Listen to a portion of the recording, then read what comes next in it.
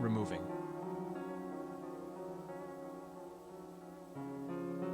Removing.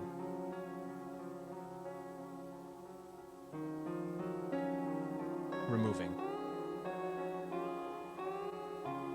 Removing.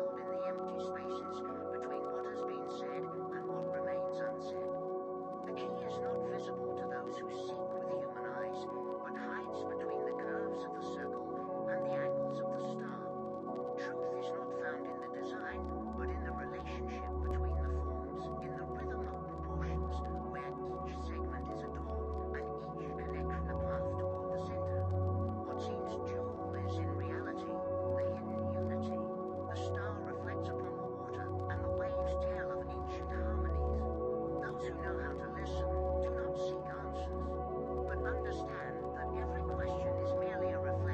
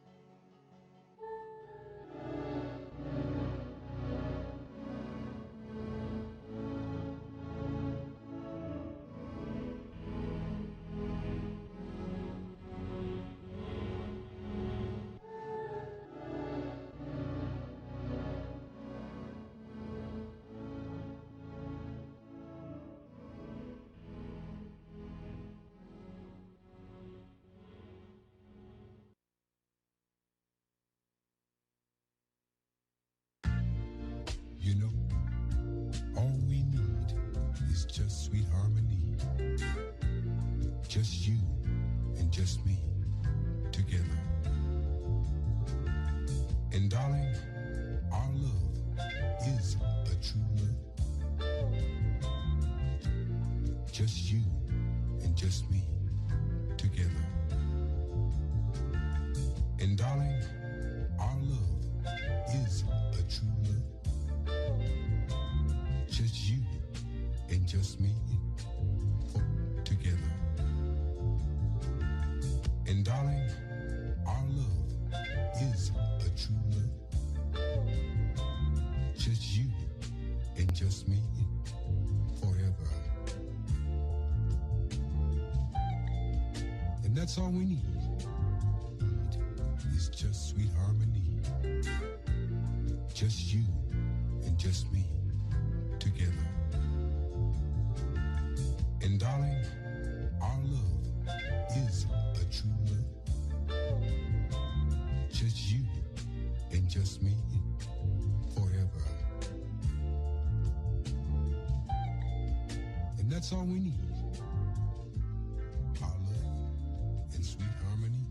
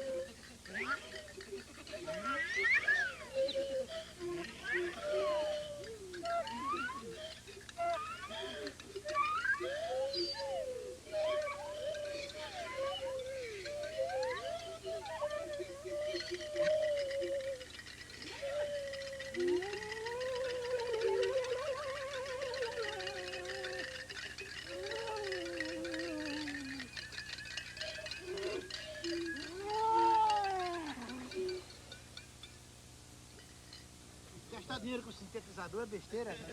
Campeão, mas quando deixa em 7 não toca dentro da água, não. Ah, é.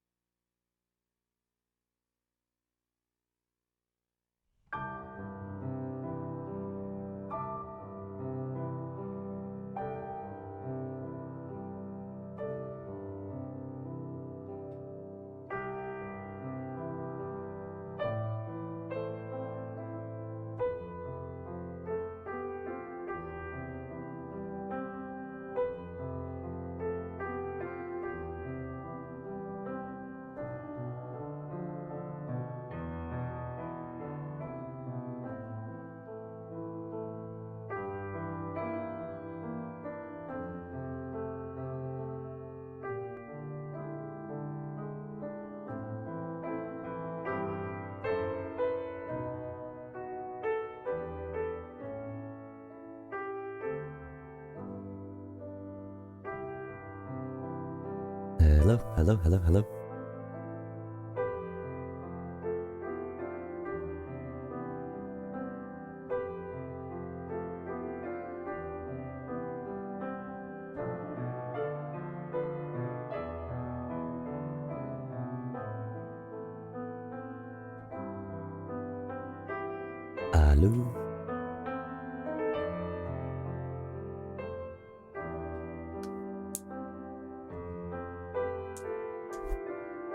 What's up, chat? Hello. What up? What poppin'? What's Gucci?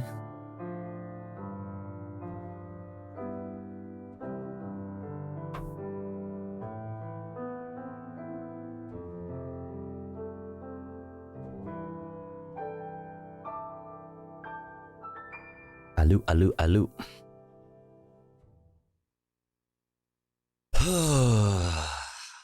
What's up, everybody? Hello. Hi, During Think. Hi, Rain Beastie. Hi, Foil Stan. Hi, Tech Tink. Hi, Blurg Sauce. Hi, Dr. Skipper. Doctor. What's up, Foil Stan? I already said Foil Stan. What's up, Foil Stan again? What's up, Rain Beastie again? What's up, Eric's? What's up, Alex? What's up, King Ghost 45? What's up, Durang Think again? Hello. What's up, Solar Satori? What's up, Punky Guy? What's up, Dax Little Beans? What's up, Acid Burns? What's up, Guitarzan? What's up, Mikey Masu? What's up, Fabuli? What's up, Mortal Nightwolf? What's up, Nori? Legend? What's up, Clean Water? What's up, Reclaw Codes? What's up, Solar Satori? What's up, Moto Lemur? What's up, Bill Boneless? What's up, Tech Tink? Who else is in here? What's up, Forlorn? What's up, Brett? What's up, Gamer Girl? What's up, Seriously? What's up, Forlorn? What's up, Prez 10 points? What's up, Narwhal?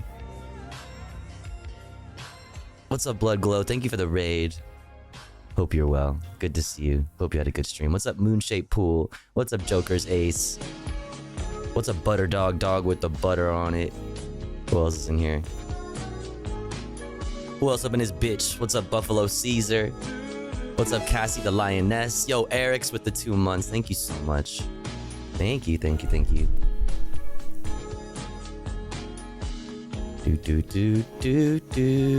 Wait, did I forget to... Oh, I have to do that. I forgot.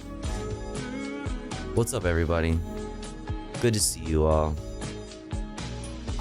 It is really, really good to see you all. What's up, Stoudman? What's up, Mediacom Challenge?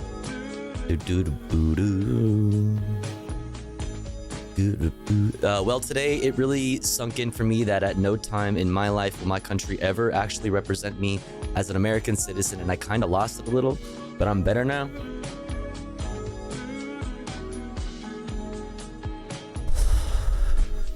Totally valid, completely valid. Let me just do something real quick, and I'll talk about that more. I will respond to that more. One sec. What was I doing? Oh, I have to do this. Sorry. My brain, I can only do like one thing at a time. Okay, my brain, you know, it's not the most efficient brain. We'll say that. I gotta do this, so that's accurate. Boom, bang. Okay.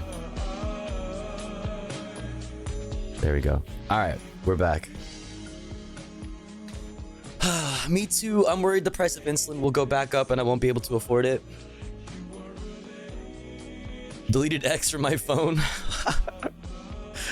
I love that for you. I love that for you. It's okay to be upset. That's right. We can't just let that bog us down. Oh, yes. You know, very, you know, to put it as, you know, direct and to the point as possible, you know. Yeah, you are correct.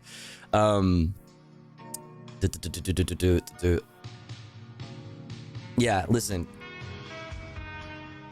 I feel you, and you guys are valid for the feeling that way. I'll say it like, let me share how I've been feeling to like, you know, so we can all just kind of commiserate with each other on that front. Yesterday, all day long, you know, we streamed, you know, we watched the fucking poll, we watched the exit polls, we watched the fucking lines move and whatever, and we slowly watched the New York Times like pin or whatever the fuck, whatever you call it, dial, whatever the fuck, needle, just slowly go towards like likely, you know, like Trump, you know, likely Trump win, and it just like 60%, 70%, 80%, 90%. It was just like, and then there was that one moment where it was at 91%, and then it went down. I watched it go down to 90%, and then to 89%, and then right back to 91%. Yeah, and so anyway, like, so, you know, we did all that, and after, you know, everybody started kind of like tapping out, I decided to like, I was like, I'm gonna tap out too. Then I was like, no, it's only like 10 p.m., dude. You know what I mean? I would normally like be starting stream by now, or like, you know, so I'll just do some Call of Duty, some gaming or something, and we'll just do some comfy content. Couldn't even get through very much like gaming and comfy content. I'm just so exhausted. One, for streaming for like a while, technically, like being live for like a while, but also like just exhausted, just emotionally, just everything, just exhausted. And so eventually found my way to bed, right? Eventually. And woke up this morning, or, you know, morning in the Tofu Ghost, in the Tofu verse. Woke up today and was just immediately just filled with rage. Just so angry.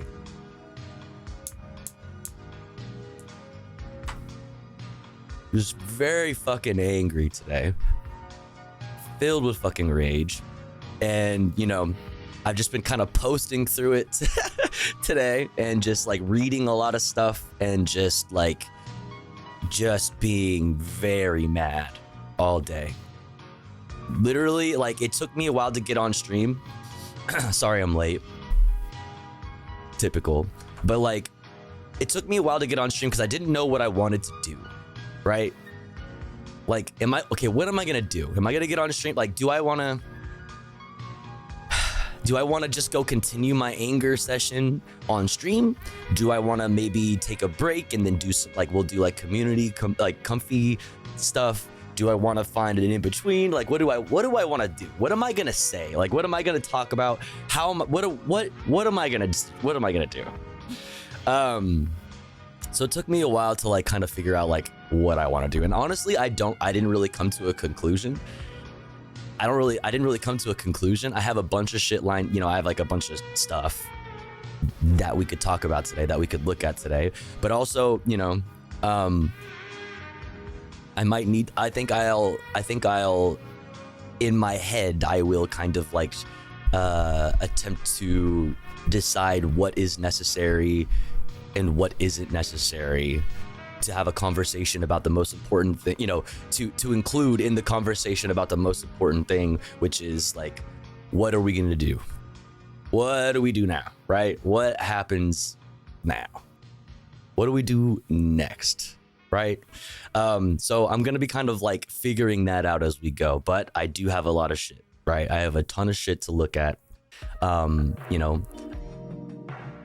I could show you how all the stuff that I've been getting angry at today. I could show you. I restarted my computer, so all my tabs have to load up again. But I could show you all the stuff that I got angry at today, and why those things are stupid or silly. You know what I mean? I also have some stuff that I'd like to read that are kind of more pointy, or you know, more about like what we're doing next. What the heck is this? Why did it show up like this? What the hell is happening here? Oh, there it is. I have like, let's just go over. Let me show you what I got. As I'll show you the playlist second, but first, oh my god, everything is just like taking forever because I just restarted my computer before I went live. I have this. If this shit would just chill out, from Joshua P. Hill, from his Substack, talking about moving forward. Now we fight for the future. I also have this from Lolo Overruled, Substack, no compromises inside the minds of today's radicals. I also have like a little piece of Chris Rell, who we talked to about their voter guide, their like little like last thoughts on the election and moving forward. I also even have like as an example that we could relate to in our own ways, but also just like, you know, a peek into what like, you know, the future of journalism as well, from ProPublica, that I love. They do really great work. Thought this was a very interesting read, so we could go over this together. What we'll be covering in a second: Trump administration, just a bunch of, you know, stuff around what the future looks like and how we move forward. I always say ProPublica, and like because it's more fun to say that, but like I think I need to remind myself that like I say. It's kind of like Brandon. Like whenever I read the word Biden, my brain switches it to Brandon. Like the jokes have become real life, and ProPublica is one of those things too, where it's like whenever I talk about ProPublica, I always say ProPublica, and I probably shouldn't, right? Just in case it's not just me and the community reading, like, you know what I mean? You know. Anyway,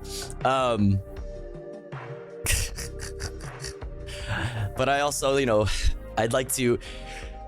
We talked a lot. The main thing that I've been focusing on lately, right, leading into the election, has been down ballot, right? Down ballot when it comes to elections, when it comes to electoralism anyway, which is, you know, just one small piece of all of the things that, one, we need to be doing, we should have been doing all along, and definitely need to be doing, especially now going forward. But like I've been talking a lot about down ballot stuff, so we're gonna talk about, like, you know, one, I'm gonna rant about things that have happened here in Los Angeles, for like where we're at with Los Angeles County, you know, LA County results, and also California stuff. I think the main theme of everything that I have up here, as far as like stuff that I have set up for us, that I have curated, is just really bad examples of how what we've said all along about how the Democrats have never learned a lesson in their life, and how that remains true. Liberals will never learn a lesson in their lives. They will always seek to do everything to justify their failings, except like anything that requires actual introspection. Okay. Just like the most abysmal, like the most abysmal I don't know, like what do you even call, like takeaway, I guess, after everything that's all of these things that have happened, right? Like just the most abysmal takeaways. I really just there's just so much chat. There's just so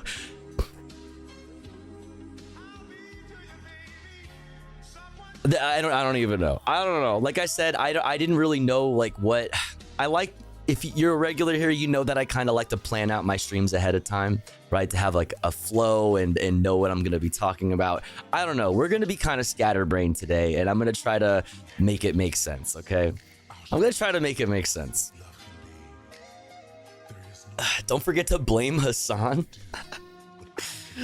On top of all that, I love the like, we need to like figure out how to reach these young people, right? And it's clearly I love the takeaway that it's like it's misogyny and all of these young men are just fascists now. It's like I'm seeing even people that I really like and really respect and I think have really great political perspectives and whatever. I'm saying this also, which is crazy, that like I can't believe I just didn't know how racist and how misogynist people were in this country. It's like, yes, those things exist, but are we completely abandoning the idea that the material like the the idea that the material conditions that these people exist in are to blame for all of this, right? Like, we've completely abandoned this and we're just moving to like, it's just young men are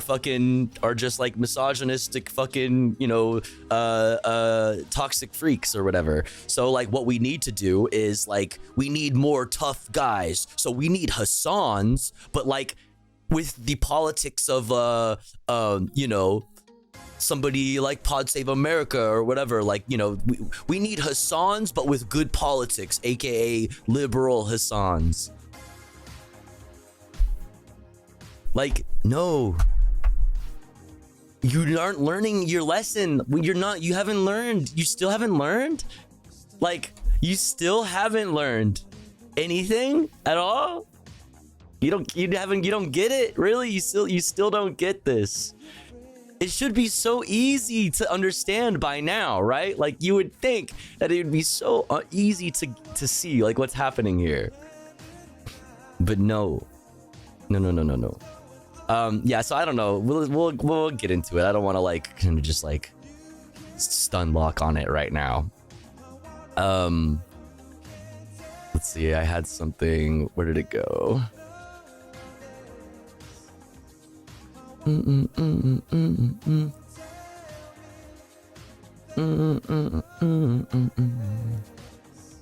God, there's just so much. There's just so much. Where did it go?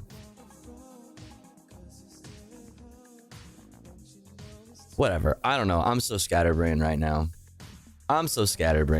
So like, let that be kind of like, let me start the stream with that disclaimer. I'm fucking scatterbrained right now. I have a lot of thoughts. I have a lot of feelings that are taking me in different directions at the same time. So, if you're feeling in a similar way, hopefully, you don't feel so alone, because that's totally normal. Like, it's totally okay totally normal. I understand that, like, why I'm fucking flustered right now, and I'm feeling multiple things and not really knowing like what I want to talk about on stream today. Like, you know, it's totally understandable. Yeah, we're brain broken today. Yeah, a little bit. I am now a full accelerationist pilled in order to cope with reality. This is actually a good thing. Come on. Yeah. When someone stands up for groups like the Proud Boys and lets Heritage Foundation write their policy ideas, probably don't trust them.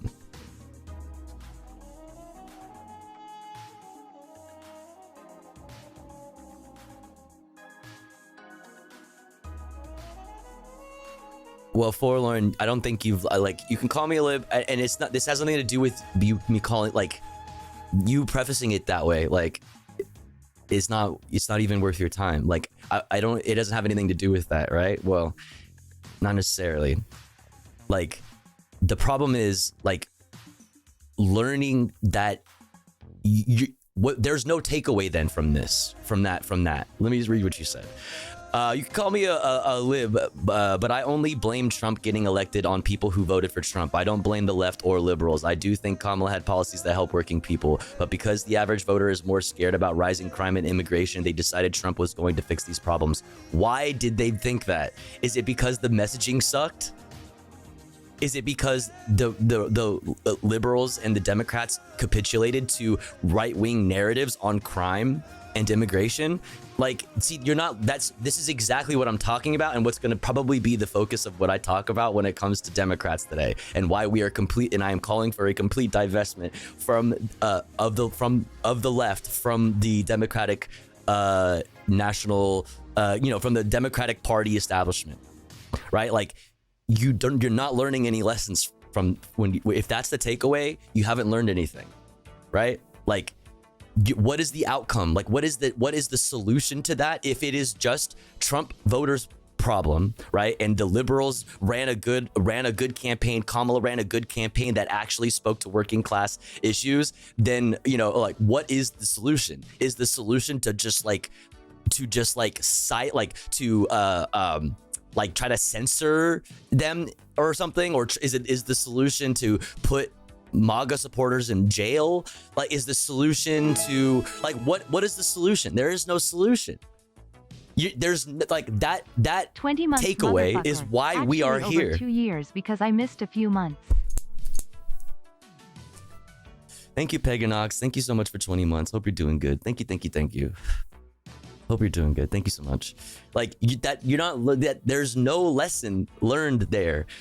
There, like, clearly, if those narratives on crime and immigration, right? Like, if the reason why the Democrats capitulated to those narratives is because they're actually real, like, even still, why would people who would normally go to the Republican Party for those issues trade spots and go to the Democrats, right? Like, if you're like, think about this, people are taking the significant amounts of votes that the missing votes, right, that a lot of like liberals are looking at and just blaming on like possible fraud or whatever, which is insane to see, is people sitting out.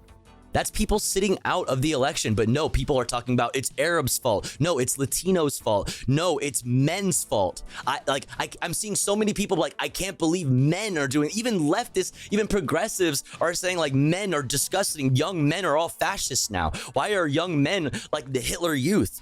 Because they've been demonized, because there's no policy coming from the Democratic Party that seeks to address anything that any part of their lived experience.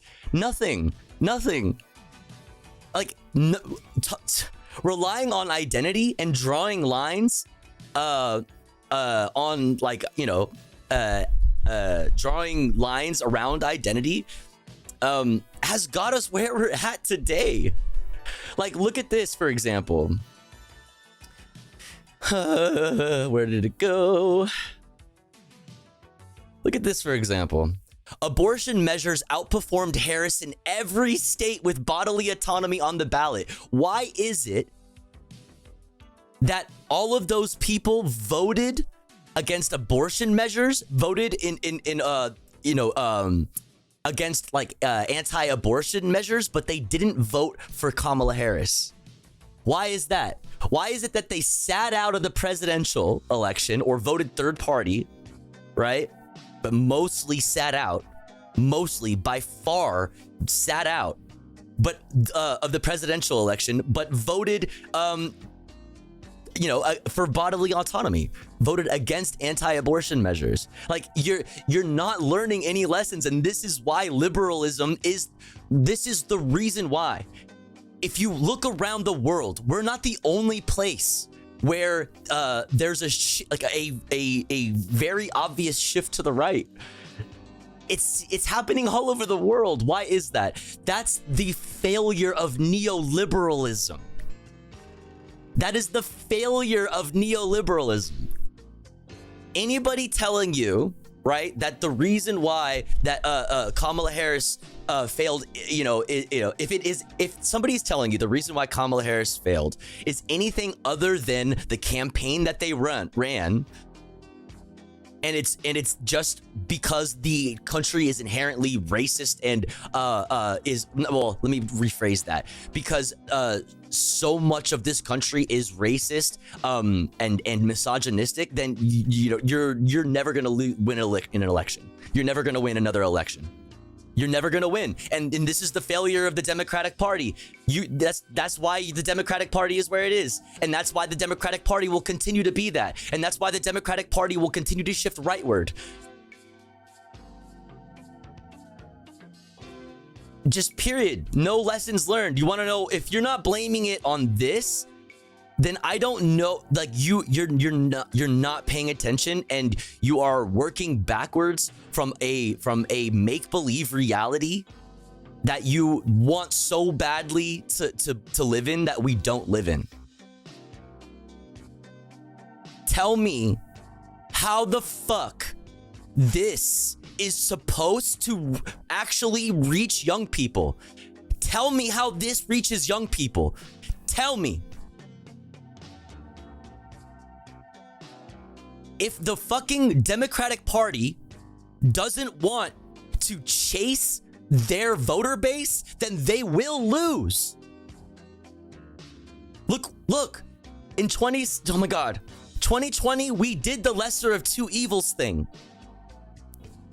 And then you had 4 years that convinced so many of those people who came out in record numbers to vote for Joe Biden in 2020 to sit at home.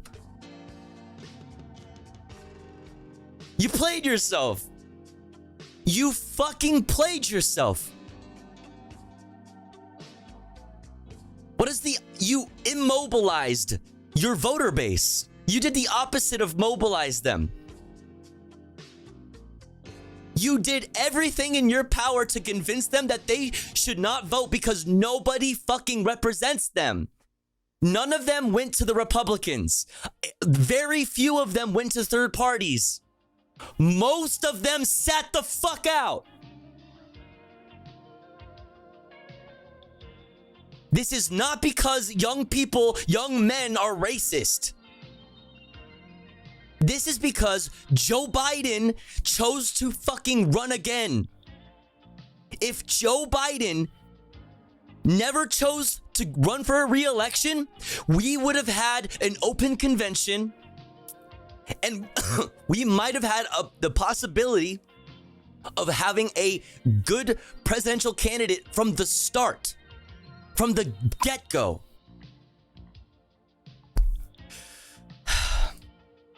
God, it's like you haven't learned anything. You haven't learned anything. This isn't working. This isn't working.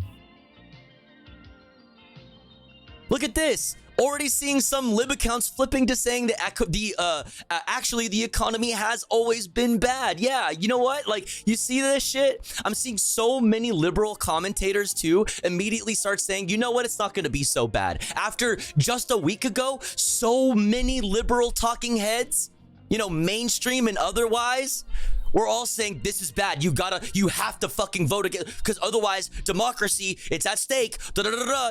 Now all of them are saying, you know what? Listen, it's not that bad. It's not that bad. You are going to see the most historic fucking like rightward shift. So many Dems are gonna start openly fucking accepting right-wing narratives. It's just, if you have not learned, if you think that this is anybody's fault but liberals, you haven't learned anything. And you haven't learned anything.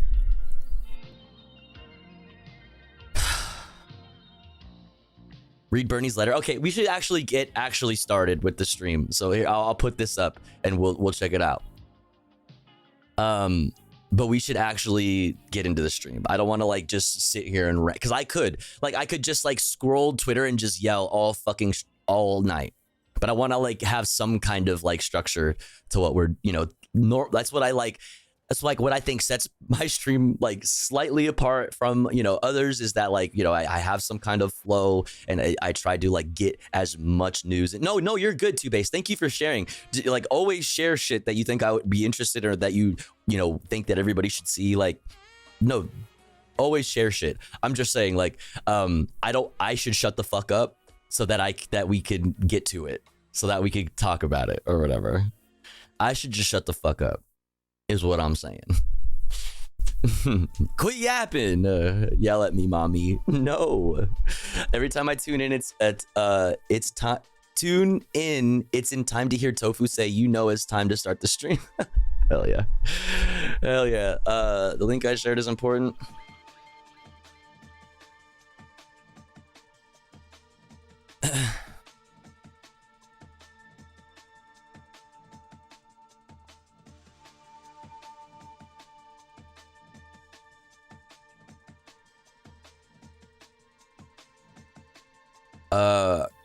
Yeah.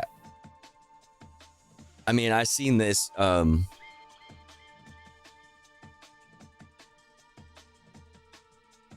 yeah, I mean, I don't know. I don't want to like say anything. I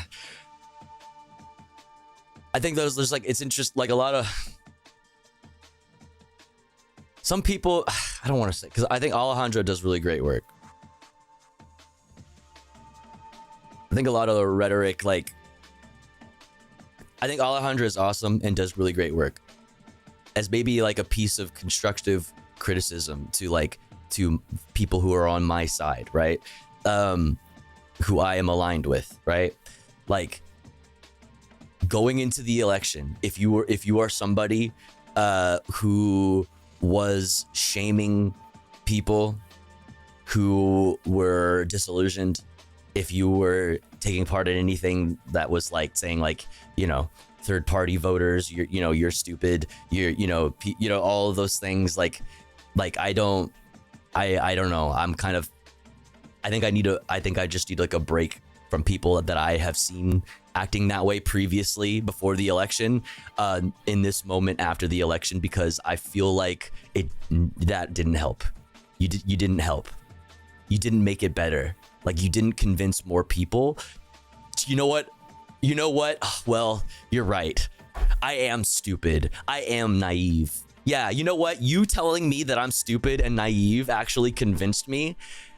You know what I mean? Like, you know, so that's what I'll say about that. I think a better retweet here, let me show you, of that is this.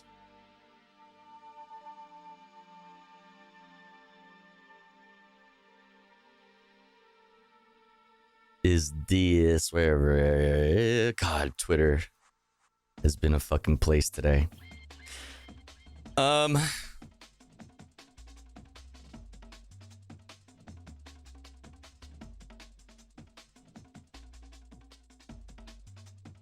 Let's see.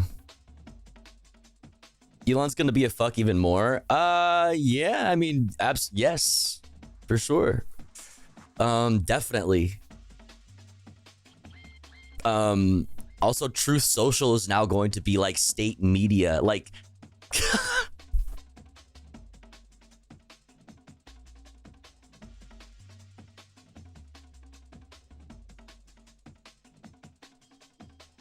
True Social, no, like True Social now, like DJT or whatever, like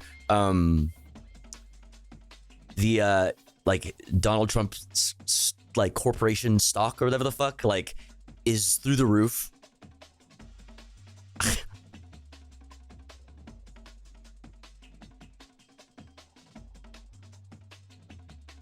It's through the roof, and like True Social, you know how like you know how like a lot of states have like a state media channel, they have like the state news outlet or whatever. Like, we've entered a new world in which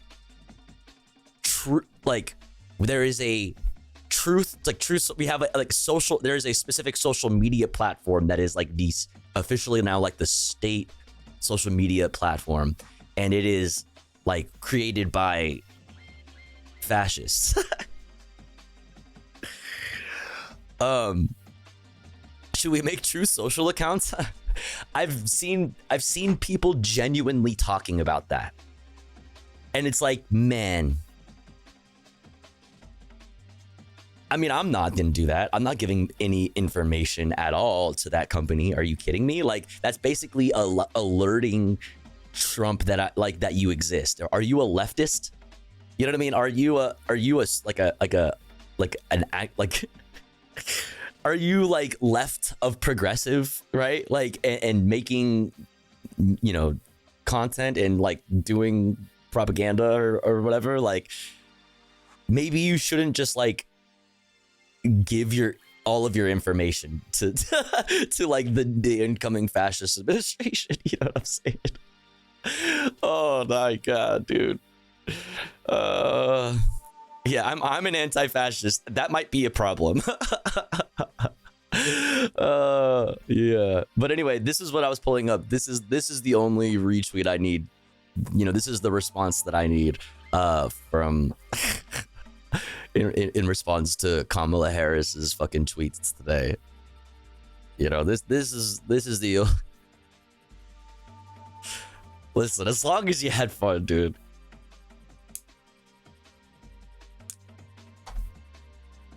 I hope you get to write like a really sick book out of, you know, off of your experience, and I bet it'll be a New York Times bestseller, and I bet a bunch of your liberals with their that are also living with their heads in the fucking dirt will, like, you know, buy the book and read it over brunch, right?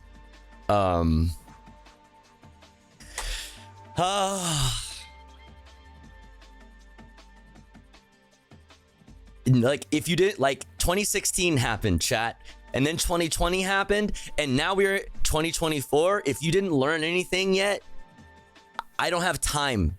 I don't have time.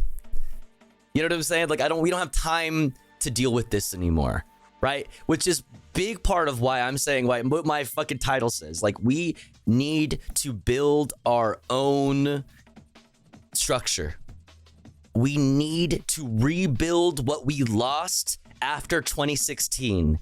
We had organizing infrastructure. We had fundraising infrastructure. We didn't have it anymore. It needs to exist outside of the Democratic Party establishment. That doesn't mean you don't caucus with them. Remember that there's things like in other countries, for example, in other places in the world, there are like coalitions that are made, right? You can ultimately make coalitions and caucus with liberals when you need to, right? As a united front against fascism, if that's what a specific situation, a specific context calls for, you can do that. But you need to have something outside of the Democratic Party.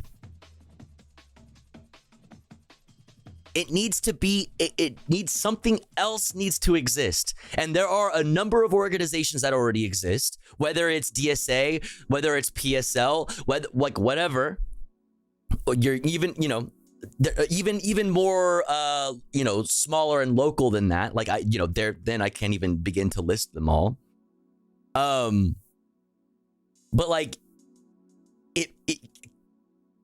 it means building out those existing organizations. It means using those bigger organizations to work with smaller organizations and create bigger umbrellas and bigger networks. It means creating your own organizations. If you know, it just means by starting to, like, you know, as like a weekly or like bi-weekly community thing where you walk around and pick up fucking trash or some shit, like something. We need to explore all avenues in order to create a structure that exists outside of the Democratic fucking Party. Otherwise, we will never get anywhere. Otherwise, we will never, ever, ever get anywhere, and you will never, ever, ever be represented. We need to learn our lessons. If we continue to do the same thing over and over again, what the fuck are we doing? Something needs to change. And now is what else do you have? Like, you have no incentive as a leftist or a progressive. You have no incentive to work within the parameters of the Democratic Party. What are they? What are they? Because your lesser of two evils politics, your strategic electoralism has gotten you nothing. If it's ever going to be different, it's going to be because people decided to do something else together and be serious about it. Fuck. Like, anyway, okay. This is what I'm saying. Like, I could just spend the whole stream just like riffing and just being angry and fighting the fucking the you know, fighting the liberal voices in my head. You know what I'm saying? That I've absorbed from the internet. Working Families Party, PSL, DSA, if they're good, if your chapter is you know, is worthwhile. But even still, like, if that's where you're at, and if you know, even if there is merit to like wanting to fucking change organizations, if organizations are gonna change, it's gonna be because cooler people joined them, I guess, you know, like whatever you think, but it's gotta be something. It's gotta be something. It's gotta be fucking something. Fuck. But I gotta shut the fuck up. I have to shut the fuck up, and we have to start the stream like a normal stream. Otherwise, I'll just yap. Otherwise, I'll just fucking yap. All right. Oh shit, the daily dose of internet today is 20 minutes long. Let's see. Holy shit. All right, here's what we're gonna do. We're gonna hit the ad break now because I yapped it up, and then we'll come back and we'll start it off light. All right, we gotta start it off light. I have some new music videos. I don't know, 20 minutes. I started too late. I don't know. We might have to save this for comfy content later. This might have to go to the back end of the stream. Because it's so fucking long. Either way, we're gonna start off with some new music videos, and then we're gonna get into the headlines as we always do. Yo, Collider with the 5 bomb, getting us started off right. Holy shit. Thank you so much for the 5 community gift subs. If you got a gifty from Collider, please thank them. Very kind, very generous. We're gonna start off with the headlines, and then we're gonna get into I'll try to be organized, as organized as possible. We'll kind of like start with like what happened in LA and my thoughts around some things in LA. We'll look at voters. Instead of this one, I think I'd rather read the Intercept piece. Abortion measures outperformed Harris in every state with bodily autonomy on the ballot. And then we can use that to segue into Harris herself. I don't even know if I care to watch her fucking concession speech, dude. It'll just make me pissed off. But then but definitely we'll go into, you know, the specifics. We'll use these, like all these Associated Press and Reuters and PBS things as jumping off points to like pull, you know, different articles and different Twitter posts or whatever.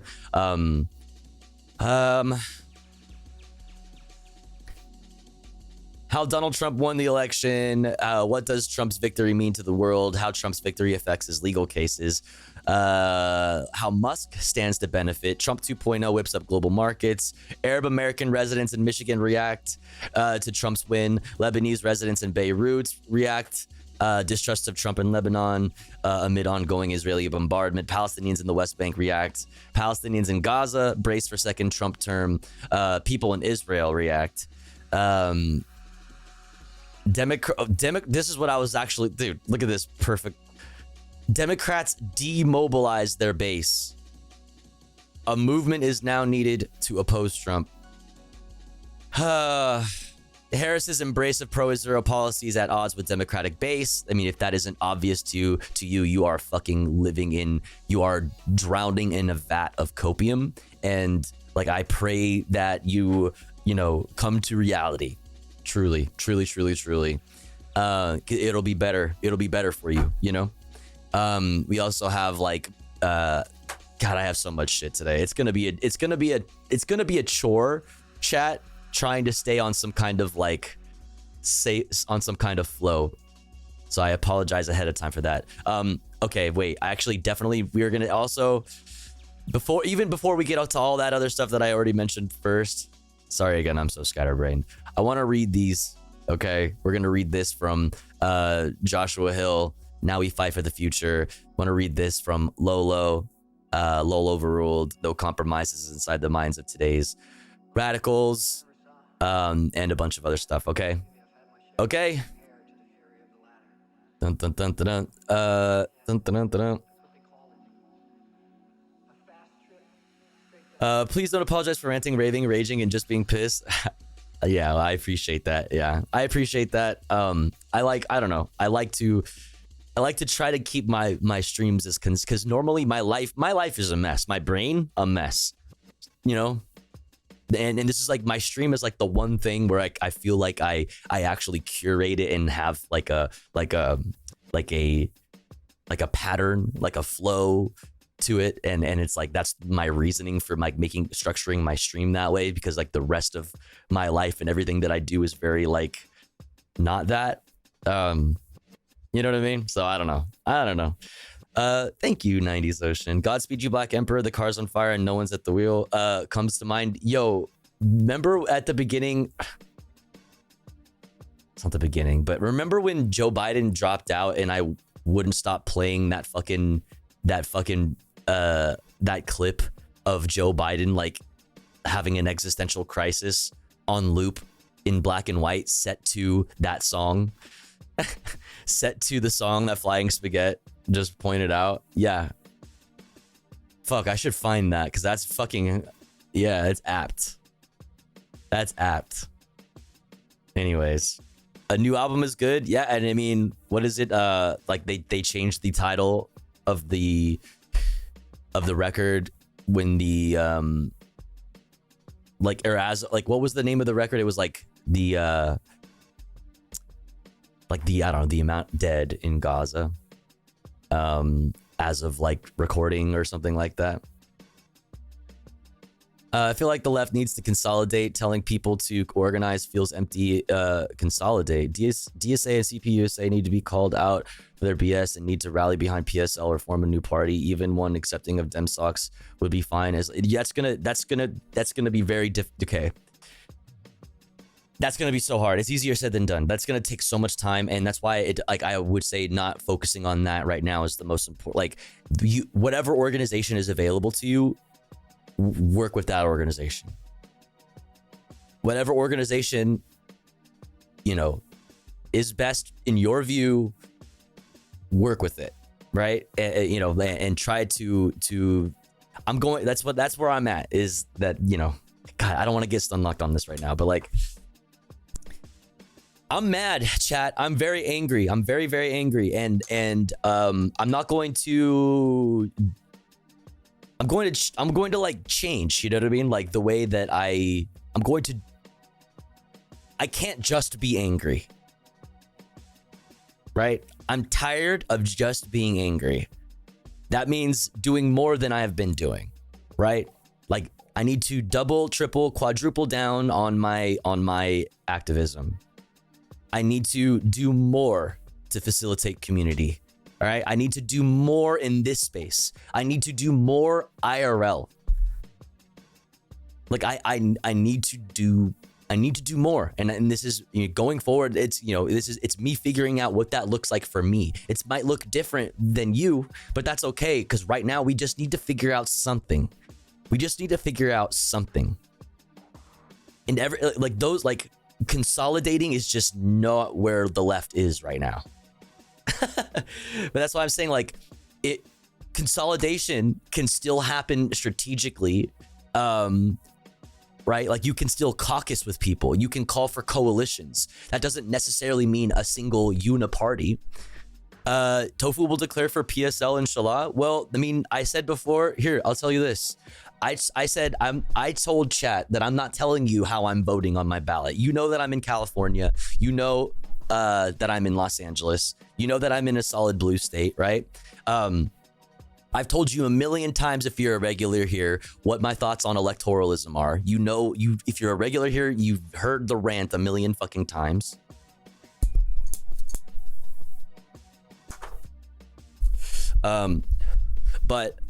So everything other than the presidential ticket, I told you exactly what I'm doing, how I'm voting, except for the presidential ticket, because I didn't want to come off as I am trying to convince you by telling you what I'm doing, that you should do the same, because that was not the case for the presidential vote. I've always said that the presidential vote is the least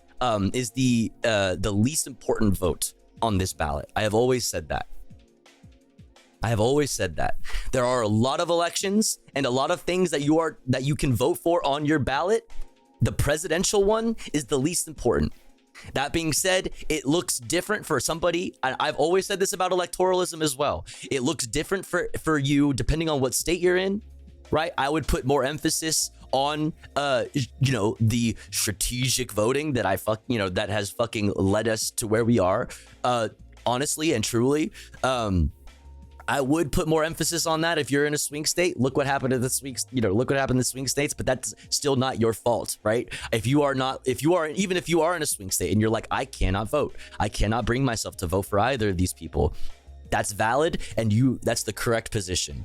If you voted for Kamala Harris because you thought that was going to be a better option than Trump, right? You voted for Kamala Harris against Trump, you're valid, and that's the correct position. If you voted for a third party because you didn't want to vote for genocide, that's valid, and that's the correct position, right? I live in California. I live in a solidly blue state. I knew that before the votes were even finished counting, done being counted, that California would be called for Kamala Harris. I voted PSL to keep ballot access for PSL. I voted PSL to keep ballot access for PSL because I want PSL to remain on the ballot in Los Angeles. Tofu threw her vote to Trump. Yeah. Otherwise, what? Like, I'm in California.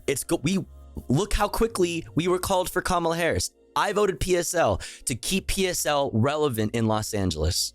Okay, I don't care if PSL is not completely aligned with my views, right? It's better than DSA, and it's something fresh and new, and that it has some sort of infrastructure. So I'm going with that right now. But I'm ultimately not putting all my eggs in one basket, right? I just know that I have to do something. I I voted for a pumpkin spice latte. Yo, Zen Cypher, thank you for the tier 1. I really appreciate it. Thank you so much for the fresh tier 1. Mad as hell. What is this? Oh, yeah. I'm mad as hell. I want you to get up right now and go to the window Open it and Yo, stick your head out and yell. seeing this clip, I'm as mad see, as hell, and I'm not gonna take this anymore. I'm not gonna take this anymore. That clip was radicalizing to me in the context of it being like included in like zeitgeist and like or loose change when I watched those films when I was in middle school. That shit was life-changing for real. That shit was life-changing for real. Also, like Alex Jones in fucking Waking Life and like A Scanner Darkly and shit like that. There's like all those like movies that are like deep. Yeah. That movie was amazing. Zeitgeist, yeah, man. Yeah, man. Shit was radicalizing for a fucking 7th grader, let me tell you. Anyway, oh my god. Fuck, stun lock, bro. Okay. I don't know. We're gonna figure it out as we go, chat. We're gonna fucking figure it out as we go. Bear with me. Okay? Bear with me. But first, before we continue, we're gonna run an ad break.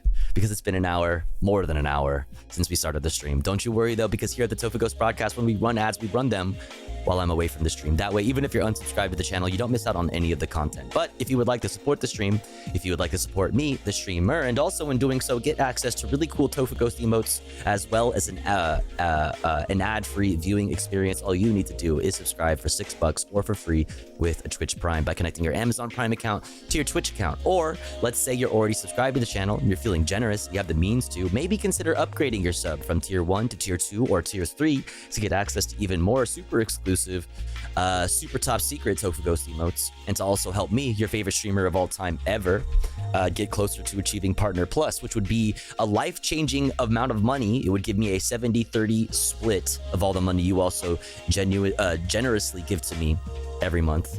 Listen, in these trying times, if you support, listen,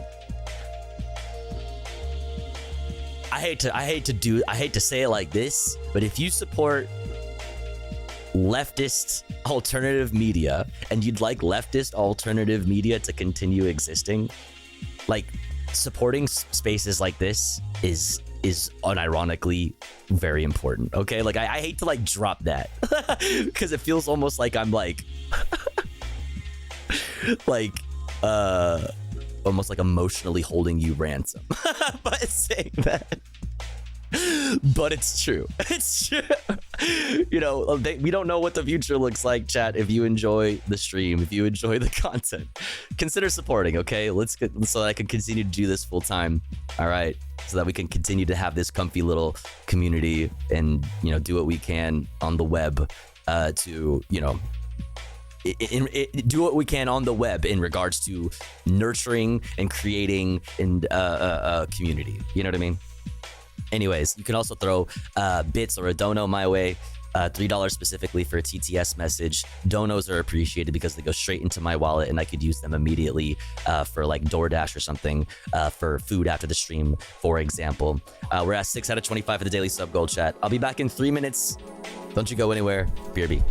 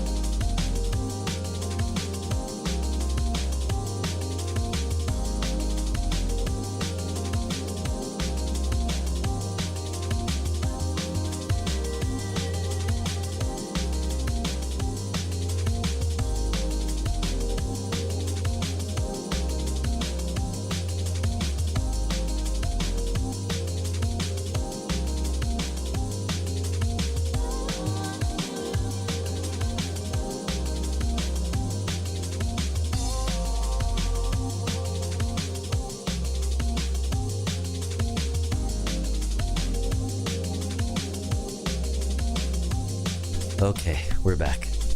Thanks for waiting. Thanks for sitting through the ads. Sitting through the ads is a great way to support the stream, even if you don't have any money to throw my way. But we're back. And Foreign Sticks found the thing that we were talking about. I played this so many. I think I probably played this like 60 times throughout the whole that whole stream. The car is on fire, and there's no driver at the wheel. Wait. The car is on fire, and there's no driver at the wheel. And the sewers are all muddied with 1,000 lonely suicides. And a dark wind blows.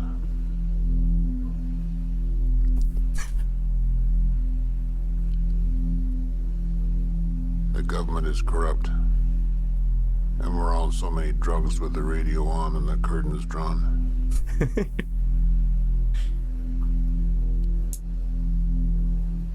We're trapped in the belly of this horrible machine.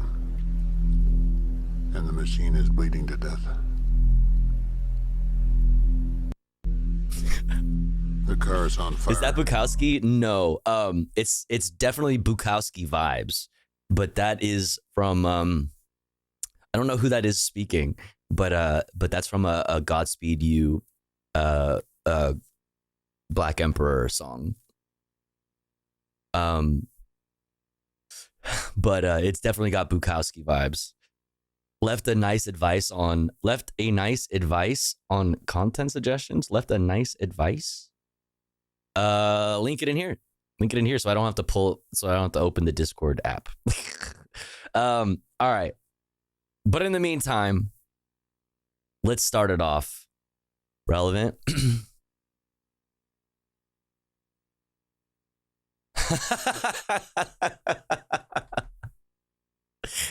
Your MAGA coworker staring at you on lunch break today, waiting to get to gloat in your face. Yeah, no, that's real as fuck. That's so real. That's too real. What's this? Those nipples are legendary. What is this? I'm just gonna watch this at least once a day, and I recommend everyone do the same. One thing that hasn't changed over 50 years, something that is so important to tell you kids who are new to this movement. Shut the fuck up. You're sitting in the police transport van after a protest? Shut the fuck up. In a holding cell with your comrades? Shut the fuck up. Yo? Knock on your door? Shut the fuck up. Texting on an unsecured device? Shut the fuck up. Pulled over by the cops after a protest? Shut the fuck up. Shut the fuck up. Cop just asking about your day? Shut the fuck up. Shut the fuck up. Let's call your mom? Tell your mother to shut the fuck up. Oh my god. Repeat after Be me. nice. When the cops come calling, what do you do? Shut the fuck up. Oh, hell yeah. National Lawyers Guild. Fucking so based. See, that's something, unironically, there's something that are you a lawyer? One thing that hasn't changed. Are you a lawyer and you're like, ugh, I wish I could use my skills for good. Ugh. Like, join the National Lawyers Guild and fucking, and like, monitor the police. You know what I mean? Like, are you a fucking, like, a college-educated, like, white person? Like, join the fucking National Lawyer. Like, that's, dude, yeah. No, that's fire. That's fire. I'm re-skeeting that bitch. They're called re-skeets over there on the blue ski. All right. Speaking of blue, whatever. Let's get into some new music. We'll start off with Maxo Cream. Big Ho Me just came out 2 days ago. Get it? Because he's a Crip. Whatever, dude. Shut the fuck up. All right? I'm having a bad day.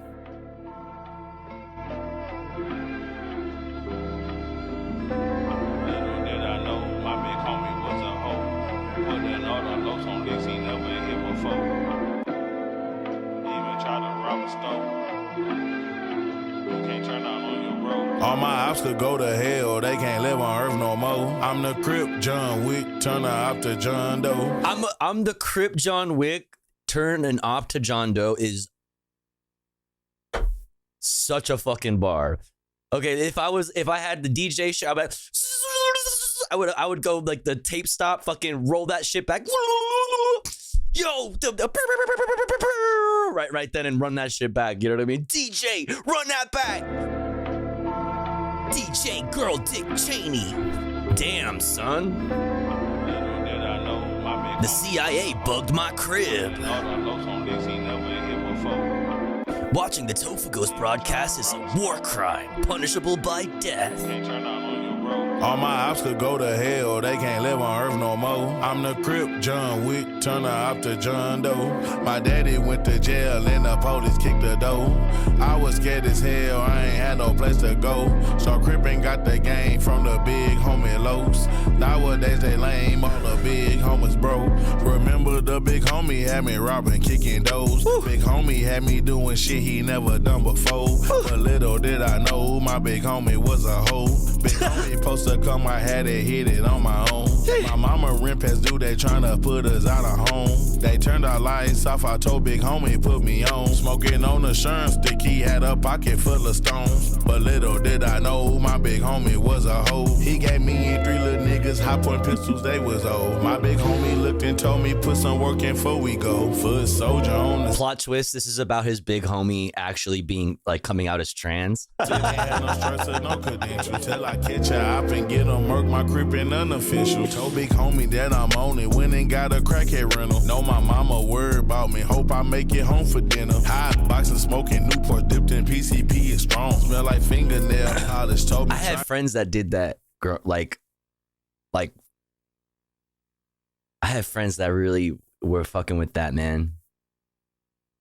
And I said no. Tires screeching, my heart beating, scared as hell. I did it once.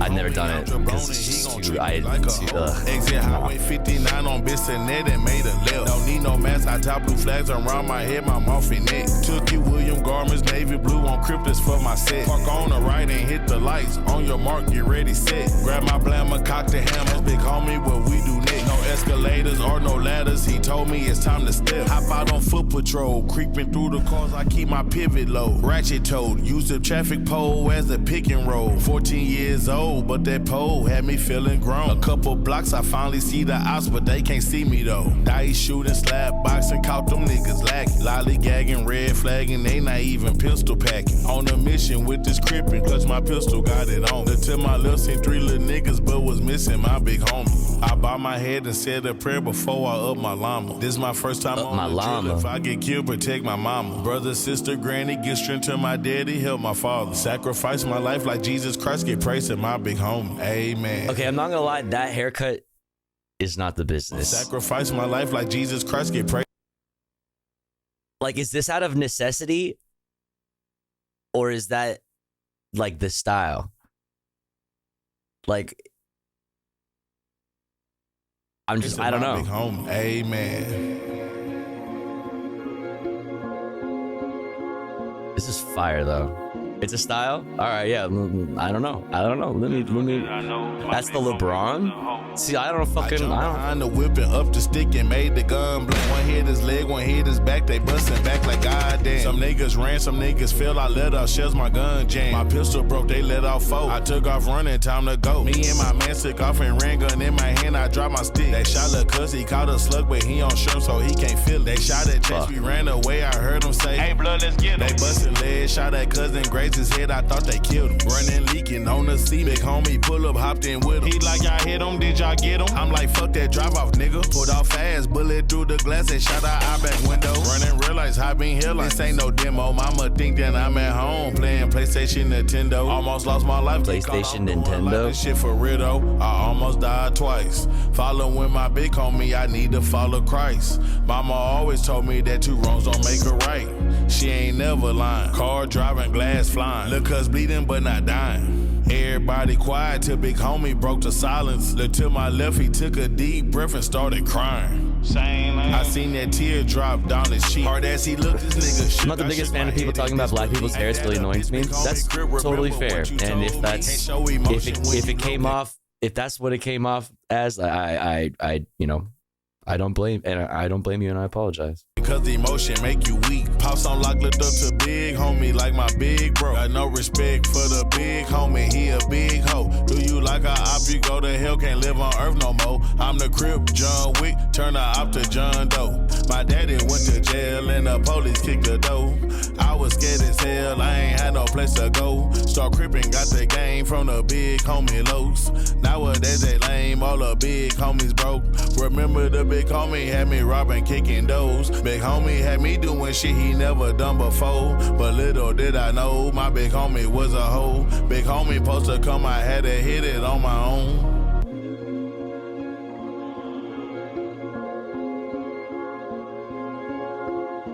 Fire.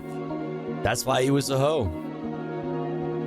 Damn, the fucking the narrative is cool. I fuck with that. I like the you know, the narrative that he had going on in this song. That's very good. I fuck with that a lot. Now, coming up next is HOA, or I don't know if it's pronounced HOA or if it's HOA, like Homeowners Association. But they're a Korean band that is pretty cool. And they have a new song, Tomorrow, and Tomorrow I Love You. Okay, Beatles. If you love me,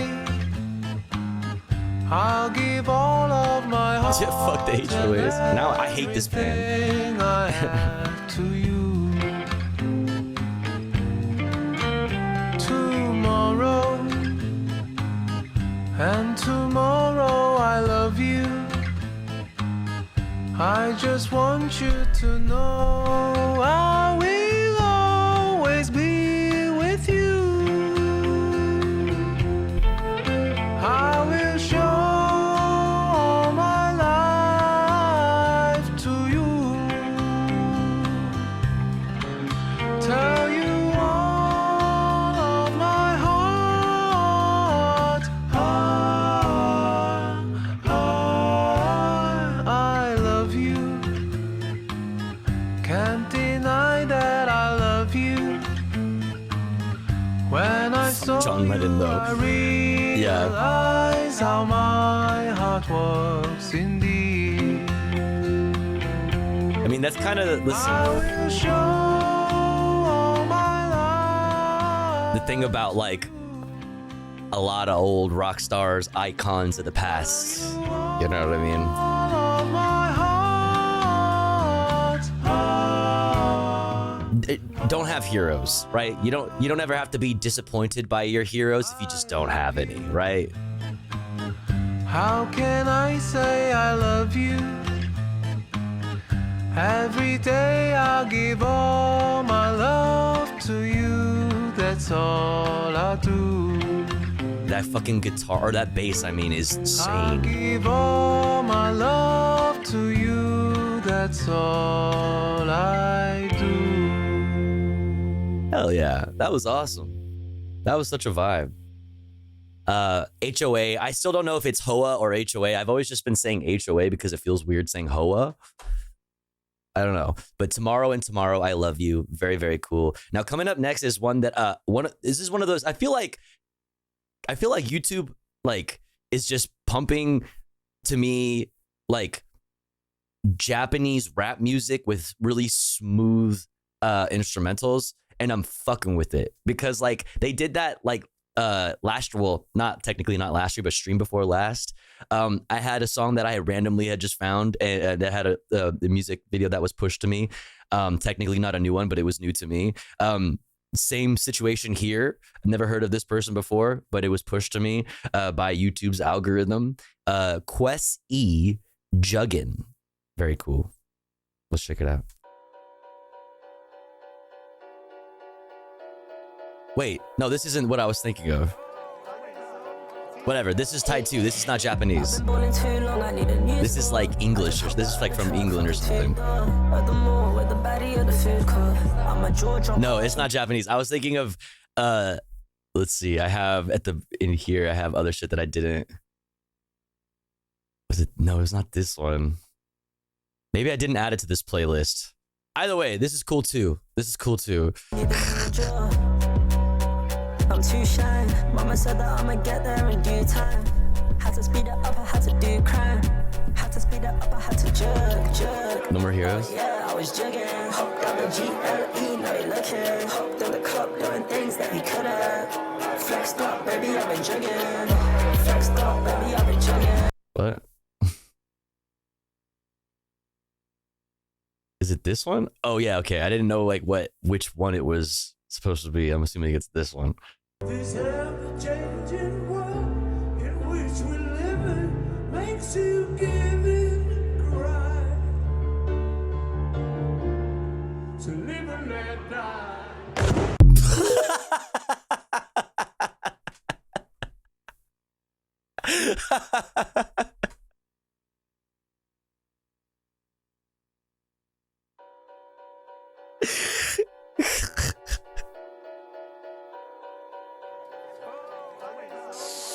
It's okay, that's just his clone anyway, so you're fine. He's been dead for years. I'm a jaw dropper, she need a new jaw. I'm too shy. Mama said that I'ma get there in due time. Had to speed it up, I had to do crime. Had to speed it up, I had to jerk. Oh yeah, I was jugging. Hopped down the GLE, now you looking. Hopped in the club, doing things that you couldn't. Flexed up, baby, I've been jugging. Flexed up, baby, I've been jugging. Flexed up, baby, I've been jugging. Flexed up, baby, I've been jugging. Flexed up, baby, I've been jugging. Doing things that you couldn't. Flexed up, baby, I've been jugging. Flexed up, baby, I've been jugging. Flexed up, baby, I've been jugging. Oh, got your fancy. Double C your panties, got your fancy. How are you an angel and a baddie? I got one request, can you make it clap, please? Thank you. Thank you. Money I can send you. I'm not being funny, let me bend you. Baby, put your body on the menu. Oh yeah, I was chillin'. Got the GLE, now they looking. Hopped in the club, doing things that you couldn't. Flexed up, baby, I've been jugging. Flexed up, flexed up, baby, I've been jugging. Flexed up, baby, I've been jugging. Flexed up, doing things that you couldn't. Flexed up, baby, I've been jugging. This beat is just so sweet Baby, I've been jugging. and happy. I've been jugging. What a gift, don't you think? Well,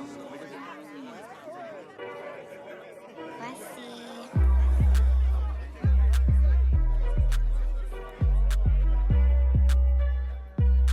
Fingers crossed. I'm gonna switch up. Jugging on an autumn evening. Yeah. I'm a jaw dropper, she need a new jaw. I'm too shy. Mama said that I'ma get there in due time. Had to speed it up, I had to do crime. Had to speed it up, I had to jerk. Oh yeah, I was jugging. Hopped on the GLE, now they looking. Hopped in the club, doing things that you couldn't. Flexed up, baby, I've been jugging. Raving in the clouds with an angel. Hashtag. My old flames hiding my ad-libs. I got too lit, I burnt matchsticks. I flexed up, jug for the cameras. Girl, I'm in a scene full of actors. It's hard cause a nigga ain't acting. Flexed up, baby, I've been jugging though. Hey, I don't need a faucet, I've been tapped in. I've been looking gorgeous cause I'm cashing. Shut up, yes. No bit, it's been fattening. When the money calling, never absent. I'ma go all in, never panic. Cashed out, got the bad ones looking. I've been flexed up, baby, I've been jugging. Flexed up, baby, I've been jugging. Hey. Flexed up, baby, I've been jugging. Flexed up, baby, I've been jugging. Flexed up. Doing things that you couldn't. Flexed up, baby, I've been jugging. Hey. Flexed up, baby, I've been jugging. Cash out, dash out. Swear I'll never tap out. Lost soul, need a map out. 1Q, can you make your back clap out? thank you. Sing for me, turn bedroom to venue. Girl, I got a couple 20s tryna tempt you. Got my head up in the clouds, I need a headroom. Pretty women tryna freak it at the venue. I just made another mess and yes, I meant to. You could've. I've been flexed up, baby, I've been jugging.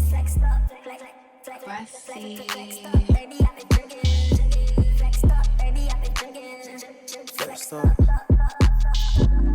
Doing things like hey. Yeah.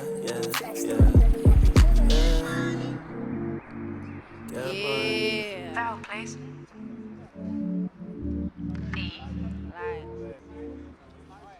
Yeah. All right, that's the long ass fucking video, but that's cool. I thought it was a cool song. Let's continue on. Let's get into some fucking headlines. What we're gonna do is what we always do. Is we're gonna start it off with some headlines. From top five stories you need to know today from Reuters, News Wrap from PBS, and top US and world headlines from Democracy Now, aka Democracy in a couple minutes. Let's fucking do it. Let's get into it. And then we'll talk about other shit. We have so much. Number one, Donald Trump is elected as US president in a stunning comeback.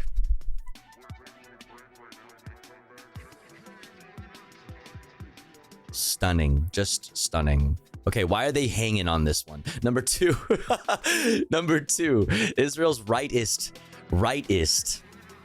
Very, very seldom that you hear that term used. Israel's rightist government, led by Benjamin Netanyahu, celebrates Trump's victory. We'll talk about it. God, I have so many thoughts. Number three, Volodymyr Zelensky lauds Trump as his U.S. election win plunges the war in Ukraine into uncertainty. Number four, Hurricane Rafael barrels through the Cayman Islands as it churns towards Cuba. Number five, at least 89 people are missing after the deadly floods in eastern Spain. That's like on top of the floods that we saw recently because of increased rain that came Other headlines to bring you now, tonight, starting overseas in the Middle East. The Civil Defense Service in Lebanon says it pulled 30 bodies from the rubble of a residential building in the town of Barja today. That's just south of Beirut. It was struck by Israel last night. The intended target was unclear. Hezbollah's leader said the assaults must end before any ceasefire negotiations begin and vowed to keep fighting. We do not expect the end of aggression to be based on a political movement, and we will not beg for the aggression to stop. We will make the enemy be the one demanding an end to the aggression. Also today, Lebanon's labor minister filed a complaint to the UN about a wave of explosions involving handheld pagers and walkie-talkies carried by Hezbollah members in September. The complaint says that civilian workers were among the victims. The blast killed at least 37 people and injured some 3,000 others. Israel has neither confirmed nor denied involvement. In Pakistan, authorities in Lahore are considering a citywide lockdown as record-high pollution sickens thousands of residents. The air quality index topped a staggering 1,100 today. Anything over 300 is considered hazardous. A thick smog has blanketed Lahore since last month. Despite warnings, many of the city's 14 million residents are venturing outside What are they without gonna do? protective masks. Doctors and clinics say they're... What the fuck are they gonna do? What are you gonna do? You gonna stop going to work? Like, what? treating patients with respiratory issues and burning eyes. Regional authorities have set up a so-called smog war room to address the issue. Turning closer to home, Rafael has made landfall in western Cuba as a Category 3 hurricane. As the storm approached, thousands were evacuated, as others secured their homes and businesses ahead of the storm's arrival. Cubans are still reeling from Hurricane Oscar, which killed 6 people just a few weeks ago. They've also been coping with... Chad, it's just every day, right? And I always point it out, too, and I always say the same thing. Every day, there's another climate catastrophe to cover. Every day. Widespread blackouts. Rafael is expected to pass over Cuba by the end of the week, then head towards Like how many, dude? That's like fucking 4 or 5. That's like 5 fucking hurricanes and from the in the Gulf in the past like 3 months. What? the Gulf of Mexico. From there, it's uncertain whether Rafael will hit the U.S. In California, a pair of dangerous and fast-moving wildfires are threatening communities, forcing hundreds to flee their homes. The larger mountain just normal fire California northwest shit. of Los Angeles has scorched at least 2 square miles and is spreading rapidly, fueled by powerful winds. To the south, the 40-acre Broad Fire forced a closure of the famous Pacific Coast Highway in Malibu as the flames threatened several multi-million-dollar homes. Weather officials say dry conditions mean extreme and life-threatening fires remain. It's touching you. You know what I mean? It's touching you, elites. It's touching your $1 million homes in the imperial core. Like, it's like, it is happening. It's upon us. It is upon us. And now get ready for fucking just insane amounts of deregulation, chat. Right? Deregulation, possible dismantling of you know, institutions like the EPA.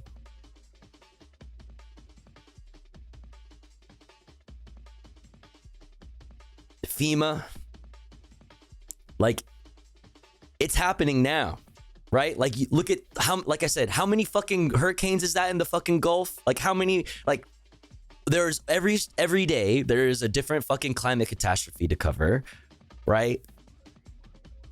If you don't think it's going to continue to get even worse and more frequent over the next 40 years, like, you know what I mean? Like, I urge you to reconsider your perspective, right? Like, it's happening now. It's been happening. It will be worse over the next 4 years, on top of the fact that institutions responsible for, you know, that are largely up until this point been fucking ineffective because of fucking capitalism. But those institutions like the EPA, the FDA, FEMA, all of these, whatever, they will be afuerad.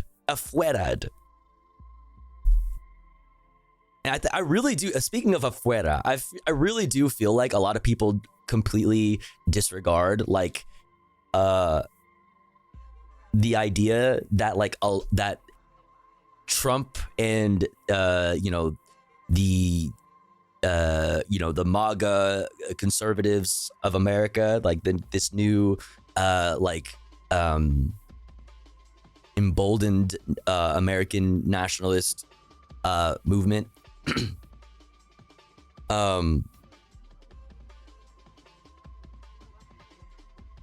Fuck, I lost my train of thought. My brain is broken today. It'll come back to me. It'll come back to me. Heading into tomorrow. Drivers for ride-sharing apps like Uber and Lyft have won the right to unionize in Massachusetts through a statewide ballot initiative. What was I saying, chat? Help me. First-of-its-kind victory passed 54% to 46%. Yo, Jimmy, thank you so much for the 200 bits. Precedent for gig workers across the country. Under the measure, drivers can organize and bargain collectively, even though they're considered independent contractors under federal law. Critics claim that the new law will raise prices. On Wall Street today, stocks spiked. Well, actually, on the hopes that a Trump presidency would be good for corporate America. Yeah. The Dow Jones Industrial Average soared 1,500 points, or more than 3.5%. The Nasdaq. Oh, reminds me of what I was gonna say. Like, I hear a lot of people saying, this reminds me of what I was gonna say. I remember what I was gonna say, or what I was talking about. Thank you, Prickly Mo. Also,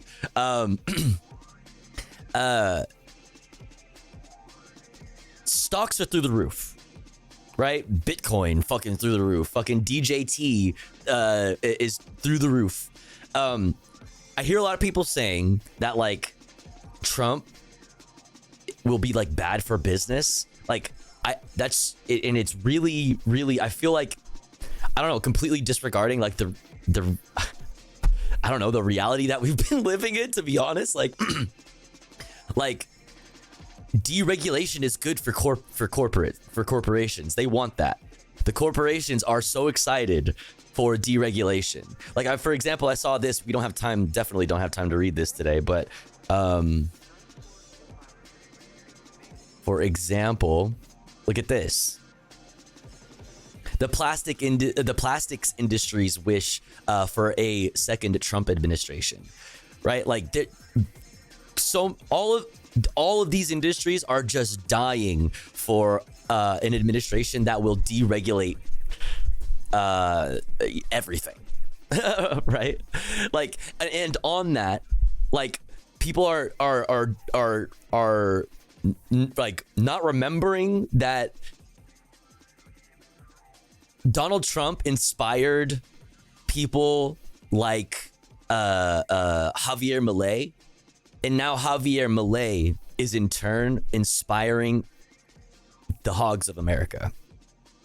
Like, when he was elected president, you saw all of the worst people be like, wow, it's like a fucking, you know, a fascist future is possible. And like, you're looking at somebody who is doing so much deregulation and doing so much dismantling of like public government institutions, and you're seeing the poverty rate skyrocket, right? Like, I think people need to consider that, like, the economy crashing for people who are poor is not a problem for these corporate overlords, right? Like, people like Donald Trump, people like Javier Milei, and all of the corporations that love them don't care if people die, don't care if, like, you know, people don't have healthcare and are not strong enough to work and all of those things, because you have to also consider that, like, your labor is worth a lot less when you have governments that are, like, you know, colluding with corporations to deregulate everything. When we have AI and automation already taking jobs, right? Already, like, threatening working class jobs. That's just going to get worse without like government protections, without unions, which is why that's very important right now. Probably the most important it's ever been in America is, like, right now, is to ride the momentum that we still do have, by the way, in the labor movement. We have to continue that and double, triple, quadruple down on that for this reason. But, like, the economy crashing, right, and poor people suffering, and the amount of people falling out of the middle class that will continue to happen is not a problem for these people. You know, it's not a problem for these people. Like, we cannot let ourselves think like, oh, Donald Trump wouldn't actually deport millions of people. Like, believe it. You have to believe people. Like, we have to change the way we do things and the way we look at stuff going forward, right? And that means taking people, believing people when they tell you who they are, and believing them when they tell you what they want to do. Okay, like, yes, deporting a bunch of deporting millions of people would be detrimental for our economy, but I don't think that you realize how little they care about that, because it will not affect them. It doesn't affect the rich. If anything, it consolidates things for them. It makes things more efficient, right? Like, now, like, without government regulations, right? Like, I don't know. Just consider this. Like, poverty skyrocketing and economies crashing is not a problem for these people because they have everything. That's why the stock market shot up, right? And now all these now liberals are changing their tune. They're like, you know what? The economy was bad all along, right? The economy was bad all along. And you know what? Maybe we need to hear out this Donald Trump guy, right? It's important that we all come together and support our president, because he's all of our president now, even if we disagree, right? As if Republicans ever really like did that, right? They, actually supported like a peaceful transition of power and respected the president, you know what I mean? And accepted the will of the people. Republicans have never ever done that, but you're going to see fucking Democrats calling for that. And you're going to see those same Democrats coalescing around right-wing narratives. All right, let's continue. Democracy Now. Right now. Welcome to Democracy Now, democracynow.org. The war, peace, and the presidency. I'm Amy Goodman. Donald Trump is headed back to the White House after defeating Vice President Kamala Harris following a campaign where he vowed to retaliate against his critics and to carry out the largest mass deportation of immigrants in U.S. history. As of this broadcast, Trump had secured at least 277 electoral votes, surpassing the 270 needed to win the presidency. Harris has 224 electoral votes. The race was called for Trump after he won the critical swing states of Wisconsin, Georgia, North Carolina, and Pennsylvania. Trump is also leading in Michigan, Nevada, and Arizona. She lost abysm. It was like she was clobbered.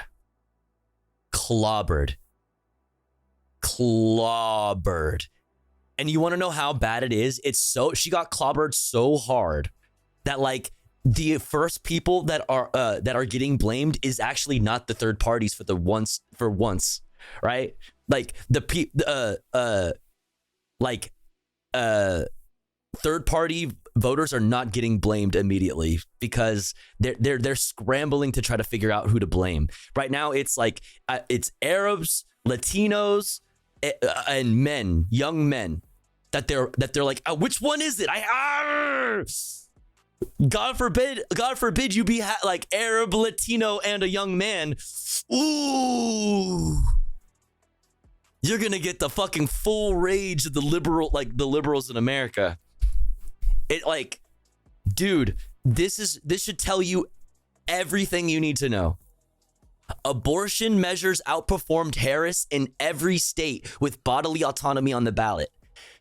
This means policy is more effective than identity, right? Relying on identity has been a failure. Since 2016, we have learned nothing. We've learned nothing.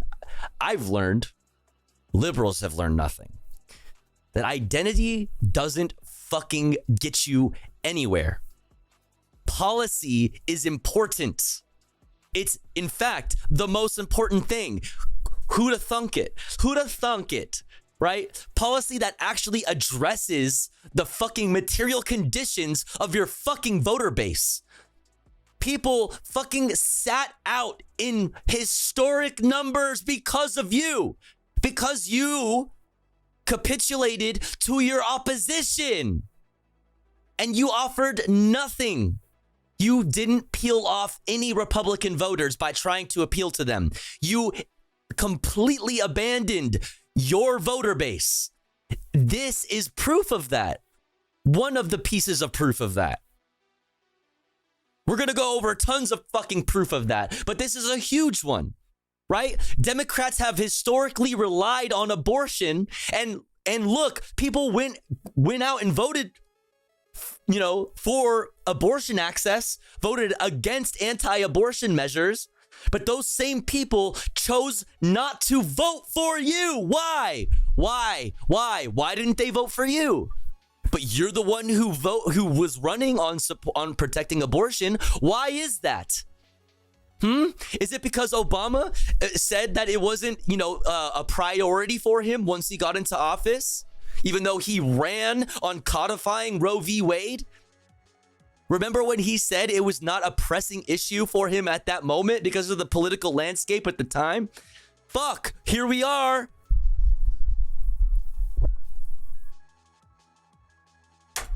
Like, people, this is proof.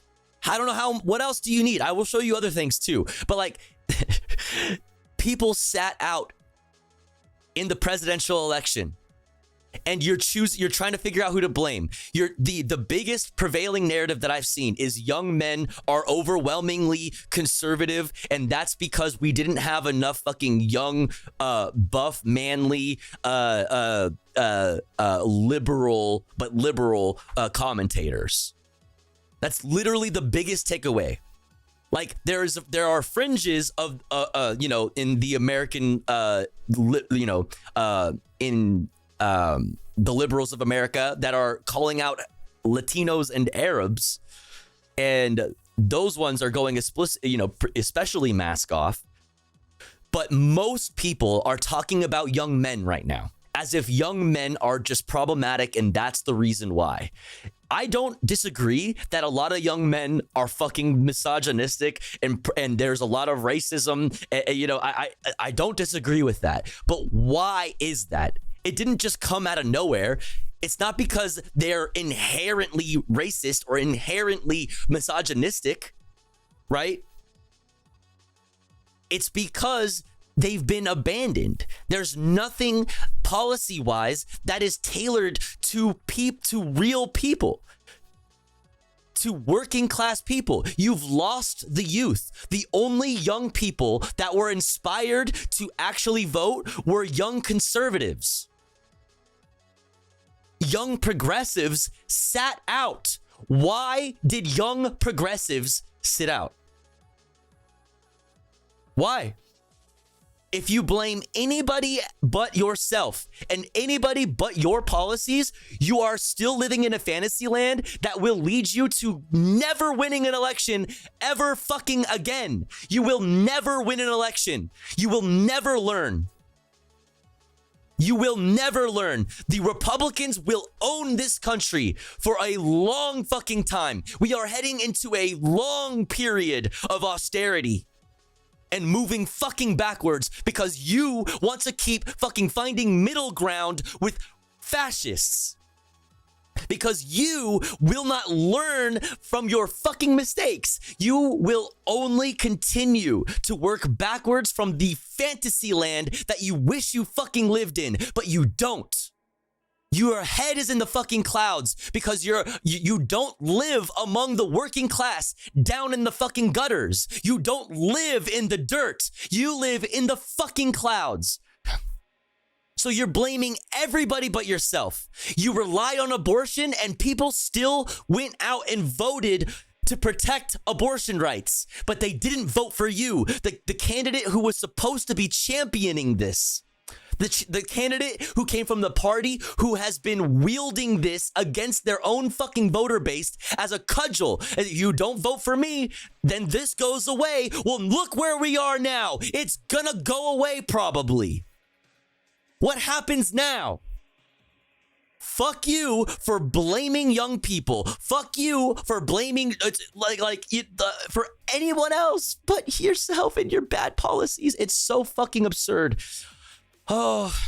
Is the first convicted felon and at 78 years, the oldest candidate ever elected president. He appears on pace to win the popular vote for the first time after receiving blowout. Fewer votes. Fucking blowout, dude. A historic loss.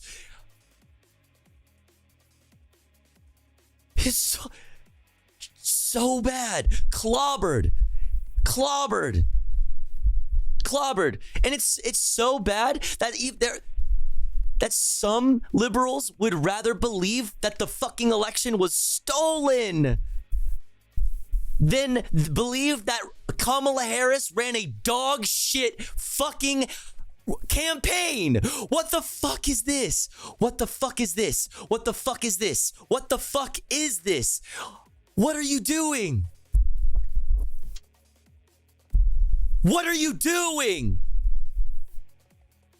You did this. Tell me who 18 to 30, ages 18 to 30 years old looks at this and is like, you know what? Fuck yeah. Not even Republicans do that. Republicans see this name and wince. Even Republicans, The fucking hogs of the Republican Party look at this name and wince. Who is looking at this and saying, you know what? I'm voting Democrat. Why are you like this? Learn your lesson or be doomed to be the most irrelevant party. Like going forward, you are cucking yourself. You are cucking yourself. The Republicans will own this country now.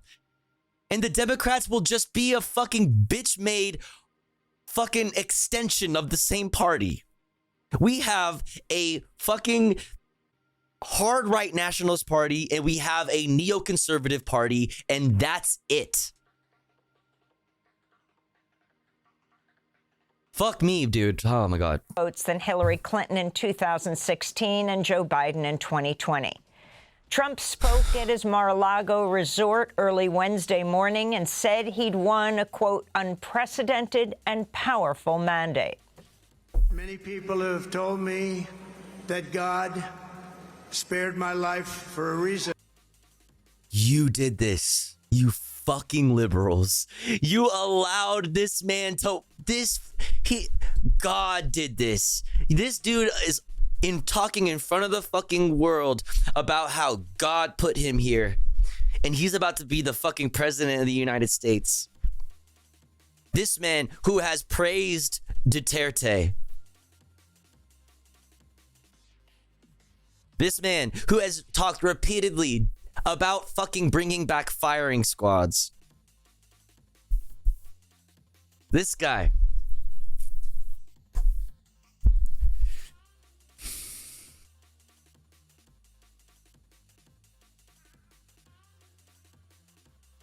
I blame everyone that sat this one out and refused to vote for Kamala. Bring on the mass deportations, I guess. You will never win another election. Continue thinking like that.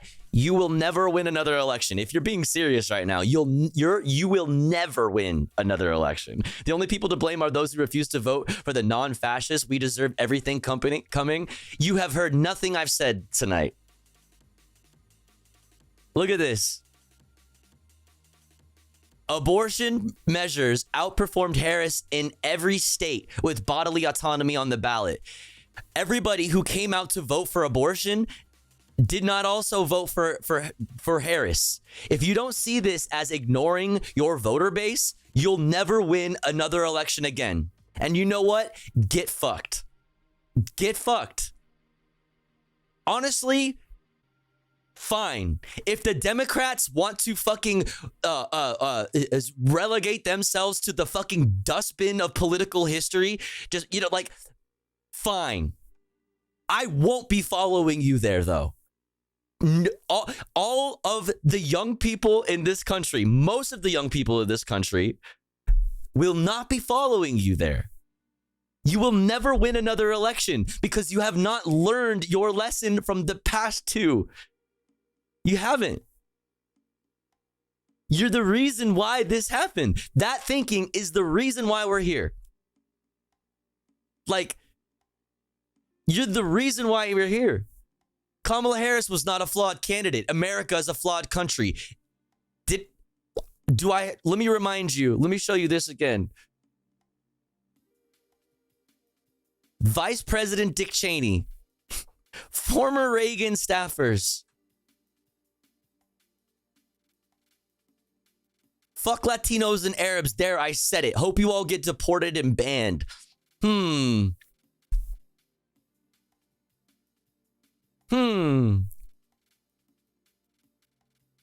What about this? Look at this. I said back on October 3rd, an American citizen from Dearborn has been killed by the US-backed IDF with American-made weapons. This should be great for Kamala's Michigan vote. Look how the Michigan vote turned out. You fucking dumb fuck. You'll never fucking learn ever. You'll never learn.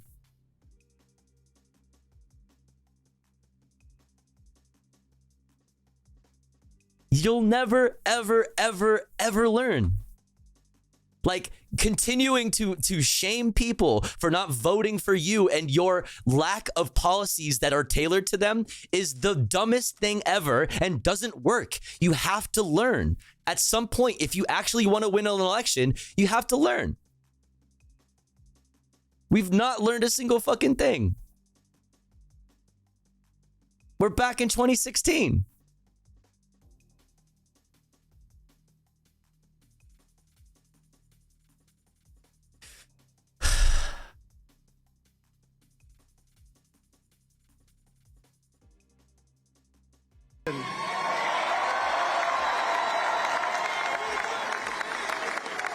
And that reason was to save our country and to restore America. The thing is, no. The thing is, no.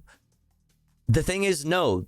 The people, the liberals who are detached from the reality that working class people live in every day won't learn even the hard way, because they're even already capitulating to right-wing narratives outside of crime and immigration. They've already done that. They've already joined the Republicans in having the same exact perspective on immigration and crime as Republicans. And now all these liberals are fucking flipping on the economy too.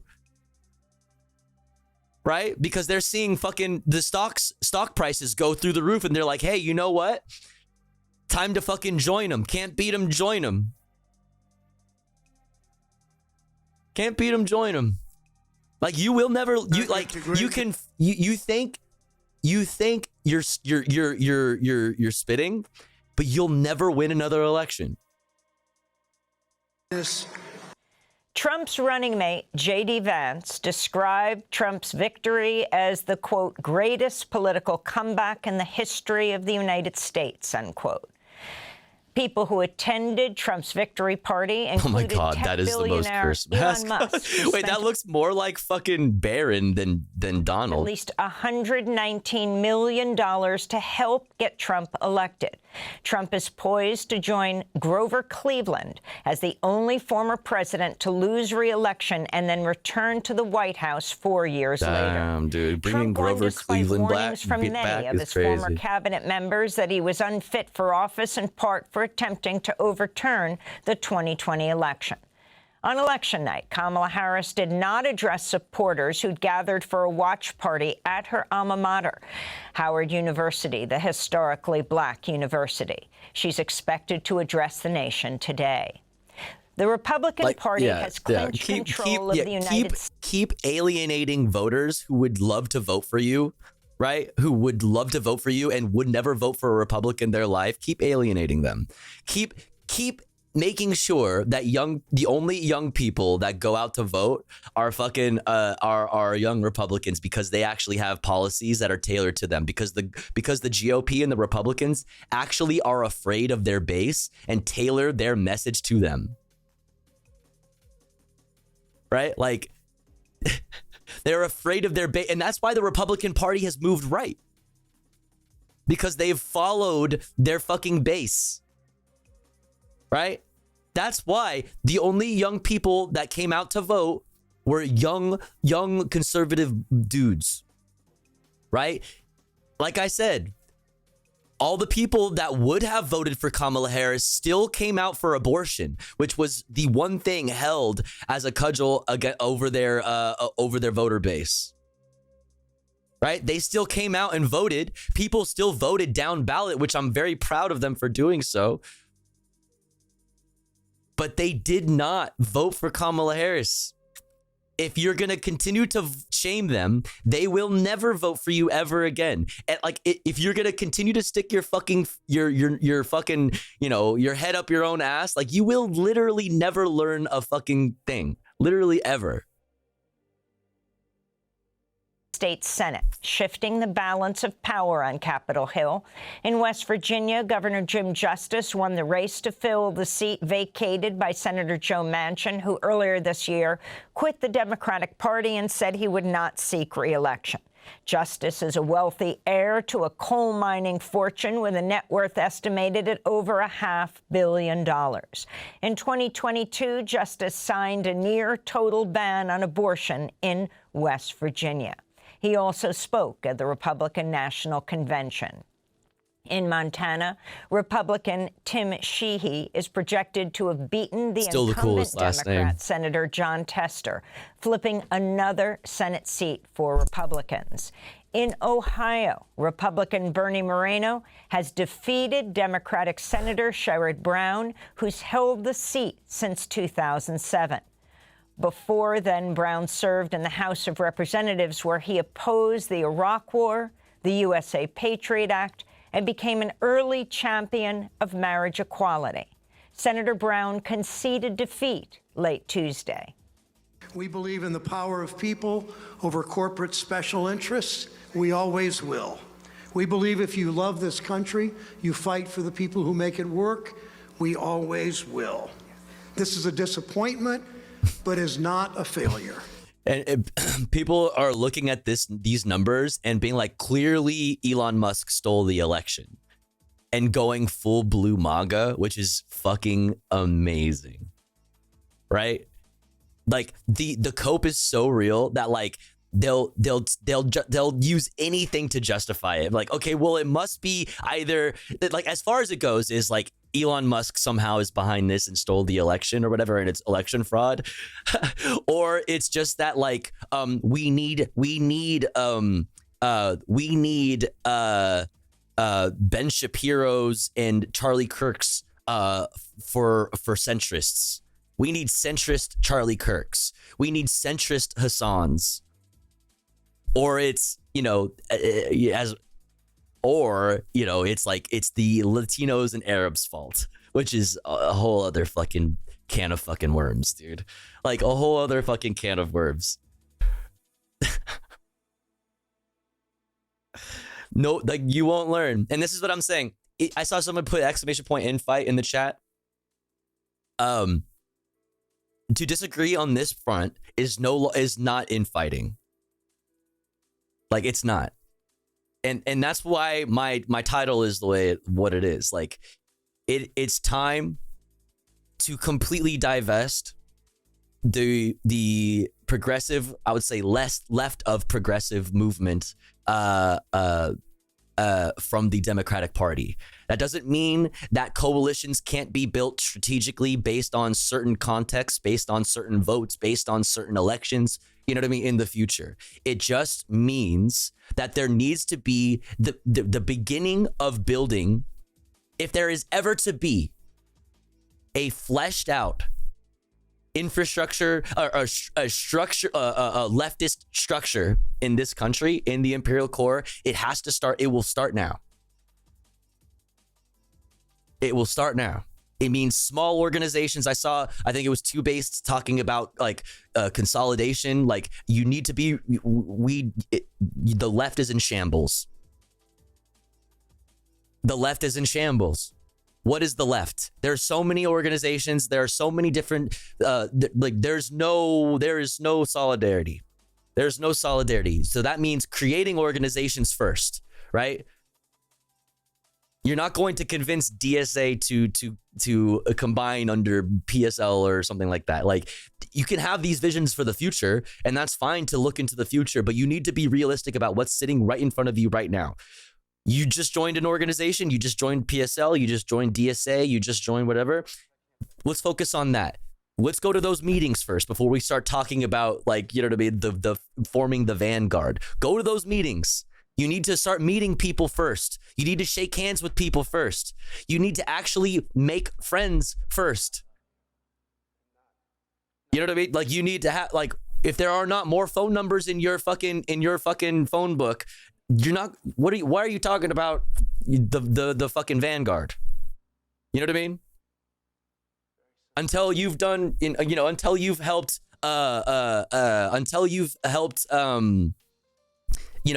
gotten together with multiple people to distribute food to the homeless in your neighborhood. Like, why are we talking about the vanguard? We need step by step. If it's ever to get there, first, there needs to be organizations, period, who are actually doing mutual aid, right?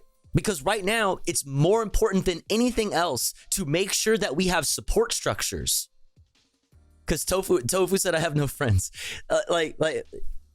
We right now, it's the most important thing is creating those support structures. You're not if you're in a situation where you don't have an organization to join, well, that means you have to figure out how to create an organization. That means, how are you going to do that? Well, first, you're going to have to start fucking shaking hands with your neighbors. First, you're going to start having to fucking actually say hi to people that live around you in real life. Right? And it could, there's a lot of ways to do that. Forming internet communities is a one way. Forming, nurturing these communities also IRL is another way. You can also, these two things can overlap also. Meeting somebody online, you didn't know that there's, you have people who think like you and are eager to get involved and do something and need a network, need a community, need people that view the world in a similar way as them. Right? Like, there's so many, like, we're gonna talk about it. I don't want to, we're still getting through the headlines, but what we're gonna get right into actually is this. We're gonna read this from Joshua P. Hill, Now We Fight for the Future, which is on this subject. We're gonna read this from Lowell Overruled, No Compromises Inside the Minds of Today's Radicals. We're gonna read this from Chris Rell, whose voter guide we went off of, if you're in LA, right? And who Cinemarxism and I interviewed and talked about, their voter guide and all of the things happening in Los Angeles County and also California politically. They wrote their final thoughts on the election, and they follow it up with what's next, what to do in that same also which is obviously where this leads. In the same voter guide, if that we used for LA, at the very bottom, it has to load on the side here. At the very bottom, if it'll fucking load. Hello? Okay, whatever. Here it is. There's all of these things here. Get involved. I don't have the access. I don't know everything. I'm from LA. So all I know about largely is Los Angeles stuff. If you're in New York, I don't know shit about organizations in New York. I know that there's DSAs and I know that there's PSL DSA and PSL chapters in New York or in other states. That's all I can help you there, right? That's why that's why forming this community is important, because through the Discord and things like this, you can meet people who are in your neighborhoods. Nori is linking the Discord there. Our DSA is kind of stinky. Same here in LA. DSA kind of stinky. So that's why I'm kind of I'm interested in PSL. I'm interested in PSL because that is a thing, But in LA, there's also housing justice, mutual aid, and abolition, look at all these organizations here. There's the LA Tenants Union, find your local union, join, website, Twitter, Hillside Villa Tenants Union, Chinatown Community for Equitable Development, Claremont Tenants United, the Reclaimers. This is around housing justice, abolition and decarceration. All of these organizations, Justice LA, People City Council, Stop LAPD Spying, White People for Black Lives, Mutual Aid, 909 Mutual Aid in Pomona, Van Nuys, Echo Park, Fairfax, South Central, Little Tokyo, Koreatown. LA Street Care is Chris Rell's thing, and I'm thinking about working, joining and helping with LA Street Care in Silver Lake, Echo Park, Rampart, historic Filipino town, Los Feliz, and stuff like that. I don't know the mutual aid organizations in your neighborhood. That's why I need your help, right? That's why community is important. 'Cause I can help cover LA, but where are you guys from? Do you right now is a great time to share, like Nori's doing. Right now is a great time to share in the chat or hop in that Discord. Share your local organizations, or if you're a part of a mutual aid organization, or a homeless outreach group, Literally fucking anything. Fucking anything. Even if it's something like you have a fucking book club that you do every Thursday, fucking share it, dude. Fucking share it. Atlanta, holla at your boy. Yeah, where are our Atlanta people? There's a lot of fucking shit going. I know there's tons of shit in Atlanta. Anyways, so yeah, we'll get to it all.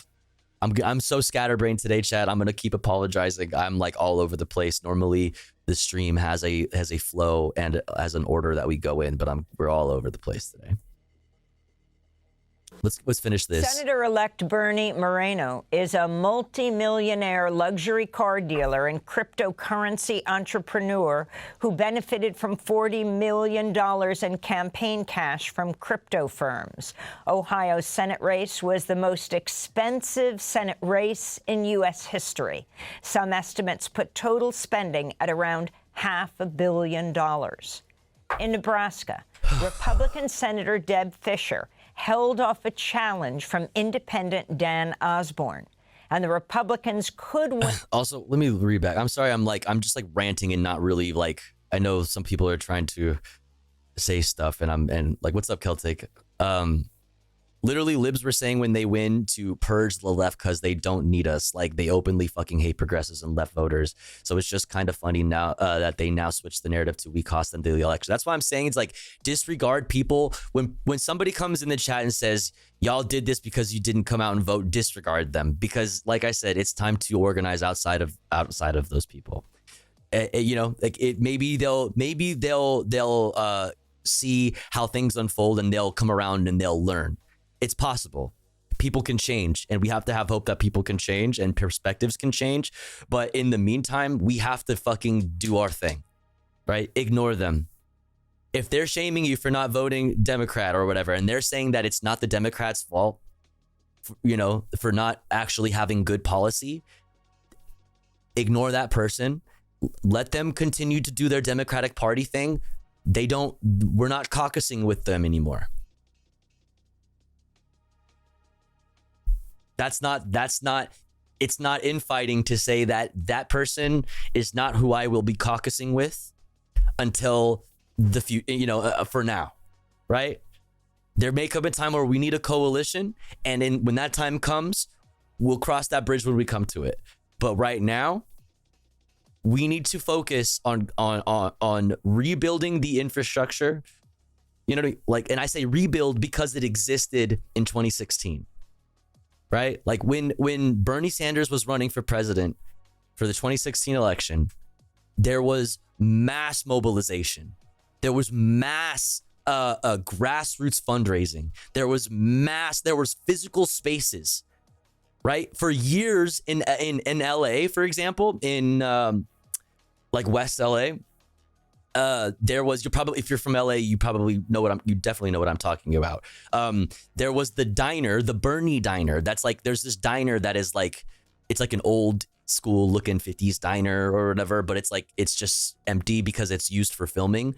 They turned it into the Bernie diner. For years, it was the Bernie diner. And for like multiple places in downtown, actually, there was like Bernie like murals and shit that were just up there for years and stuff. Like, as an example, there was physical space that was like created, that was acquired and dedicated to like organizing and stuff like that when Bernie Sanders was running for president. If we never lost that, like we could have had we could have fundraising and organizing infrastructure that exists outside of strictly the DNC, strictly like you know, like vote blue initiatives and shit like that. Like, it needs to exist on its own, right? And period. And that's going to have to happen locally, right? It's going to have to happen horizontally. Horizontal it has to be the way we think about this, because we cannot be getting ahead of ourselves and thinking about like the fucking vanguard party and what that hierarchy would look like. Horizontal organization needs to be what we're focusing on right now.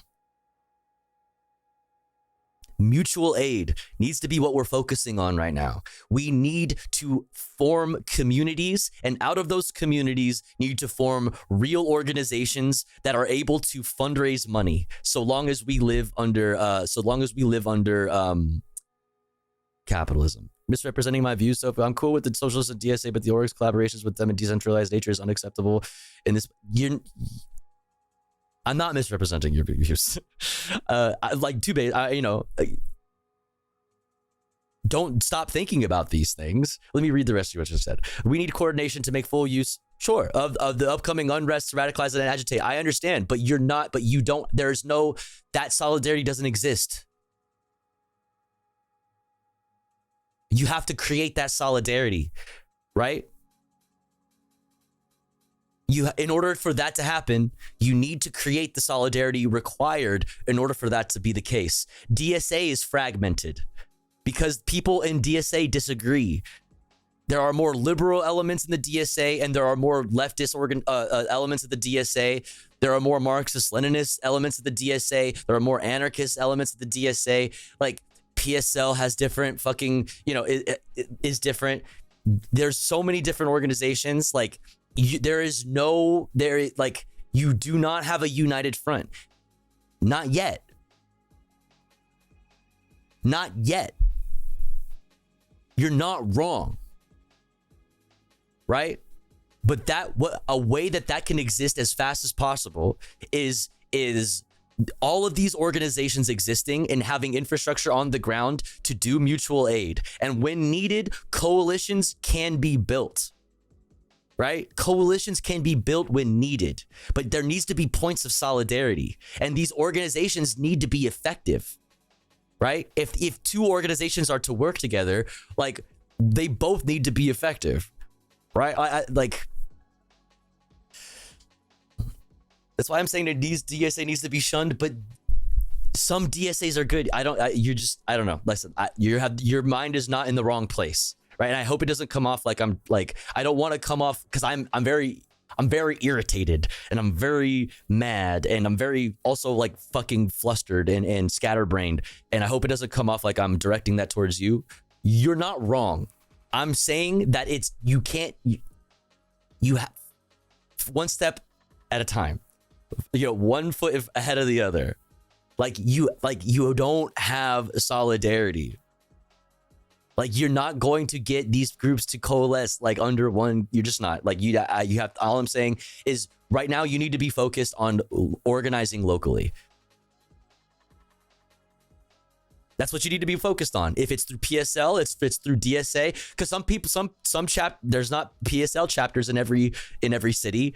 There are more DSA chapters though, right? Some DSAs are better than others. It's like there's not even solidarity between DSA and PSL is small, and you know what I mean. It's smaller and doesn't have as robust of an infrastructure as DSA does, right? So like my point, you need PSL needs to be PSL. If you're focusing on PSL2 based, you need to make your PSL chapter as effective as it possibly can be. And you need to be, I hope you're fucking, working with your PSL you comrades and doing tons of fucking mutual aid in your town and meeting hella fucking people, and you know what I mean? And getting people to join the PSL, you know what I mean? And building it up. It needs to become bigger. If you don't like DSA, cool, good. All right, you're not hearing me. But you're right. I have to work with PSL to make it possible. Okay, you are hearing me. And like I said, I'm sorry if it seems like my irritation is being directed towards YouTube based. It absolutely is not. I am just generally irritated. Okay, but it's very important right now that we do not get ahead of ourselves. It's very important. Right? Like, you need to be realistic, and that means what is right in front of you. What can we do right now? If you are to have if there's to be ever any kind of large coalition, any large big tent leftist movement, a fucking vanguard, Like, it's going to be because solidarity was created between the organizations that do exist. And it's going to be because those organizations that are finding points of solidarity between each other are really big, fleshed out, and effective organizations doing real mutual aid work in their towns. Nobody brought it in. Bring it in. You can't just say we need to coalesce. You need to convince people to coalesce. And before you can convince anybody, you need to meet them, right? And when you meet them, that means you have to spend more time with them. There has to be more reasons for you to hang out more often. You can't just say these things. Work needs to be done before it happens. I feel, dude, 2Base, same. Yeah, 2Base, same. I'm in LA. DSA LA, not the greatest. But that's my point, right? PSL needs to replace that, or DSA needs to get better, or there needs to be a new organization created in that fills the void that none of these fucking organizations do. And if you have disagreements, this is where it comes back to the things that we talk about all the fucking time, you guys. Diversity of tactics. You're not going to agree with everybody on the left. That's kind of the nature of the fucking left. We're all very opinionated, and we all have different fucking specific, hyper-specific ideas of how we fucking move towards the same idea. Even if we have the same outcome in mind, every single one of us has a very hyper-specific fucking idea of how we get there, because they read a different book, or maybe they read multiple books, but they prefer a different one. Like, this one's an anarchist, this one's a Marxist-Leninist, that one's a Trotskyist, this one's a fucking whatever the fuck. So, let the fucking Marxist-Leninists do the damn thing. Let the anarchists do the damn thing, right? And we need and those different groups, right, that exist, whatever it is, whether it's, on the basis of a Marxist-Leninist and anarchist, it's just the easiest, most common thing that I just came to my mind. When the time comes, right? And there needs a united front against a fascist movement like we are seeing, then these two groups, these multiple groups, can fucking come together and fucking under the same umbrella, under the same big tent, under the same coalition movement, can do what they need to do. Let this unity moment, yeah, but through, ultimately through horizontalism, right? Do your thing. Do your own thing. You don't agree with the DSA? Fine. Organize outside of the DSA. It didn't work out the PSL? Fine. Fucking figure it the fuck out. You know what I mean? It's not going to be the same answer for every single person. It's going to look different for every single one of us. Fuck yeah, but let's get through this. This stream is going to be all of this. It's going to be in several more Senate races. In Pennsylvania, Dave McCormick has a 1-point lead over Senator Bob Casey. In Nevada, Republican Sam Brown has a slight lead over Democratic Senator Jackie Rosen. I need in more Michigan, weed. Republican Mike Rogers I have wine. is ahead of Alyssa Slotkin. That might be bad though. If I get wine in me, the yapping may never stop. In Wisconsin, incumbent Democrat the yapping may be it may reach all-time highs. Senator Tammy Baldwin declared victory after it appeared it's yap time, girl. Well, then I won't read you. Listen, and then it'll just be me yapping at you and me not reading any of your fucking chats, okay? Just me monologuing.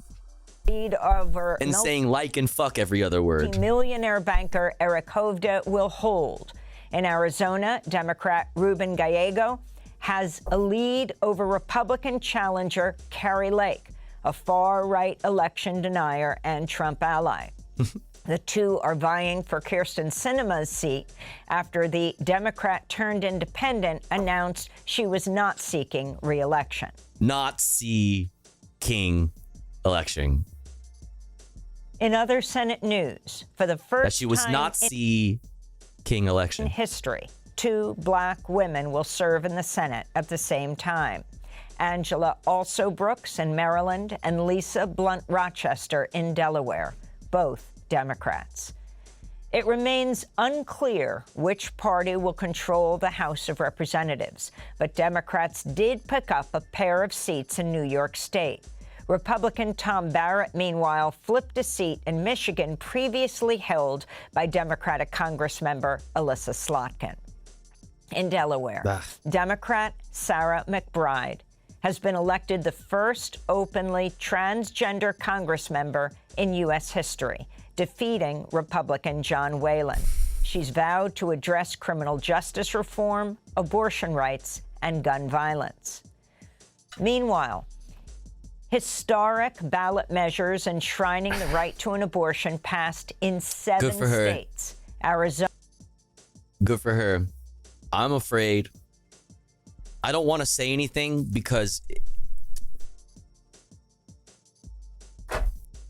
I don't know. I don't want to say anything specific because I don't want any wandering internet eyes that may be wandering to hear and or see something and try to make something out of it, right? If I do and mention like what I've seen from other, like, because I watch a lot of other content, you know what I mean, off stream, and I don't talk about it. I don't engage with it. You know what I mean? So I feel I'm hesitant to say specific things, but like, I'm afraid of how Democrats, liberals are going to react, because I know how Republicans will react to a trans person, right? That's not anything new to me. I'm worried about the turn in the Democratic Party, and I'll just say that I've already seen it, but I won't get any more involved. I won't talk about it any more than that, but I've already seen it in the same way that like other liberals and Democrats are liberal Democrats are capitulating to other right-wing narratives like crime, like immigration, like now even the economy, and stuff like that. I fear that you'll also notice that some Democrats will be joining them in their rhetoric around trans people.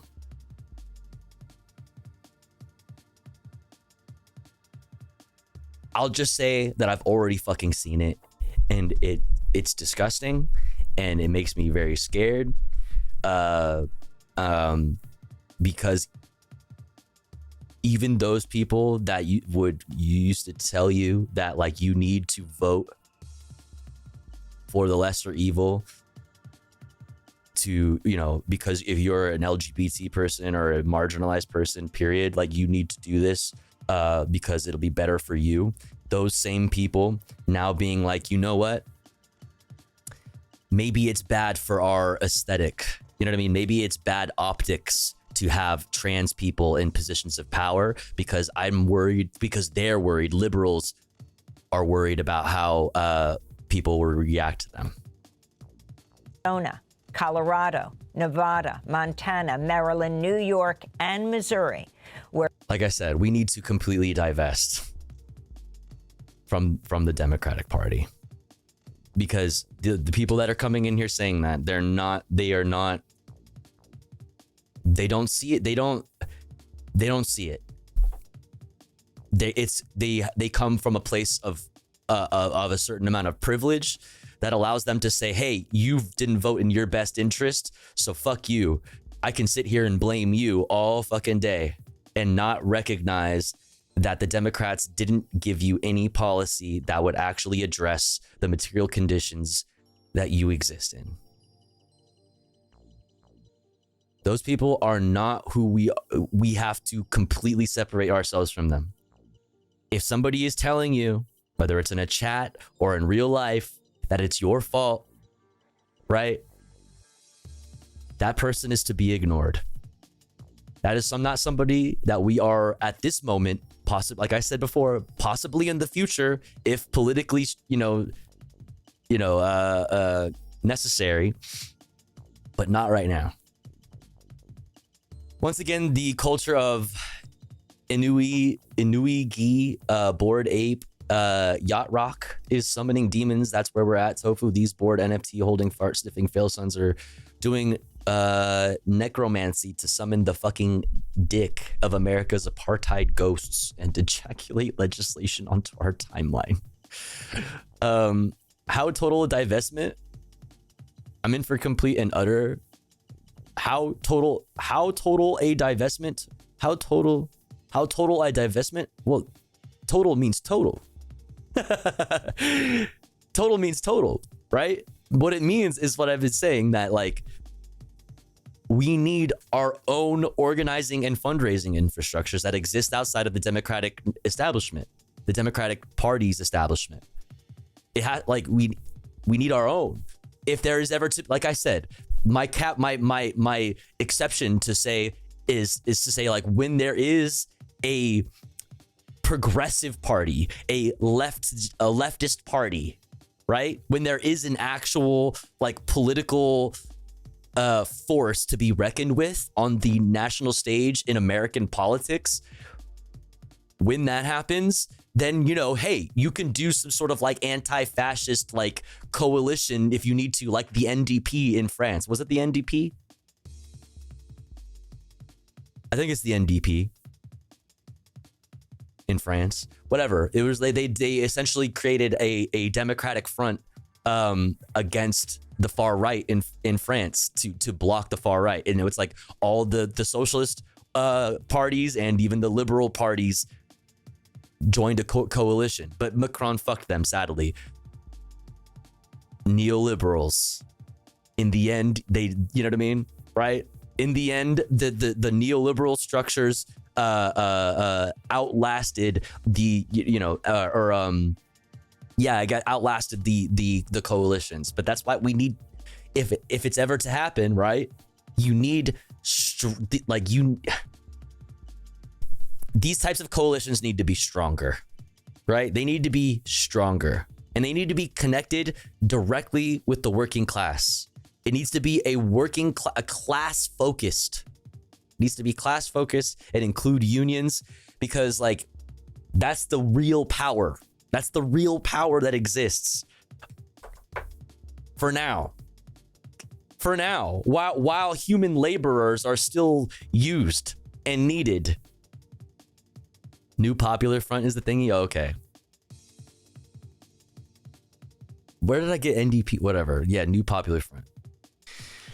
It's time for organizing and building legitimacy. Anything you can do to unplug from the state, keep them safe, educate them, feed them, and get them healthcare gives you legitimacy. You can rival the state by serving its functions. And if you do that, you'll hopefully have the dual function of meaningful resistance being possible while saving lives. It's real-time shit. Exactly. Well, that's why mutual aid is so fucking important. Tofu L.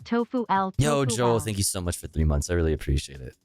I really, really appreciate it. Thank you. Voters backed a measure that will overturn one of the strictest abortion bans in the country that prohibits the procedure even in cases of rape and incest. Missouri was the first state to enact an abortion ban after the U.S. Supreme Court overturned Roe v. Wade in 2022. In Arizona, voters approved Prop 139 by a landslide, establishing a fundamental right to abortion and prohibiting state officials from restricting or banning the procedure before 24 weeks of pregnancy. Similar ballot proposals failed in 3 states, in South Dakota, Nebraska, and Florida, where a measure that would have rolled back the state's 6-week abortion ban garnered over 57% of the vote. I just grinded up a bunch of weed. What the fuck did I do with it? I'm in shambles, dude. The 60% supermajority needed to pass. In international news, Israeli Prime Minister Benjamin Netanyahu fired his defense minister, Yoav Gallant, Tuesday in a surprise move that triggered large-scale protests across Israel. Gallant had publicly disagreed with Netanyahu over a temporary deal to exchange Israeli hostages for Palestinian prisoners. He also insisted Israel carry out a full investigation into the failures that led to Hamas's October 7th attack, something Netanyahu rejected. Netanyahu appointed Israeli Foreign Minister Israel Katz to succeed Gallant. Katz recently led a successful campaign to cancel Israel's agreements with the UN Agency for Palestinian Refugees, UNRWA. Earlier this year, make way for the eventual privatization of this whole, of the function that the UN and other, and aid groups serve in Gaza right now, right? Like, slowly force out these organizations, force out the international community, and make way for the private organizations and, the private security companies. Oh my God. Creating an artificial island off Gaza's coast where Palestinians could be forcibly relocated. Do you see?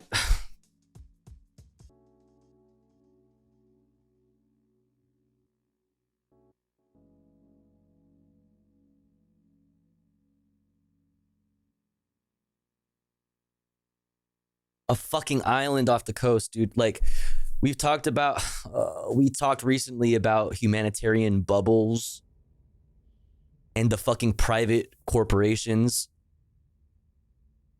partnered with ex-Blackwater, or, the company formerly known as Blackwater.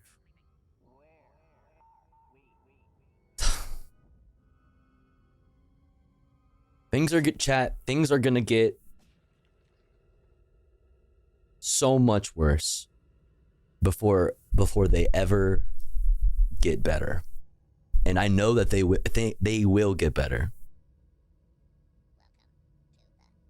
Things will get better, but first it will get much fucking worse. And I have to be honest with you about that.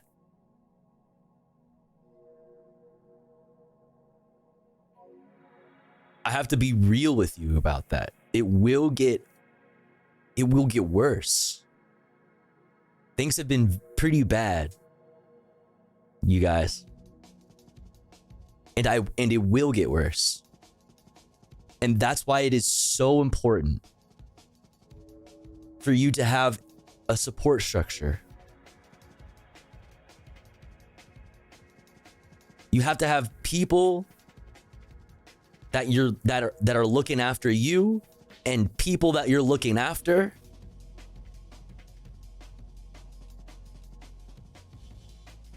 You need to have people that you know that you can reach out to for help and be like, hey, I need something, or whatever it is.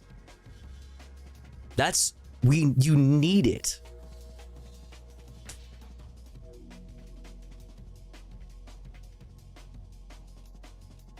Am I gonna live to see it get better? Only way to find out is be there. Only one way to find out, Stoudman. There's only one fucking way to know that. And it's fucking be there.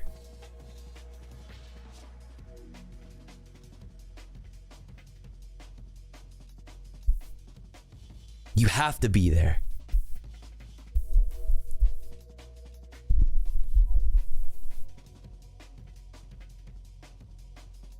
Because what's the alternative? The only way to know if things get better is by being there and doing whatever it is that you can. Some people have more and some people have less, but everybody has a different thing that they can do.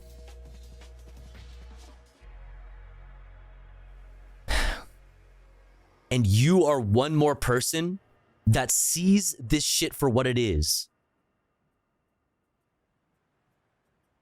You are one more person who understands what I'm saying right now. And do not rob this world of another person who has compassion in their body. Do not rob this world of another person who understands that the pain that other people go through. Do not take yourself away from the people who need you right now. You may not, it may feel like there's no one around you, but there's somebody out there that would be better off because you exist. And if you're not sure of that, well, like I said, the only way to find out if that is actually true and that what I'm saying is real is if you fucking stick around to fucking find out.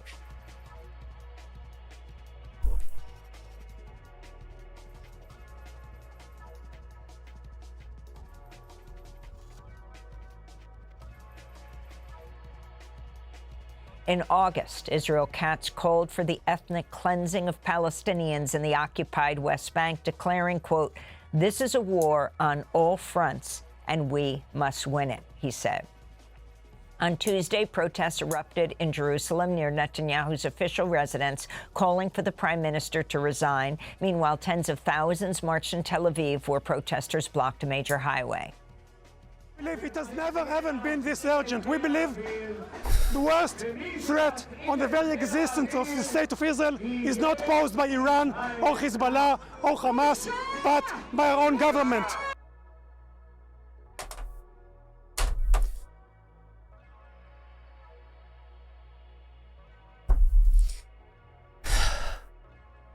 He's right, yeah. He's right. Our own government is doing whatever is within its power to destroy us from within.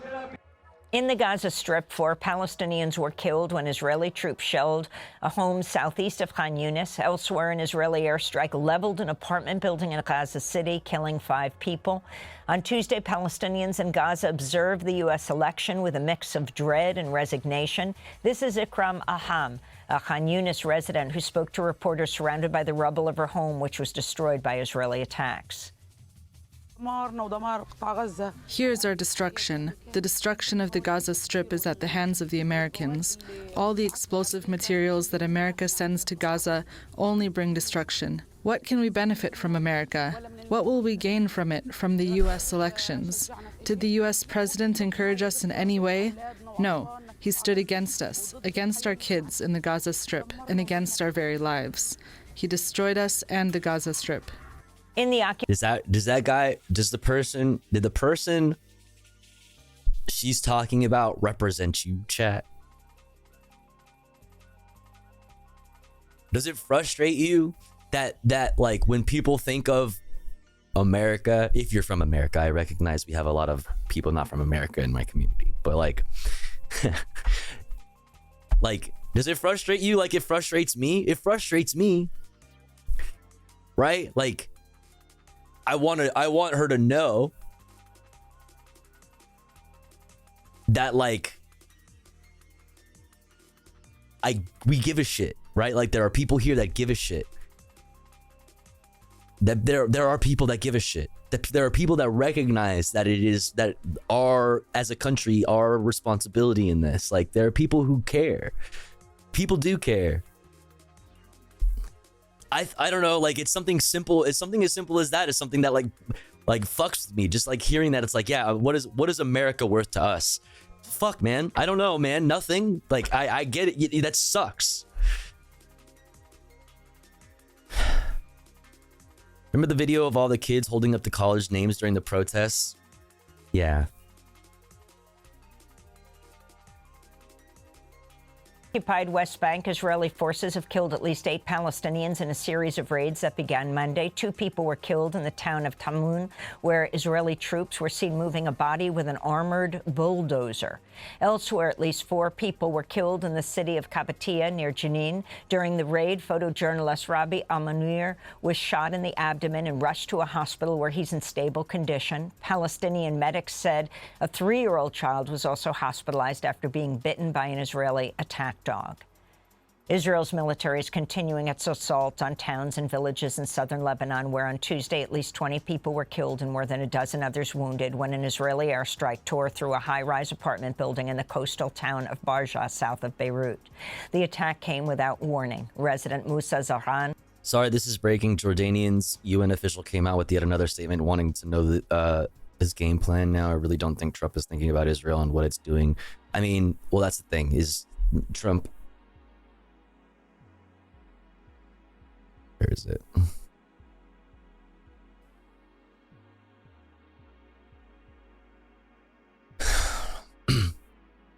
Democrats invited this man to Washington, defended him as he committed war crimes, and voted to send him even more weapons despite the electoral risks. And this is his response. Prime Minister Benjamin Netanyahu: Dear Donald and Melania Trump, congratulations on history's greatest comeback.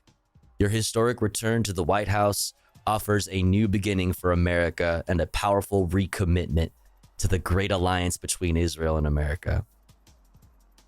All Bibi Netanyahu ever did was spit in the face of Joe Biden and Matthew Miller and Tony Blinken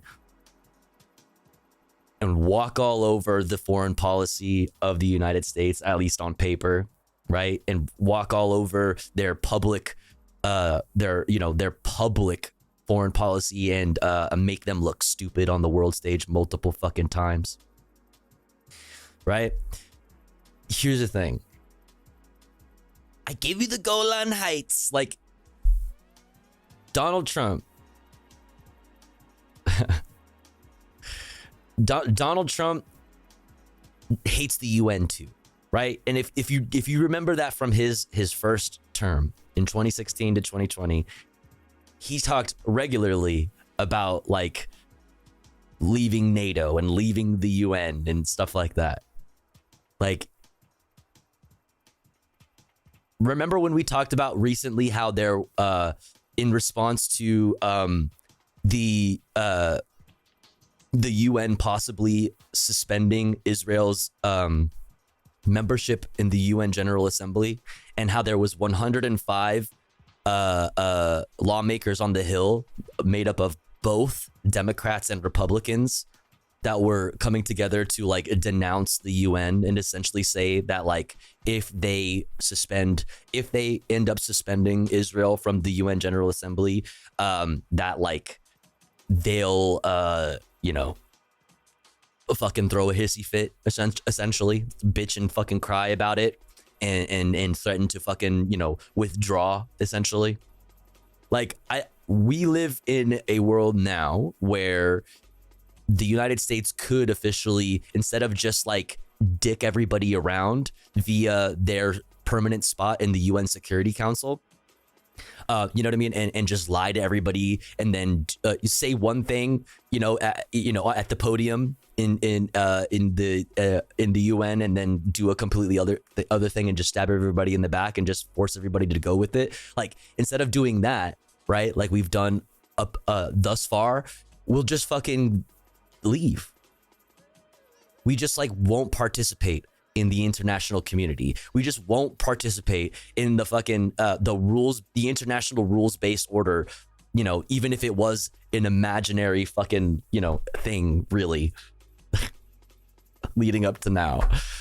What is everyone so set on Trump giving Taiwan to China? What is everyone so giving Taiwan to China? I don't think that if there's anybody that they're hawkish on, it's China, right? That Donald Trump is hawkish on, it's China. I see Donald Trump and a Donald Trump administration fully supporting Taiwan.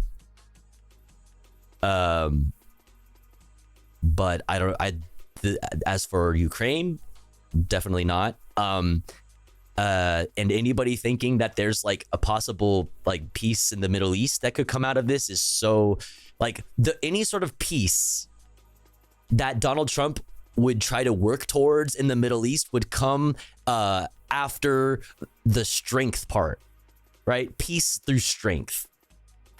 And that would be like not, that would be just giving Israel the green light, just kind of period. Trump victory, Taiwan anxiety. I don't know. I think that this is liberal. I don't know. I don't think that this is likely. This doesn't make sense to me. Policy flip fears that means Trump could upend decades of bipartisan commitment to. I don't see that. Not China. This is lib nonsense in my view. That's so unlikely. I don't see that. Like that would be like China is like enemy number one. You know what I mean? Yeah, I felt libbed up. I was curious. Yeah, like everybody hates China. They're like, there's nobody cozying up to China. China is like the number one threat because China is like, you know, China's economy is doing fucking well. Right? Like China's like, you know, China is the ultimate threat to American hegemony. Showed reporters the twisted wreckage of his home after he narrowly survived the attack, which left his like young... a Taiwan, a Taiwan friendly to the United States is extremely important, right? Like just like having the Philippines essentially be a fucking, what's it called? Be a I guess a proxy, but there's like a better word for that. Whatever, for lack of a better word off the top of my head, like a proxy. Like it's very valuable to have, you know, the Philippines essentially act as as an unsinkable battleship, as a fucking an aircraft carrier just off the coast of China. You know, the same with Taiwan. Son and wife hospitalized when their home collapsed around them. We were drinking coffee in the living room. Vassal These slabs state. that you see here weigh 100 Body bag, kilograms. They fell on a 13-kilogram child, and all of these fell on my wife. Today, a group of 12 NGOs, including Amnesty International and Human Rights Watch, called on the United Nations Human Rights Council to investigate abuses committed during Israel's war in Lebanon, which has killed over 3,000 people. The thing is, like, if it would, like, when a genocide is declared, right, in the International Court of Justice and officially on the world stage, like when, right, not if, when that happens, like, I see that being a reason for the United States to pull away from the UN even harder, right? Just like we saw the 105, like,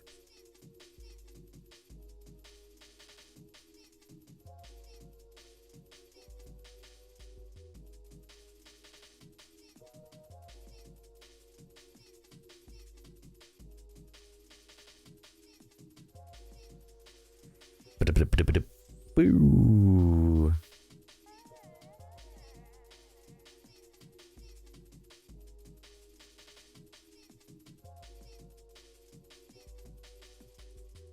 Fuck, where is it? Doo-doo-doo.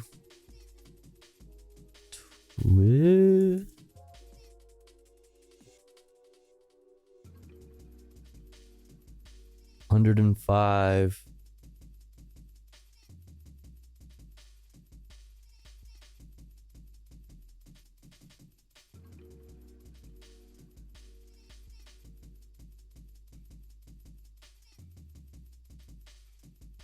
Fuck, where is it? I had it.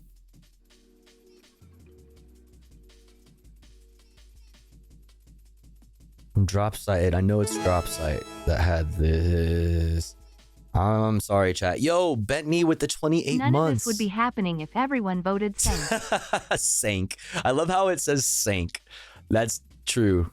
That's true. That's literally true. Thank you so much, Bentley, for 28 months. I appreciate you. Oh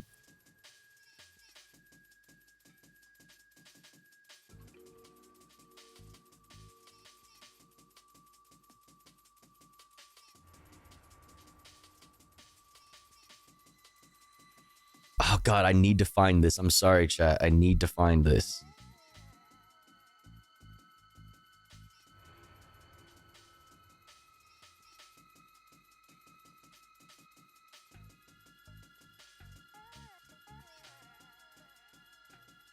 It's killing me. It's killing me inside. Listen, a lot of things are killing me inside, but this one, was it like this? Was it a week ago?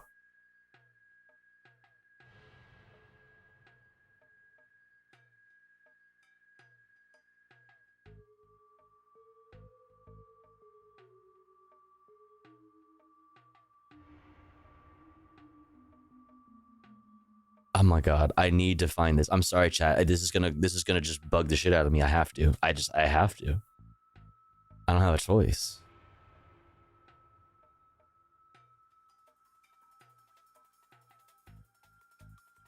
Fuck.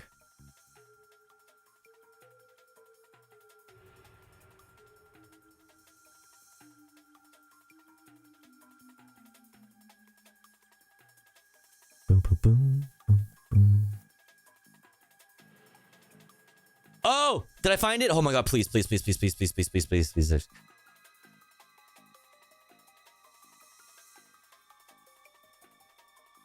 Yes. Okay, fuck. This is what I've been looking for. The Palestinian Authority seeks Israel's... This was from October 29th. The Palestinian Authority was seeking the Israel's UN ouster, prompting Cruz's retaliatory threat. So Ted Cruz got a group of... a bipartisan group of 105 lawmakers, okay, Democrats and Republicans, to sign the letter that outlined their commitment to cut American funding for the UN.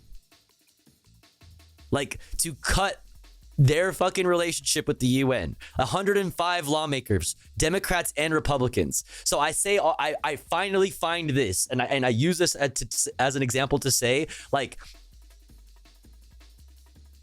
I use this as an example to say that if I said when the international community officially declares it a genocide, that it will prompt the United States to fully back out with the UN, just fully, just like completely leave the international community, just like complete isolation.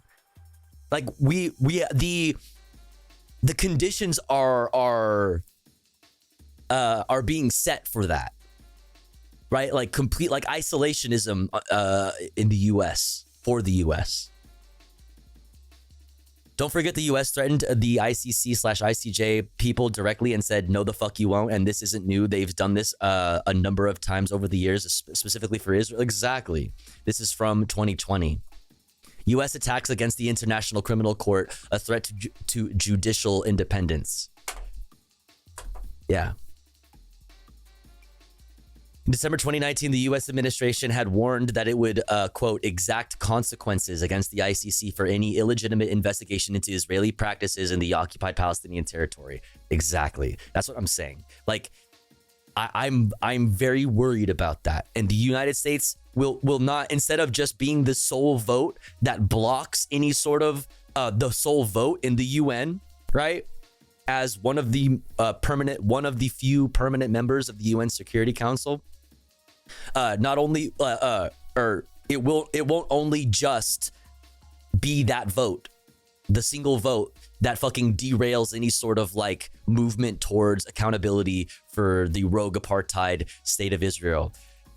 It will just be like leaving the UN, complete separation of the United States, right? One of the biggest permanent members of the UN Security Council leaving. Like that sets the stage for an even like larger like breakup, you know, on the international stage. That sets the groundwork for like the most horribly unimaginable fucking conflicts that I just don't even really want to like think about. You know what I mean? As if being anti-American might be the most patriotic humanitarian thing you can be. The U.S. also threatened Ireland recently under Biden now. The U.S. ambassador warned of, quote, consequences of enacting occupied territories bill. 90 minutes later, Michael Martin said it would be reviewed rather than passed. Oh, they have a... Dude, shouts out to fucking these guys for having a a dark view, dark mode, or whatever the fuck. Exactly. Like, dude, this is what I'm saying.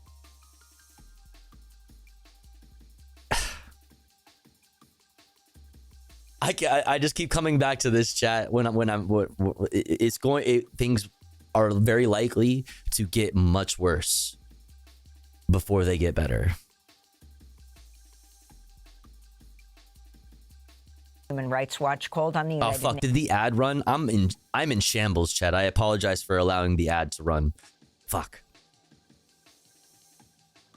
Nations Human Rights Council to investigate abuses committed during Israel's war in Lebanon, which has killed over 3,000 people. Jeremy Smith of the Cairo Institute for Human Rights Studies said in a statement, quote, "There's a huge risk of the same types of atrocities occurring in Lebanon as in Gaza." In the UK, police arrested Israeli filmmaker, activist, and retired academic Chaim Breshith under the British Terrorism Act after he gave a speech on Friday advocating for Palestinian rights during a protest.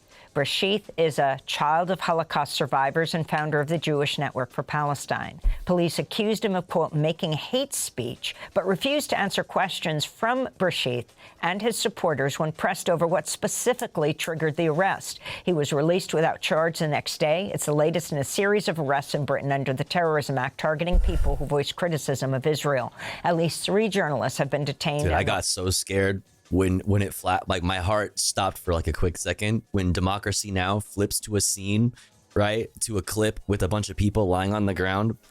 My instinct is like, oh God. Oh God. Over their reporting. And a judge in New York has ordered Rudy Giuliani to appear in court tomorrow after he emptied out most of his possessions from his Manhattan apartment before 2 election workers who won a defamation case against him were able to collect on their $148 million judgment. A judge last year found Giuliani defamed Ruby Freeman and Shay Moss, a mother and daughter, when he falsely accused them of committing election fraud in Georgia in 2020. On Tuesday, Giuliani showed up to... Dude, he's banking on that fucking presidential fucking... Dude. All the worst people are gonna fucking just get the pardons and shit. Like this fucking guy, dude. The best possible thing that could have happened for people like Rudy Giuliani just happened, you know? Vote in Palm Beach, Florida, driving up in a God, it's been so nice seeing these fucks like slowly go down. But all that work, you know what I mean, might have just been kind of undone, you know?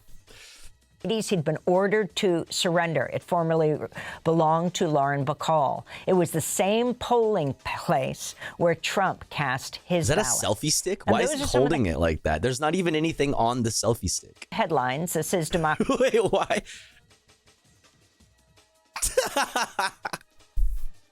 What's he doing? He's so fucking funny. 360 camera? Oh, maybe. Okay. I was like, bro, there's not even any, like, there's not even a phone or anything on that. Place where Trump cast his ballot. What the fuck is he doing 360 camming? Why would anybody want to watch that? The headlines. This is Democracy Now! DemocracyNow.org. War, Peace, and the Presidency. I'm fucking Amy Goodman or whatever. I'm fucking Amy Goodman or whatever. All right. Like I said, chat, this stream is... Oh, it's already 3? All right, yeah. Here's what we're going to do.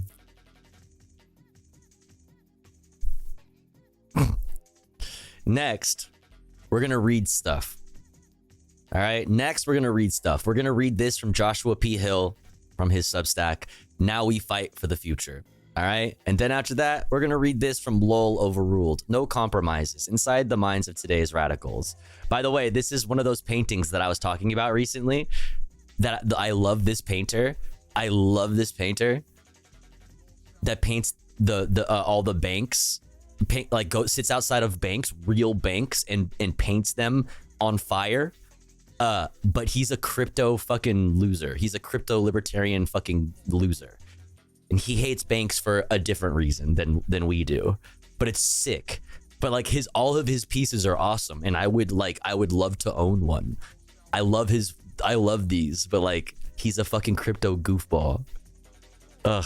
Anyway, so we're gonna read this. No compromises inside the minds of today's radicals, and then we're gonna read a little piece from Chris Rell, whose voter guide we used it for LA elections and stuff like that, and who Cinemarxism and I interviewed recently. And also we have Bernie's letter. Don't you worry, Two-Based. I got you. What's up, Yarn Dragon?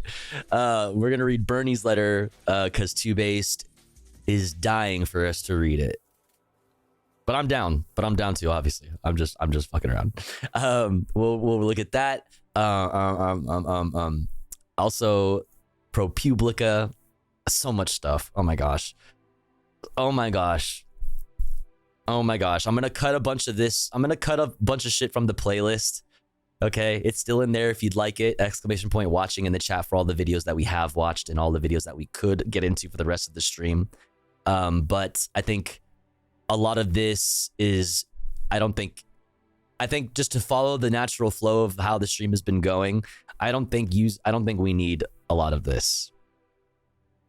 I think we most importantly need to continue the greater conversation that we've been pretty much having this entire stream, which is the reason why we missed the ad break and it took so long to get through the headlines. We need to talk about the future. We need to talk about organizing. We need to talk about radical optimism, revolutionary hope, and shit like that.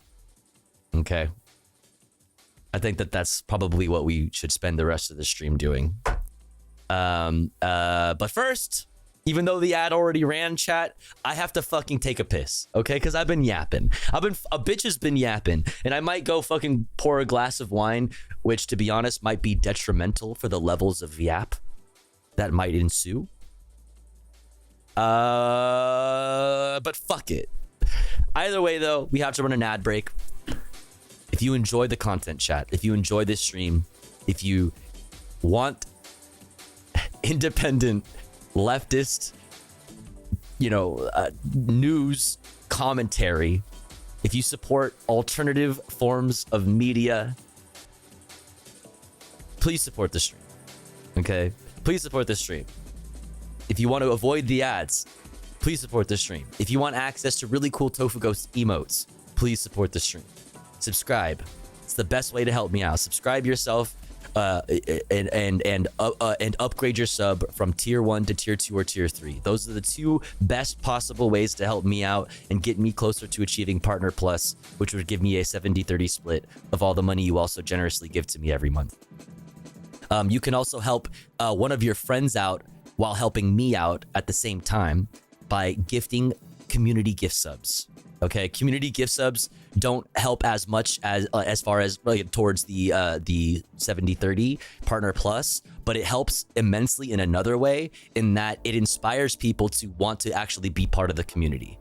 Gifting a sub, if it hits a random person that isn't actually followed, they end up following, they end up checking out the stream. If you gift to somebody and it hits a lurker, somebody who's only kind of just passively engaged with the content, they're more inspired to actually say hi in the chat and then maybe become a chatter and then maybe make friends in the chat, you know what I mean, and become more involved. It inspires people to actually interact, you know what I mean? It inspires people to come back. So that's why gift subs help enormously, and it gives your friends in the chat the ability to spam emotes. It gives your friends in the chat the ability to skip out on the ads, and all of that. You can also throw bits or a dono. Donos are great because they go straight into my wallet, and I could use it immediately to get some food for after stream or something. $3 specifically for a TTS message. If I skip your message because I'm fucking flustered and I'm scatterbrained and I'm yapping too hard, you can, force me to shut the fuck up and hear your take for a cool $3. Okay, we're at 6 out of 25 for the daily sub goal, chat. Let's hit that sub goal. I want to do comfy content today. It would be really nice to hang out after the news and after we're done reading all of this shit, and just watch some Urban Rescue Ranch and shit for a little bit. Let's hit that sub goal so we can do that and extend the stream for a little bit longer. I'll be back in 3 minutes. Don't you go anywhere. BRB.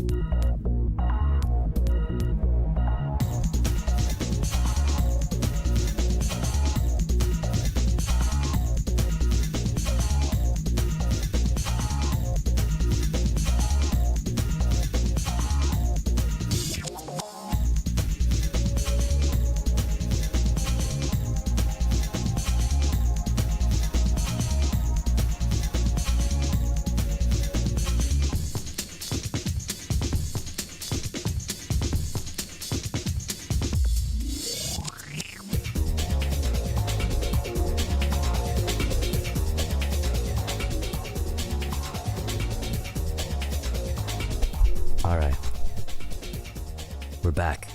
Thanks for waiting. Thanks for sitting through the ads. Yo, Anonymous, thank you so much. Thanks for sitting through the ads. Sitting through the ads is a great way to support the stream, even if you don't have any money to throw my way. But speaking of supporting the stream, Anonymous, thank you so much. Really appreciate it. Thank you for hooking up Kusi. Thank you, thank you, thank you. What's this?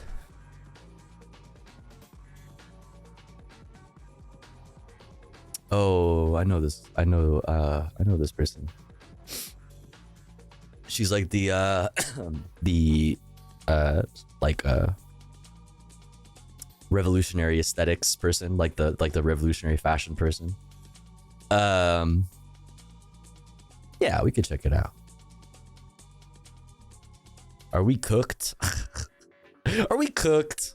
Imagine spending $2 billion just to keep a broken system in place. Yo, Scuba Duck with the fresh tier 1. Thank you so much. That helps immensely.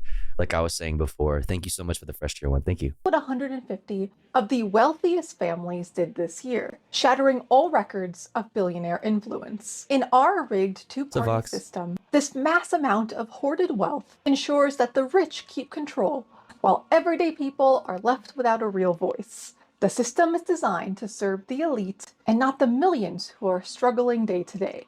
With over 40 million Americans living in poverty and wealth inequality reaching an all-time historic high, imagine if that $2 billion went towards housing, healthcare, education, instead of preserving the power of the wealthy. Under capitalism, the needs of the people are sidelined for profit. We see this while the two-party system just plays along, offering the illusion of a choice. And it's time we see it for what it is: a broken system that works only for the few and holds back the many. As Karl Marx put it, the executive of the modern state is but a committee for managing the common affairs of the whole bourgeoisie. But I think there's a growing class consciousness happening, because we see it's really not about who won the election. The system itself needs to go. Today, US inequality mirrors pre-revolutionary Russia, where a small elite controlled almost all the wealth. Many Americans live paycheck to paycheck, with rising labor strikes, housing costs, and political disillusionment reflecting the same pressures that once fueled revolutionary change. So what do? We should have revolutionary optimism. Remember, the revolution is not an apple that falls when it's ripe. You have to make it fall.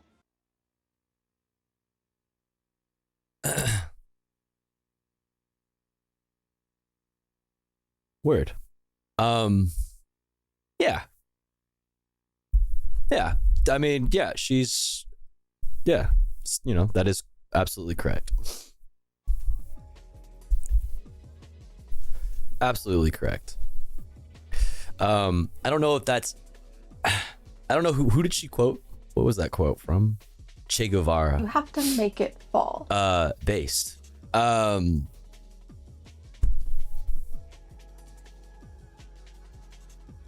wish we would have spent more time talking about that part though, right? Like, that's all. I don't know, whatever. I don't know what, I think I'm just in a mood. I'm in a mood, chat. Don't mind me. I'm in a mood. What's up, Diosu? Confusing the shit out of me with your new color. Ho Chi Minh also used that to win. You think the revolution falls out of a coconut?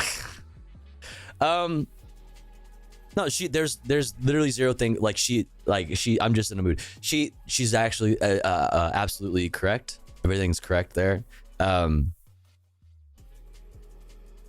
I wish we didn't like, okay, I think we need to, I don't know. I think I don't think I need to have a critique actually. Let me just shut the fuck up. Revolution falls right after late summer. I could have done it without the tanky vibe, but sure. I mean, okay, that's not the problem. I don't know. That's not the problem. Like, that's not the problem. I think the aesthetics is fun. I think it's fun, and I love fashion, and I love art, and I am a fan of nostalgia, as you fucking know. Kind of my whole aesthetic is like nostalgia. I think that like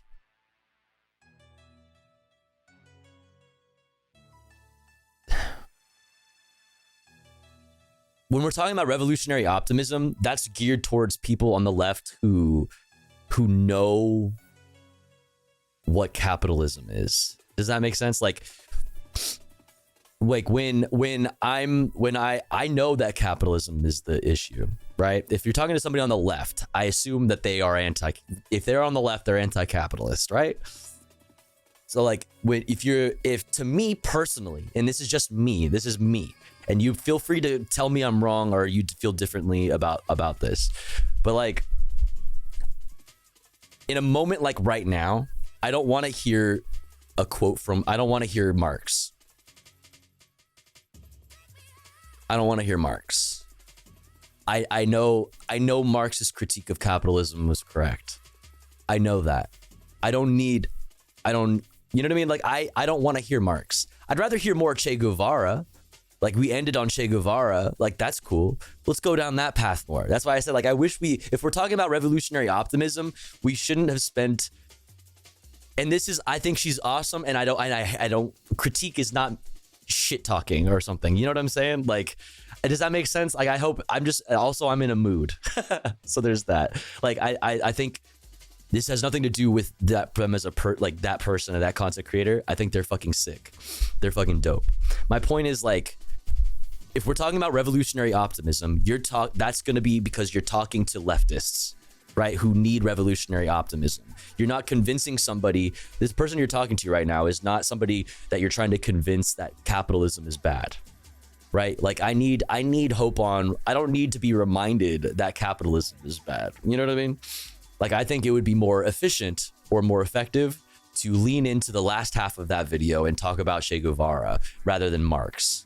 Does that make sense? I don't know. You know what I mean? I don't know. I think I'm just in a mood, and I think I'm just critiquing things that don't need to be critiqued. Does that make sense? I think I'm just being a dick. I think I need more wine.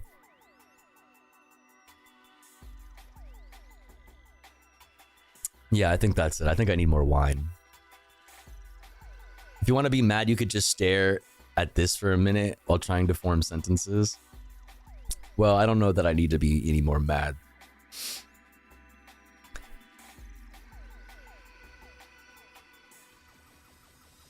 Is this new? No, this is old. Wait, is this new? No, this is from today.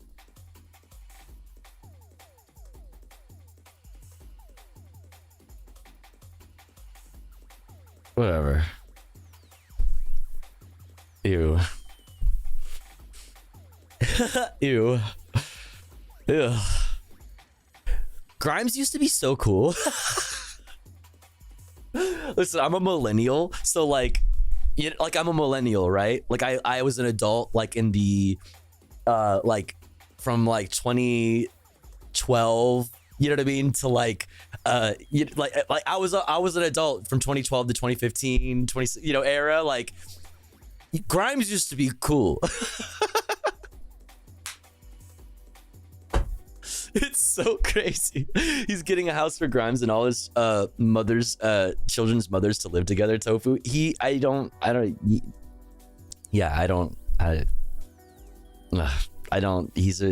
just, it's very gross. It's very weird. Like, what the fuck? I've seen her perform so long ago before all this. It never will be the same. Yeah, I remember when Grimes wasn't discussing Pepperidge Farm, remembers.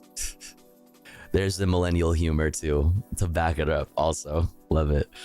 Debate Bros stole all the theory for their content. Debate Bros stole all the theory for their content. We can use real world examples and keep the theory in the backstage area. I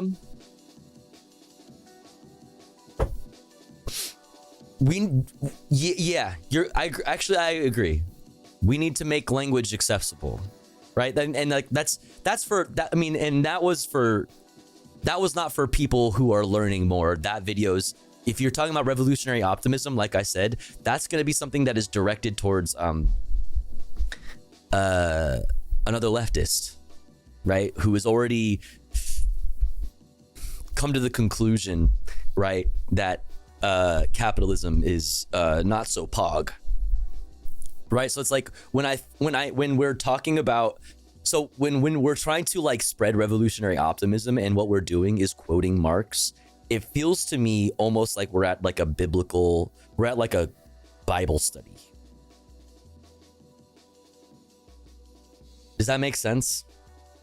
Like it's about like studying the scripture and like using the scripture to like. Thank you for teaching and inspiring us that we are not alone. I feel a lot of emotions, and being able to grieve in a space that's filled with comrades who also feel the same helps me feel human again. We love you very much. I really appreciate that, Dax. Thank you so much. 1, thank you for the $5. 2, thank you for saying that, and thank you for being a part of this community. I really appreciate it. It means a lot. I've been hearing a lot, like, I don't know, I don't want to just, Also, I hope that this doesn't sound like I'm tooting my own horn or anything, because I assure you that's not what I'm doing. But like, since yesterday, and you know, we hear it. I hear it. Relatively, often, because this community, there's a lot of very wholesome people and very nice people, and they say nice things.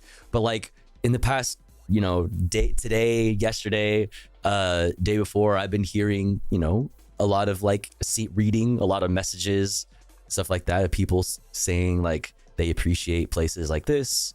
They appreciate places like, Cinemarxism's chat. They appreciate J. Marianne. They appreciate, Rhizome. They appreciate Gremlo. They appreciate like these places where they can go and they don't have to be alone while they're reading looking at the news, and remind them that they do have community, that they are not alone, and it really truly means the world. Like I don't want it. I don't know. I'm just like that. It feels like me saying that. It feels like I'm like trying to pump myself up or whatever. But like, it really does mean a lot to when when you say that. So I appreciate it. It makes it feel like, for me, from where I stand, like this isn't for fucking nothing. You know what I mean? It reminds me that like it's the internet is real. You know what I'm saying? It means a lot. It doesn't. You need that comfort too. Yeah, I appreciate it. In the words of Treasy, if you have that knowledge, yeah, you need that practice. That's true, Libraries fam. That's literally true. Yo, DC Stay Hood now with the 22 months. Thank you so much. What's good? Good to see you. Hope you've been good. Pump yourself up with hope. We made it through 4 years, and we'll get through another 4 years. We will. That's real. That's real. We will. And it's going to be because of communities, right? It's going to be because we created community where there was none, and we nurtured the community that we have. And it means the world, because before I had an online community, I had an extreme lack of IRL community. And I feel like I've been thinking like, like that's something that I need to, now that I feel like I've jumped over, I've cleared some hurdles. You know what I mean? I've cleared some hurdles since like finding community through streaming and things like this. And I've grown because of it. And now I feel like the next move is to on top of the base that I have built through the community that I've created and nurtured and formed online and with people across this city, this state, this country, this world, literally across the world. There are people across the world in this chat that are members of this community. With the base that we've created, I can now refocus again too on my IRL community, how I need to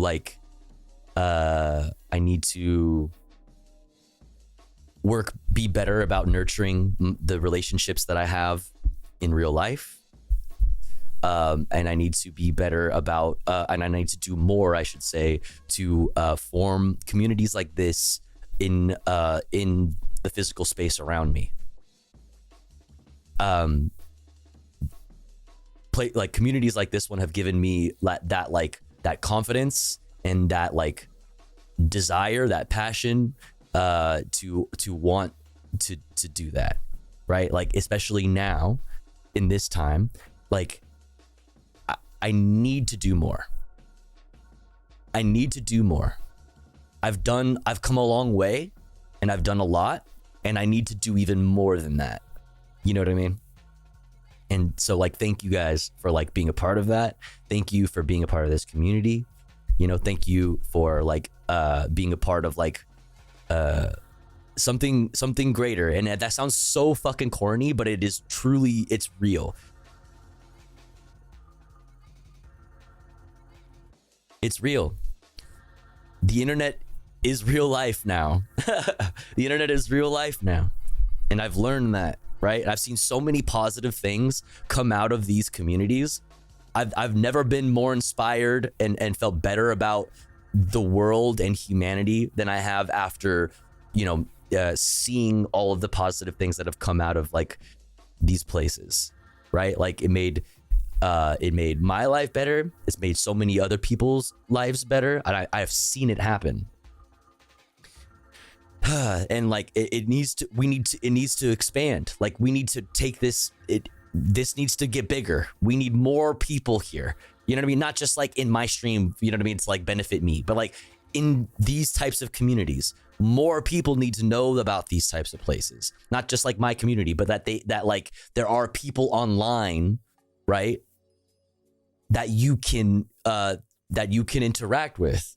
And those online interactions and then those online communities manifest as real things.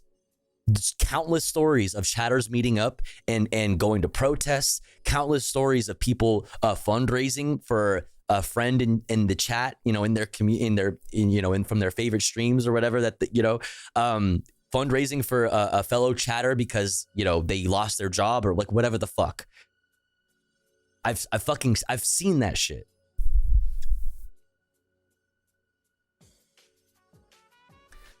So like, I don't know. I don't really know what I'm saying. I'm rambling, but like, thank you, like seriously for being a part of that and like giving me something to, giving me the opportunity personally on a personal level to do something that I to like make it my job now. Like this has become my main source of income.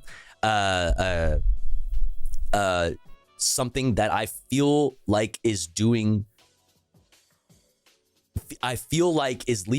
the world a better place than it was before, right? Like it matters that this community exists.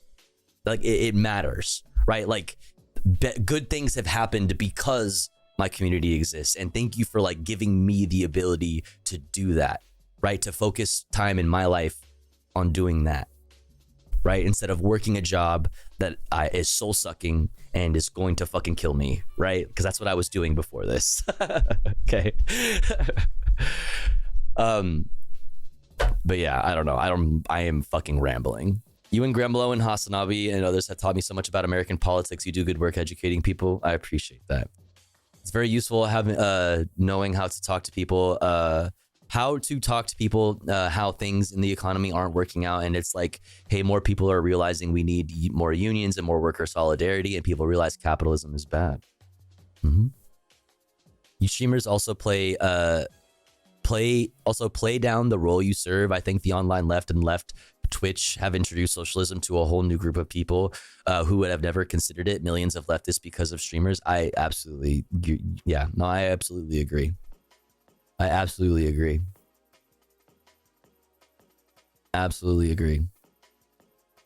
I don't care. Like I don't know. I'm so past like caring if people think I don't know. It's sincerity is cringe, right? Like being sincere on main is cringe in the year of our Lord 2024. You know what I mean? A lot of and not being steeped in 20 layers of irony and not constantly being steeped in fucking pessimistic fucking humor and being sincere every once in a while. Like that shit's cringe in 2024. But it shouldn't fucking be. It shouldn't fucking be, and I don't fucking care. Okay, I don't fucking care. Like despite all, like for example, like even if I don't agree with like Hassan on everything, the fact that he has introduced so many people to alternative ways of viewing politics in America is so fucking good. Is so fucking important. Regardless if I disagree with Hassan on everything or if I agree with Hassan on everything, I've seen so much positive shit come out of these like online circles And people might think people could call that cringe all day, but like, they're probably lonely and sad, and they need to join the fun. Okay. I don't know. I'm just rambling, dude. I've got the wine in me now. It's really done for you, motherfuckers. Also, Japanese Paper, thank you so much. I can rarely make your streams, but grateful to be here when I can. You're inspiring. Hey, appreciate you. Deadass, I've seen a union hall built because of a Twitch stream. That became anchors for tenants unions, food not bombs, a small ring of worker co-ops. We fucking threw down on that as Twitch chatters. That's so awesome.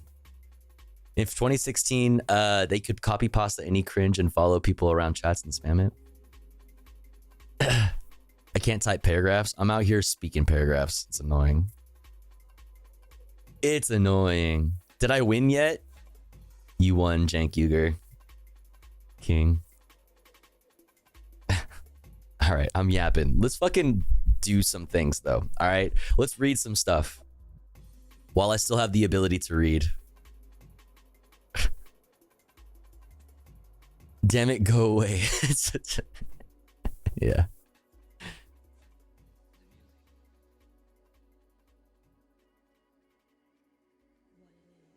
I have a tenants unit. I have a tenants union. I think you meant to say. Are you using text to speech? I have a tenants union in my city and tons of LGBT centers. And while they are, more liberal, they are still pretty damn left, and that's a foundation for something.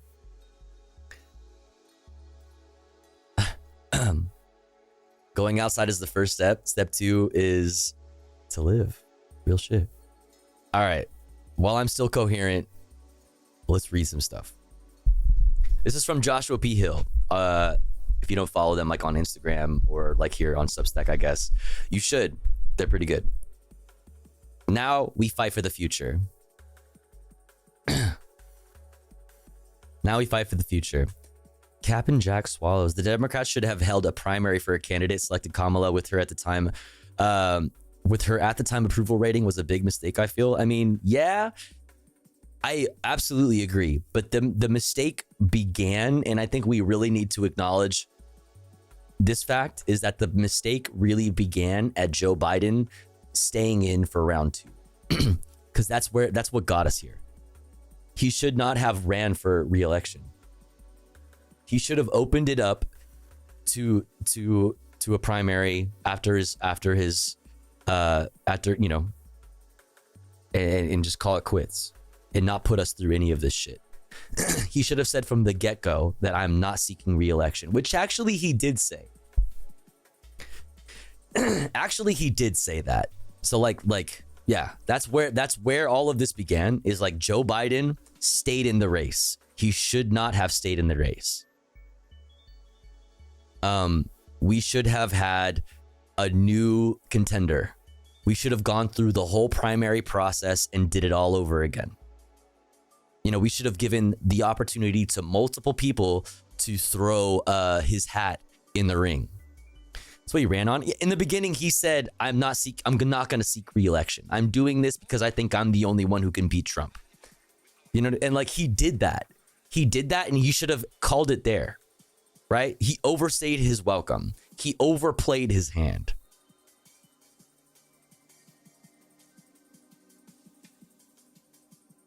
The mistake began by selecting Joe as the candidate initially, which shortened the time. I mean, yeah, you could say in the beginning it began in 2020, right? Like that doing the whole electability thing. Who's the electable choice? Who is the most realistic choice to go up against Trump? Like, we should not have, like, obviously that rhetoric from the very beginning was flawed, obviously. And yeah, like,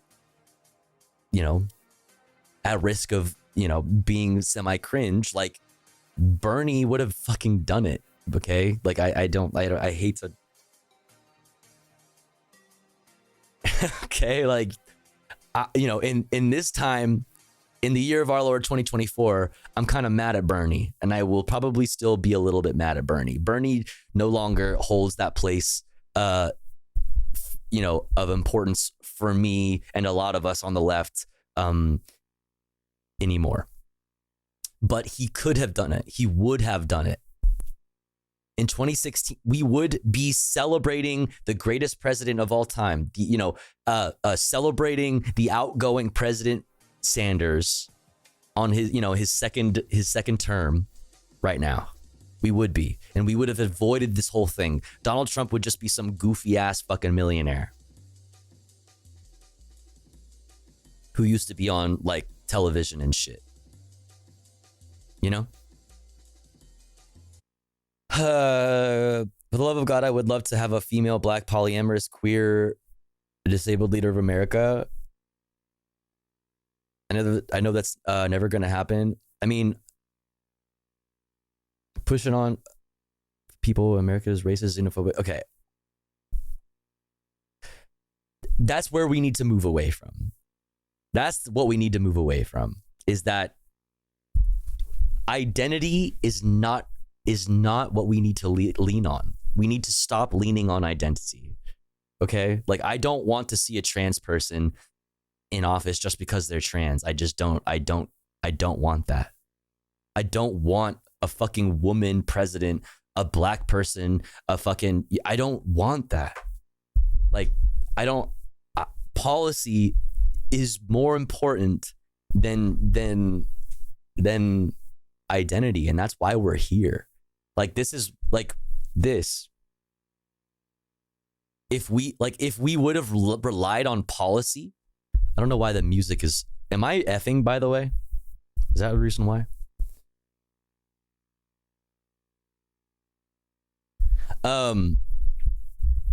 If we relied on policy rather than identity, this wouldn't have happened. This wouldn't be a thing. Right? Like, the policy is there. The person who ran on that policy didn't get the vote, but the policy got the vote. Why did the policy get the vote and not the person who made it like essentially the whole purpose for voting for them? I don't know why my music is effing and I'm not effing. It's weird. Whatever. So yeah, I mean, maybe I misunderstood your comment, non-binary, but like, and if I did, I apologize. But what I took it as is like identity. Like, we need to stop thinking about identity. We need to start thinking, not necessarily stop thinking about identity, because I don't want to be like a class reductionist. I'm not being class reductionist. Okay, that's different. But we need to put more emphasis. Is it effing now? We need to put more emphasis on organizing around class lines. Class lines are the most important thing. Okay, like I don't want to that sounds class reductionist. It's not. It's just that like this isn't working. This isn't working. Right? Like, why did people vote for the issue that was essentially the center point of the campaign, but not the candidate, right? Why? It's because you didn't offer anything to your voter base. You completely ignored and abandoned millions of people in your voter base, millions of votes. You had hundreds of delegates. You had 300 something delegates that were uncommitted? Not 300. It was like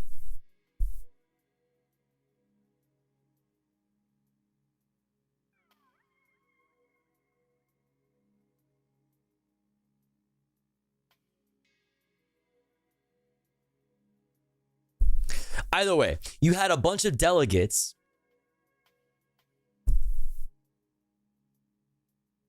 and you had just under 1 million uncommitted voters, okay? And that's just the people who were able to vote uncommitted.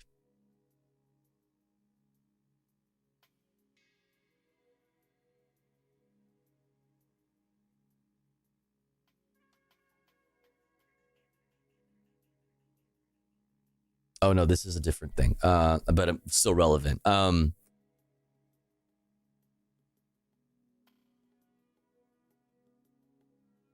300, no, not 300,000. There's not that many delegates, but or is it 30, not 300? Duh. Why would it be 300? For the same reason it wouldn't be 300,000, because I'm stupid. But there 30 delegates and like 800, over 850,000, 850,000 uncommitted votes. And that's just people across the United States who had the ability to vote uncommitted, or like whatever version of uncommitted was on their ballot. It was different state to state. Meaning you had, oh wait, no, 300 Harris delegates? Okay, I'm so confused. Whatever. There were lots of fucking delegates. Wine. Cheers. I'm gonna drink more. Lots of fucking delegates and millions of voters, because if we had just that we could account for because they had an uncommitted vote on their ballot, just under 1 million, which means that more than 1 million out there were essentially effectively uncommitted voters.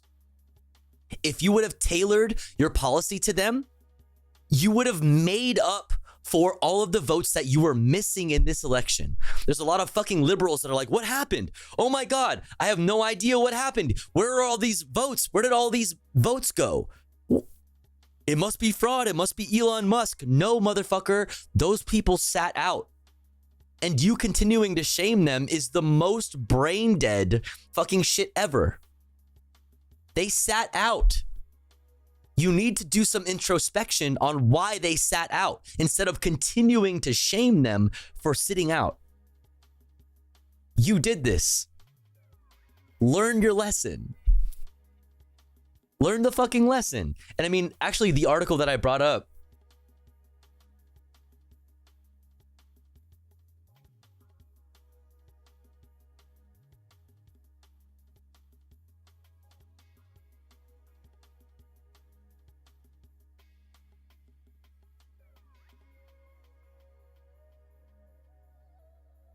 God damn it.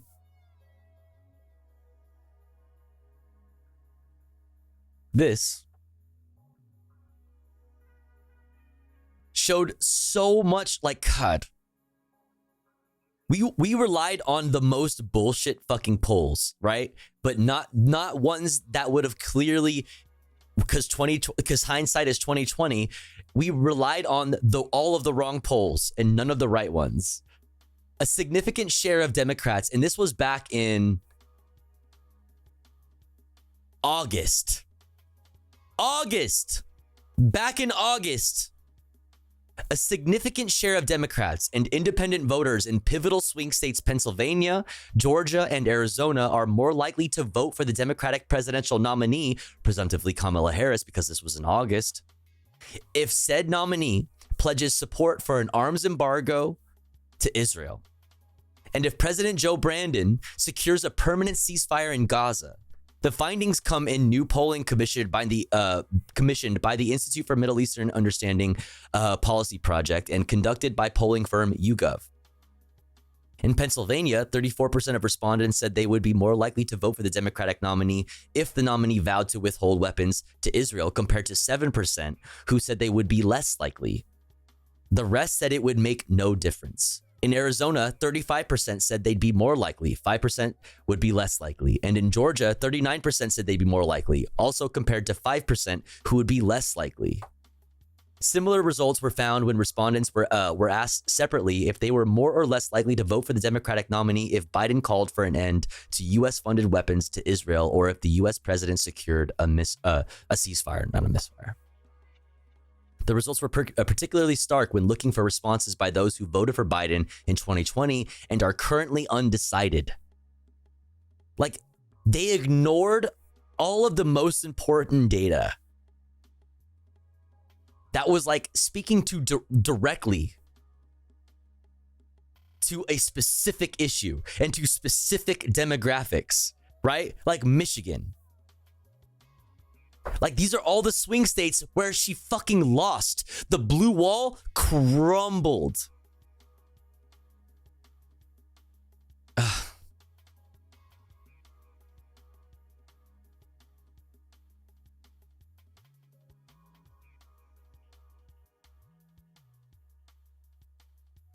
Yeah.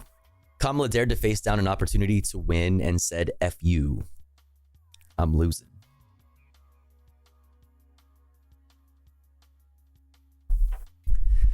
If you ignore your voter base, there is no blue wall. Real. When you have normies saying both candidates are bad and they'll vote for Trump because he's honest about how he's going to fuck you.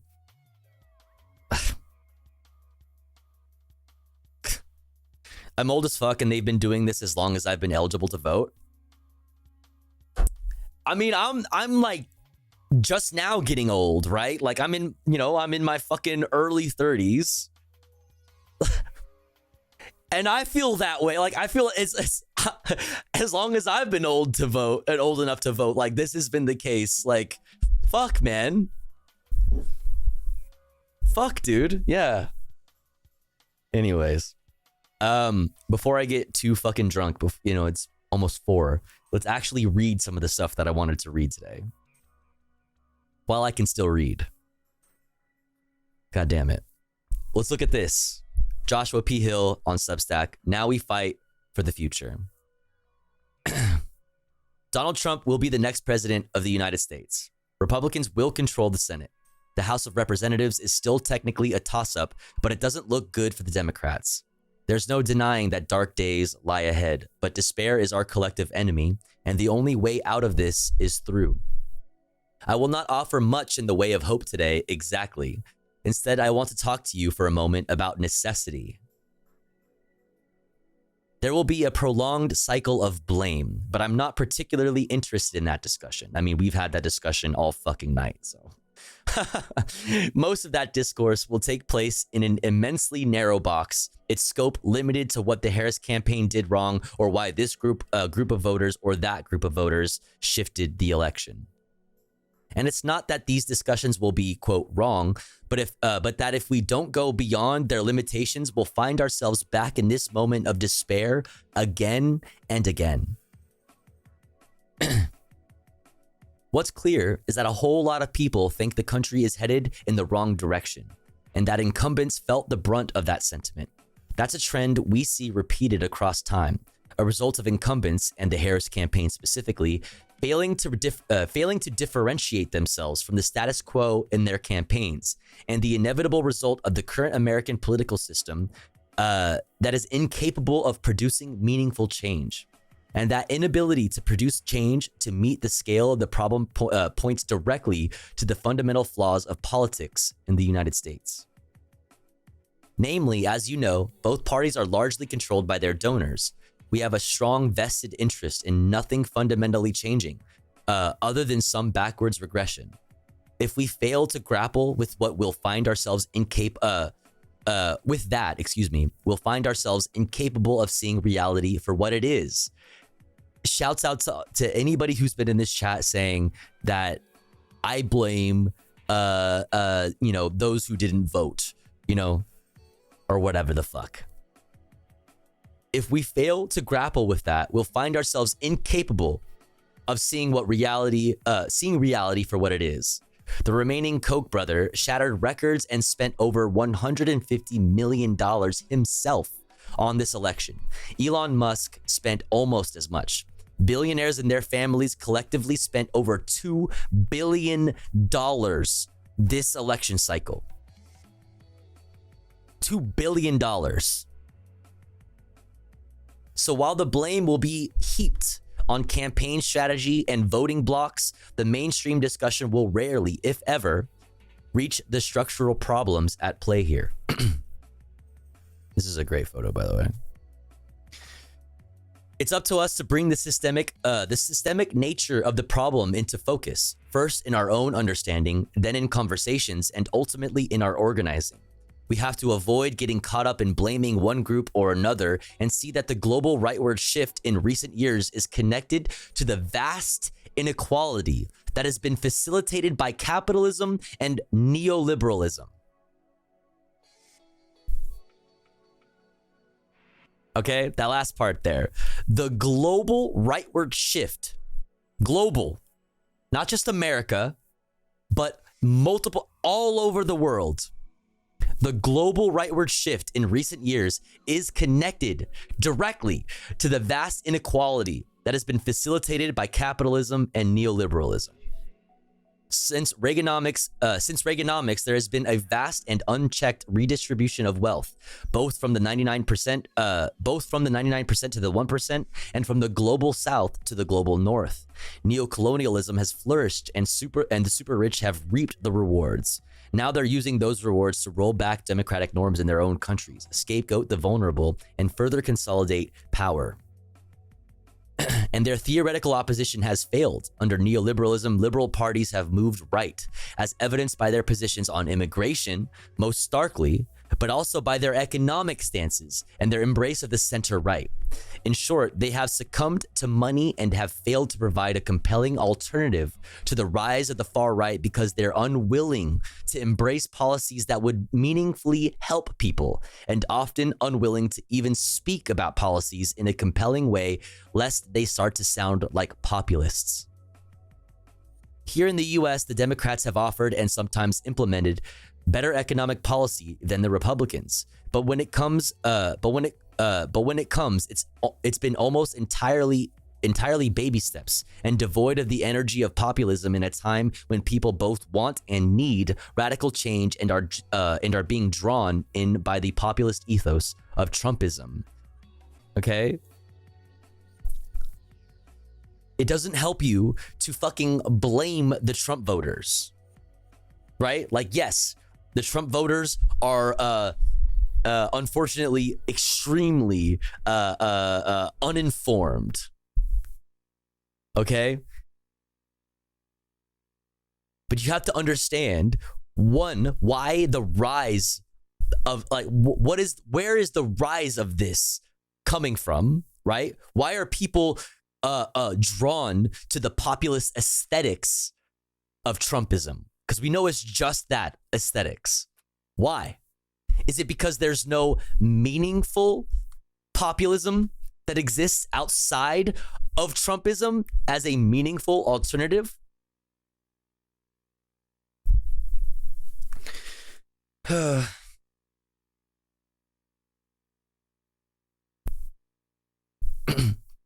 We need a real alternative. We need to build a powerful and compelling alternative to fascism, and that alternative needs to be built by the people. In order to have a livable future, we can't just flip-flop between conservative centrism and all-out fascism as people continually vote for whoever the challenger is. One of the shifts required of us right now is seeing that elections are really but one piece of doing politics, and a very small piece. One piece of it and a small piece of it. The reality is that politics is happening to us every day, and we need to act like it. That means getting organized in sufficient numbers and with sufficient capacity so that we can push back and shape our country and our lives every day through our unions, radical organizations, tenant coalitions, and more. And our organizing must be radical. By that I mean we must get down to the root of the problem and have our understanding of capitalism and white supremacy inform our push towards comprehensive systemic change rather than just minor adjustments around the edges. Socialism is the way to defeat fascism in the long term because it offers a real alternative that can meet our economic needs rather than trying to placate people who hoard hundreds of billions of dollars while also offering a few concessions here and there to the working class. We shouldn't ignore elections, but we can decenter them. That part. We can know that they're just one piece of the puzzle. Voting has taken a disproportionate place in the collective understanding of politics, largely because of the absence of other forms of engagement. It has filled a vacuum. Union density peaked in 1954 at almost 35%, and it is now about 10%. Community associations that used to proliferate have often disappeared. Block associations and tenant unions and community defense organizations must return and multiply. Communal spaces where you can spend time and connect with neighbors without spending money must be constructed without spending money. Third spaces, we talk about third spaces all the time. Third spaces where you don't have to spend money to be there, where you can learn things like self-defense. You can learn karate with your community, for example. Block associations, right? That aren't directly connected with police departments. So like, it's like neighborhood watch, right? But not one that is an organization kind of like organized underneath the local police departments. We're talking about like unions of neighborhoods, tenants unions that can be organizations, democratic organizations that exist within apartment complexes.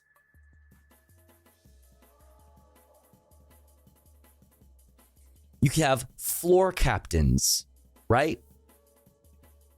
Floor captains that regularly meet with the other floor captains in your building, right?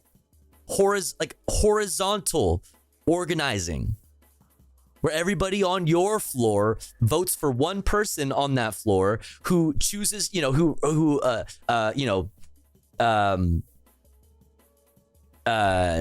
is down to be the representative, and they can meet with the other floor captains. Your mom is a floor captain. Yo. He also has other 2 economic professors. But anyway, let me continue. Sorry, chat. I'm a little drunk and I'm flustered still. So there's that. Where did I leave off? Community associations that used to proliferate. I read that. Communal spaces where you can spend time and connect with neighbors without spending money must be constructed. Networks of care and mutual aid groups must flourish. All of these forums are ways for us to connect with one another and do the radical politics we need, and not simply wait until the next election comes around. As Grace Lee Boggs said, movements are born of critical connections rather than critical mass. And that goes back to what I was saying earlier, like in regards to like, trying to convince the existing socialist organizations to consolidate under a united banner before you even have like existing relationships between these organizations. You need to make critical connections. You need to meet people. You need to build trust. People need to trust you first before they're willing to like actually form bonds of solidarity, right? And organize with you. They need to trust you. And they won't trust you until you engage with each other and show each other who you are.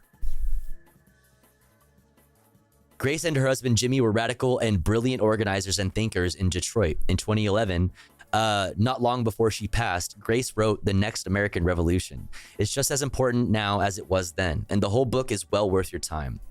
Today, as you might be feeling despair or panic, here are a few of her words. Every crisis, actual or impending, needs to be viewed as an opportunity to bring about profound changes in our society.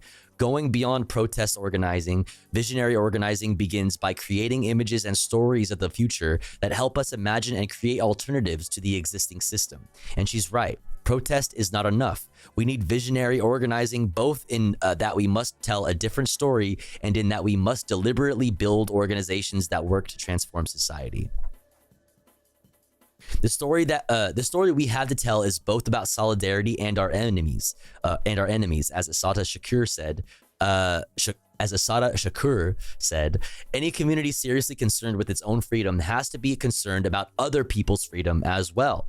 And that must be the first part of our story. Decades of neoliberalism and centuries of hyper-individualism have left us largely devoid of solidarity.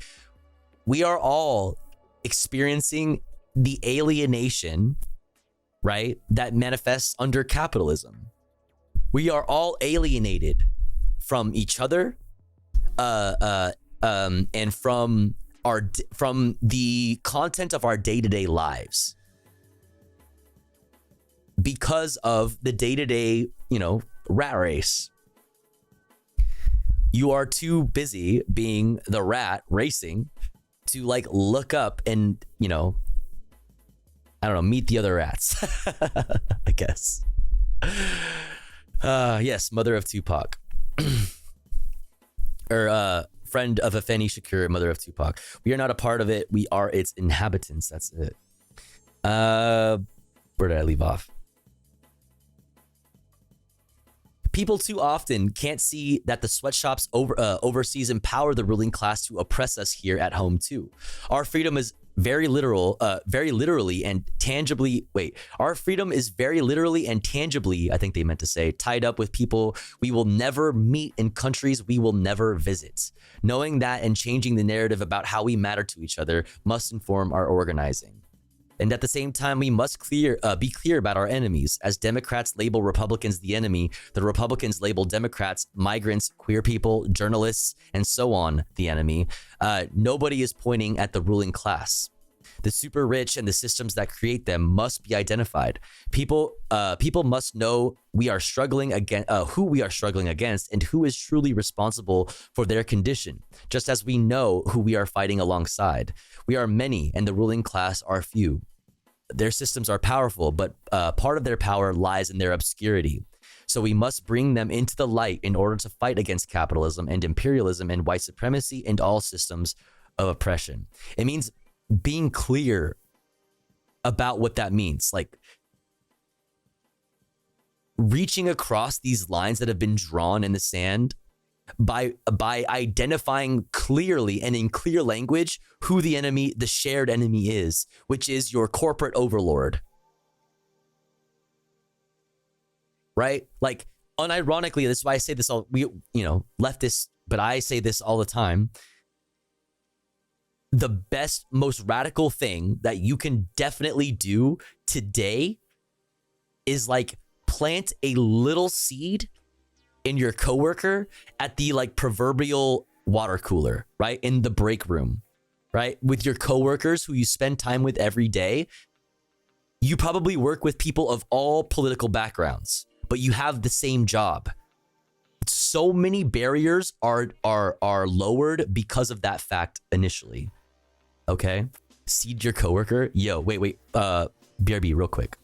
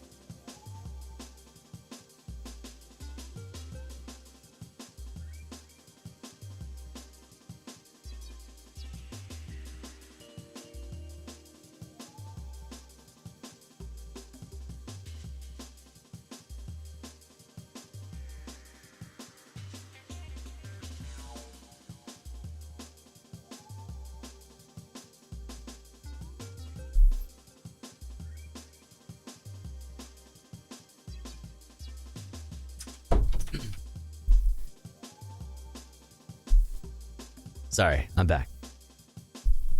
Had to do a thing.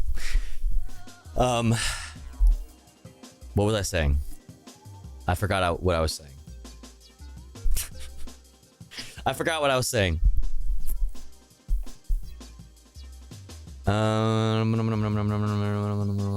Okay. Lenin highlighted this. Slavery in the U.S. Existed in regions with illiteracy. The existence of exploited labor is done to dispossess you of your labor value, to impoverish you. Today, those slaves are in prisons or the global south. You are impoverished. You are impoverished a million miles from those who are enslaved. Injustice anywhere is a threat to justice anywhere. Abolish liberals who think we can have freedom at home and fascism elsewhere. For that fascism always returns like a fucking boomerang, and they rang. Tofu, did you wash your hands? What makes you think I had to go pee?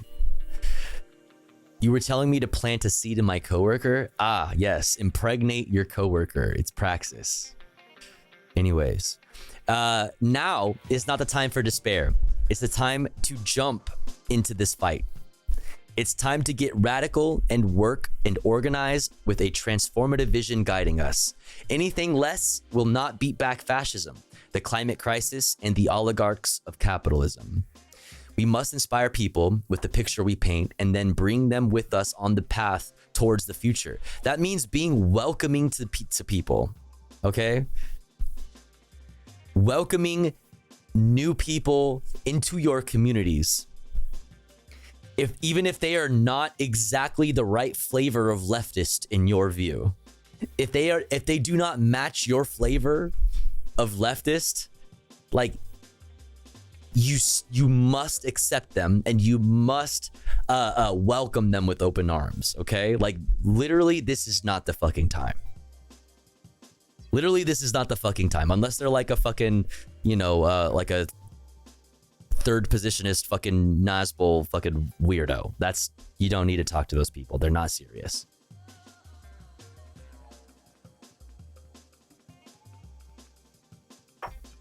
They're not serious. Yeah, no ACP. It's not even something that you should consider. It's not serious. But outside of that, yeah, no RevCom, no ACP. You get it. But outside of that, like, that's where it's like, or trots. No, you should get fucking organized with trots. Like, organize with trots. Trots are fine. Yeah, organize with trots. Marxists, Leninists, and anarchists, like, they're not your enemies. They're not your enemies. The ACP, those are reactionaries, and they are your enemies. Those are reactionaries.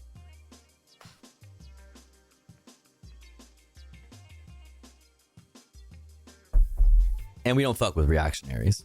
God damn it. What's the ACP and RevCom? Don't worry about it. Well, okay. American Communist Party. Simply put, they're MAGA communists. Don't worry about it.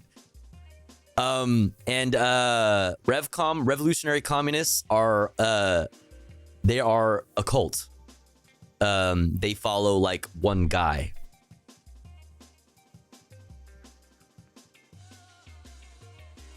MAGA what? Yeah, they're not. It's not a thing. It's not real. It's just a reactionary fucking bullshit movement. It's bullshit. Garbage. If you don't know about it, like, I bless your heart. Bless your heart. Yes, we will assimilate the trots before we gang up on the anarchists for a bonding trip to an You guys are so nerdy.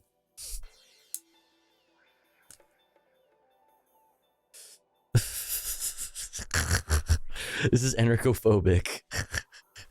Isn't that just what communism is already, following one guy named Karl Marx or something? You haven't been here for the whole stream. See, chat, this is what I'm talking about. Remember earlier, chat, when I was like, remember earlier when I was like, when we're talking about revolutionary optimism or revolutionary optimism, that's a message for like people who you're aligned with. And when you're doing that, it's not like worthwhile or like effective to recite Marx and things like that, because you start to sound like a Bible study rather than like, revolutionary like leftist organizing. Like, don't let this like outside view like be a correct one, right? Like, it's funny because like I had like a similar, this person, it probably has like a critique of like leftism or like socialism. I don't know, I could be wrong, but I had it's funny because I had a similar critique for like quoting Marx when we're trying to like inspire people to be hopeful, right? Like when we're talking to like people who have already come to the conclusion that capitalism is bad, when you're like reciting to them quotes from the Communist Manifesto or from like Capital, you just sound like a fucking like a Bible thumping preacher or some shit. It's like, yeah. Nazgul sounds like a ring raise. That's Nazgul, and I regularly get Nazgul mixed up with Nazbol. But Nazbol, for those who don't know, like, is a national Bolshevik. It's basically, it's a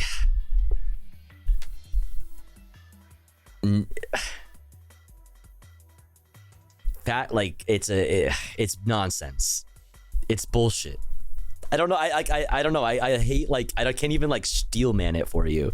You know what I mean? I can't even like steelman it like properly because it's just so stupid. Fascist commies. Yeah. It's like a third positionist, like third way, where it's just like, it's essentially think hard right social hard right social perspective and like left economics, right? It's just fascism. Yeah. It's bullshit.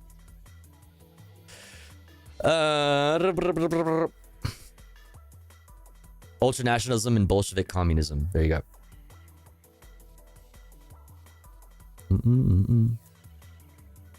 Anyways, let's finish this. Sorry, Chad. I feel like I'm so all over the place today. I know, and you guys keep telling me to stop apologizing, but I really like for my streams to be more organized. Also, during protests, please ignore the newspaper people. The newspaper people are typically fine. You know, the newspaper people are typically fine so long as they're not revcoms. Like, you know, I don't know, it's fine. Like, I get the meme and whatever. I get the meme, I get it.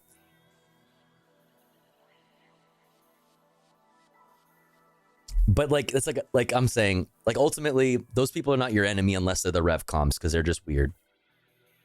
And then the ACP because they're reactionary. But like the trots in their newspapers are fine.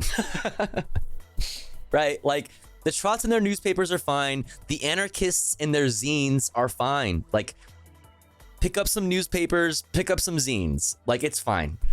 They hate capitalism like you. Like, you're fine. I'm part of a trot organization. I don't, like, that's fine. Great. Okay, I'll bite. What's Revcom? They're a cult. Revcom, Revolutionary Communist Party. They're like a RCP. They're just a cult. Because they organize around like a single person. And it's just like, yeah, it's just a cult. That depends on what kind of anarchist you are. We are always going to need central planning. God, see this, you guys are doing, don't do the thing. You guys are doing the thing. Depends on what kind of anarchist you are.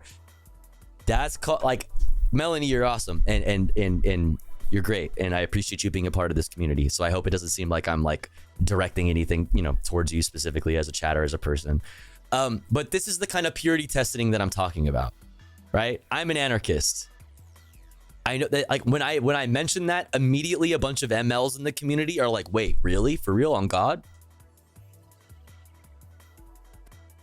Like, immediately the MLs in the community wake up and they're like, wait a second, I was agreeing with you on every single thing that we talked about until you mentioned that you were an anarchist. What the fuck? It doesn't, like, it's so meaningless. It's not meaningless, but it's like the distinction right now is fucking ridiculous. Wait, really? For real? Comrade Sun Wukong.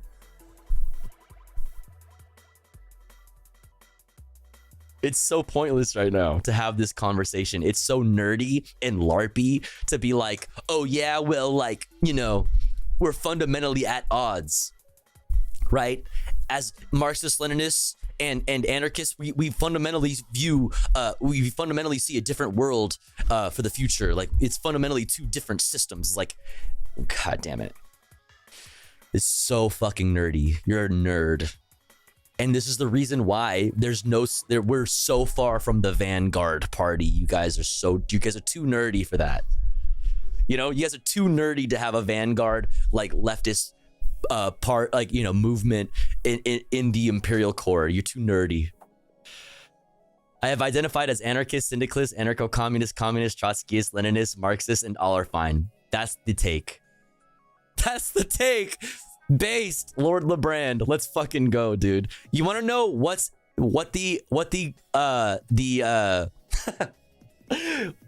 the one thing that unites all of these fucking words? What is the one thing, chat? Somebody hit me. No, there's one thing that unites all of these words.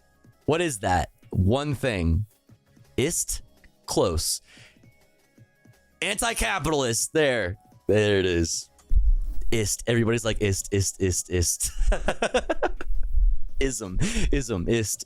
ist.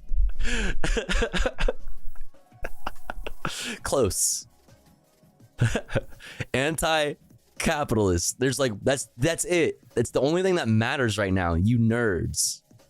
You fucking nerds. You fucking nerds.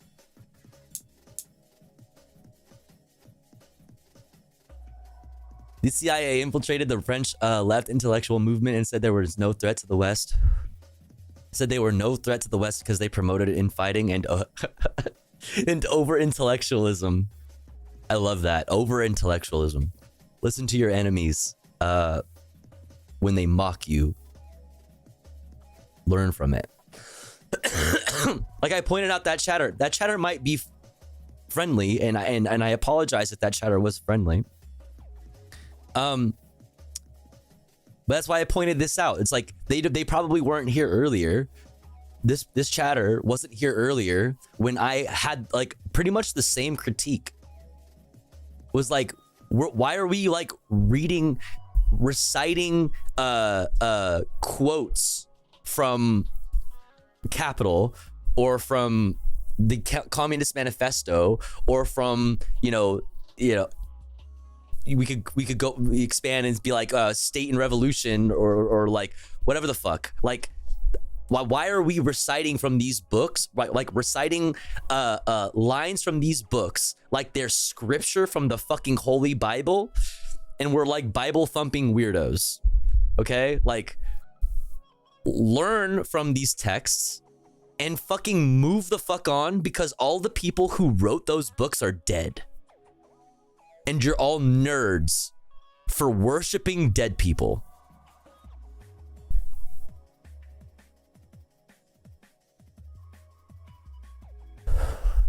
Don't be a nerd.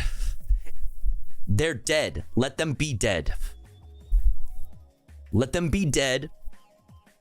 And what exists, like what the part of them that is still alive, which is their written words, learn from it and apply it to the current context, because it's still relevant. This is not me saying no theory. Theory is important, but even more important than theory is praxis. All theory and no praxis makes tofu a dull bitch. Raffle, this nerd agrees. Let the dead be dead. Amen. Yeah, dude, read their books, but remember that they're dead. That's all I'm saying. Nerd equals passionate? Wait, is that what you... No. I hope that's not... Listen, JJ. I mean, maybe I'm misreading your comment, and I apologize if so. But like... No. I'm saying, like, don't be a nerd and purity test based on your specific favorite flavor of leftism. It doesn't matter right now. That's all I'm saying. Is like, in this moment, if you live in the imperial core, you're being a LARPy weirdo. You know what I mean? If you're like drawing lines based on like your favorite version of leftism, like it's completely meaningless right now. It's completely meaningless. I don't know. That's all I'm saying. It's not me saying like, you should be reading them. It's not me saying don't read Marx or don't learn from Marx. I mean, I honestly, at this point, you shouldn't read Marx because Marx is way too dense. You should watch videos about Marx and you'll get it just fine. You don't need to read Capital. It's it's ridiculous. Don't be ridiculous. If you're gonna read anything, read fucking read like some Lenin, like read some, but also like read fucking anarchist texts too. Like you guys are fucking nerds. You guys are fucking nerds. I think you guys, a lot of fucking leftists need to get some more fucking anarchist fucking literature in them and recognize that like the most important thing is praxis and more important than conceptualizing like your utopia. Recognizing that revolution is not a one-time thing that happens, but rather a continuous thing. Revolution is something that is ongoing, right? Like there's no utopia. I think to put very, very, very, very simply, right? Utopia is an idea, not a real thing. Utopia should always be something out in the future that is possible beyond what is currently existing, something that is better than what you're living in now, right? Utopia is not a real place that you reach, but an idea that, like a North Star, that directs you in a direction. It's something that inspires you to continue moving. It's not like a real place that you reach necessarily, but an idea that you're constantly chasing. And revolution is something that is constant, right? Permanent revolution, meaning that you are constantly looking to identify unjustifiable hierarchies, right? You currently are seeking to make sure to audit hierarchies and force them to justify themselves, right? Hierarchies can exist so long as they are continuously able to justify themselves. And to me, anarchism is the process of constantly maintaining that, constantly like auditing the hierarchies that exist. Audit the audit, brother. That's right. Pretty sure I can get to Utopia using my miles on Alaska. All right. True. Even in camps where going to be sectarian, no wonder we are politically irrelevant. Even in camps where, I'm not sure what you mean. Anyway, I'm yapping. The real utopia was the friends we made along the way, unironically. Yeah, no, that's actually fucking hilarious. Fruitopia, that's literally just the name of my house where I live. Anyway, let me fucking finish this article. I'm drunk. Fuck. Let's finish this article. Now is not the time for despair. It's the time to jump into this fight. It's the time to get radical and work and recognize with a transformative vision guiding us. And work organized with a transformative vision guiding us. Anything less will not beat back fascism, the climate crisis, and the oligarchs of capitalism. We must inspire people with the picture we paint and then bring them with us on that path towards the future. The failures, that means not being a nerd. You fucking nerdy leftists. Fuck. The failures of Trumpism will rear their heads quickly, and people will want answers. Only the left has real solutions, and those solutions are only accessible when we come together in a circle at the same time, right? They will come through unions and mass social movements and through organizing with our neighbors and coworkers and the broad multiracial working class. Most importantly, right? Like I was saying, through your coworkers is like the best example. And like when you look at like all the people you work with, whatever it is, like at the office, at the factory, at the fucking, you know, wherever it is, the store, the restaurant, whatever the fuck it is for you. There's people across ideological lines and race lines, gender lines, like, you know, whatever fucking lines. Right? But you're all there working the same job for the same shit pay for the same fucking boss. Okay. It has to be along those class lines. That's how people, you know, that's how you prevent people from moving to the right and being attracted to the populism that only exists from fucking, from reactionary sources, right? Like MAGA,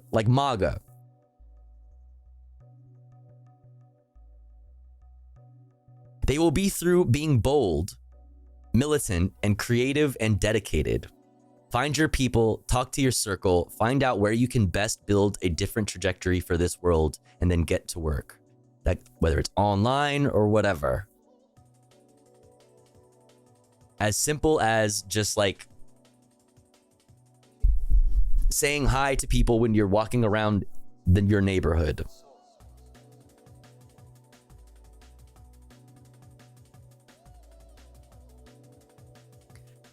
I know I need to be better. I know I need to be better. I need to, in my own life, I need to revisit like my IRL community, right?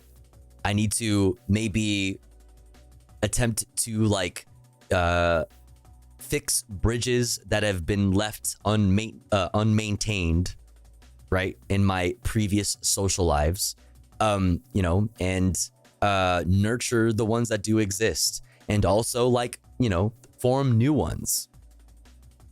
And through my online communities, I've been able to do that, right? Through Twitch and all of that, I've met people like Brett, Cinemarxism, who's awesome. And I've met, I've just met so many other people, right? Like people that are aligned with me on all of these things that we talk about constantly. I wouldn't have met them if it wasn't for the community that I nurtured here online, right? But it's about taking it to that next step. Like now, just relying on one space, one medium is not enough. We need to expand these spaces as much as possible, and physical spaces are very, very, very, very fucking important. I just got done coughing and smoking a bowl. Looked down and it was 420. Oh shit, W. Oh shit, W. Huge W. The fucked up thing about mass line is just touching grass and helping where you can. Yes, it can actually start that simple.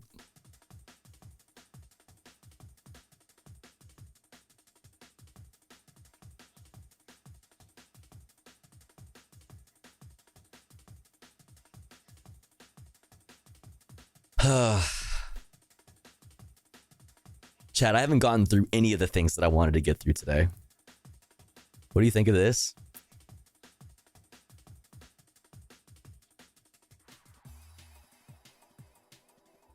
Become progressive. And why is this so washed out? Oh my God.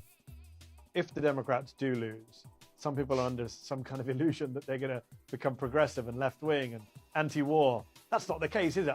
I've seen a lot of that.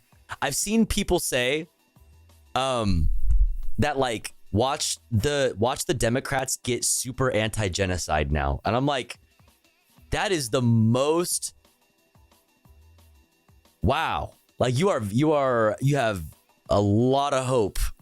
I don't know. That's a very positive way of looking at things. And these people might not even look at it as a positive way of looking at things. But like, there's no world in which I see that happening.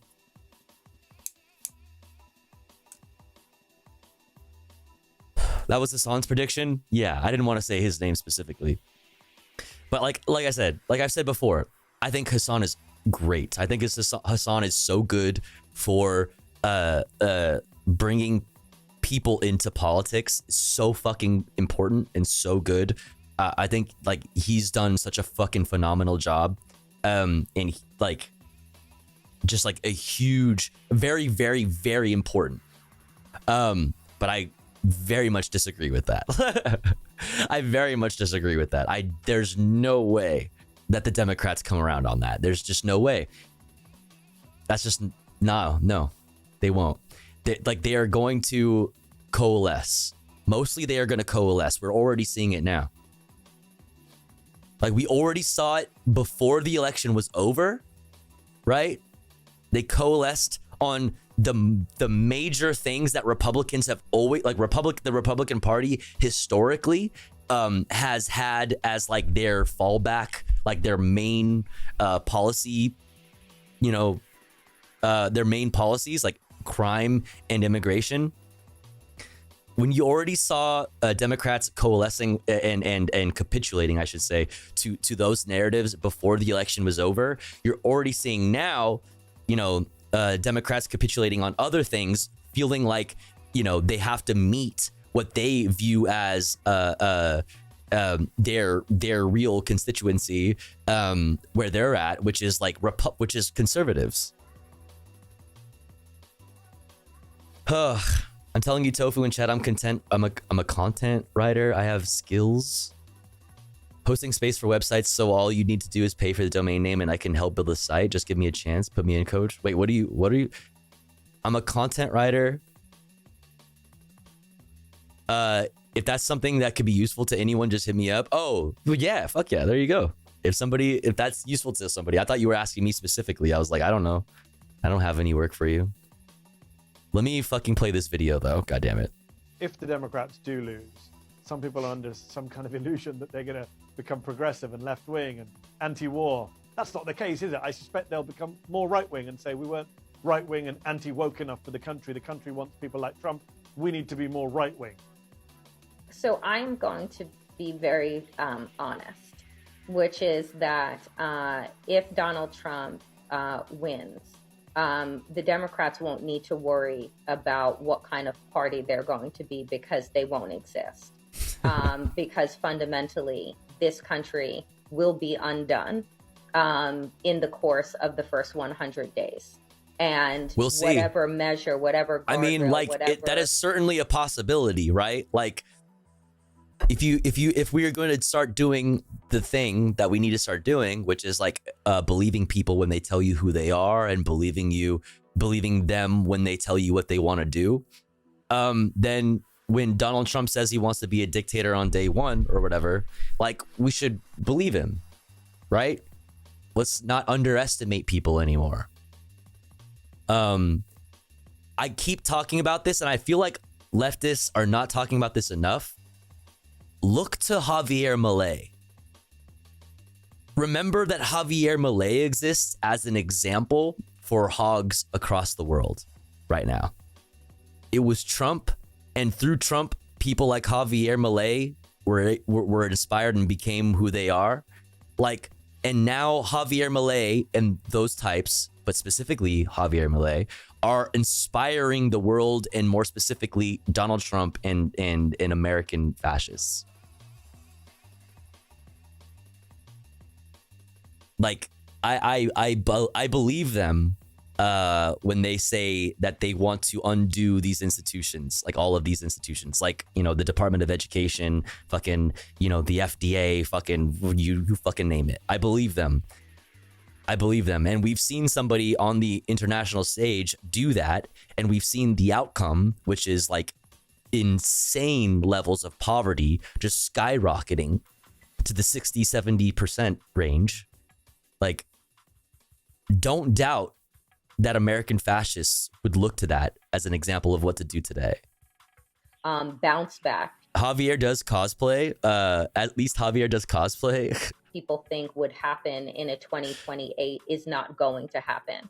So the plans will change. And folks need to really prepare for that reality.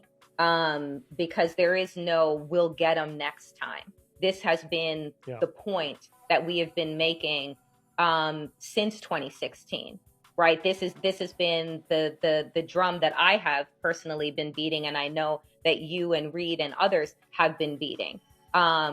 there is no second bite at the apple. I really feel, and people will probably disagree with me on this, but I see eventually the Democrat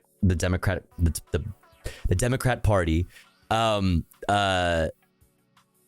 crumbling, right? Like it will have to fracture in some kind of way. It will have to.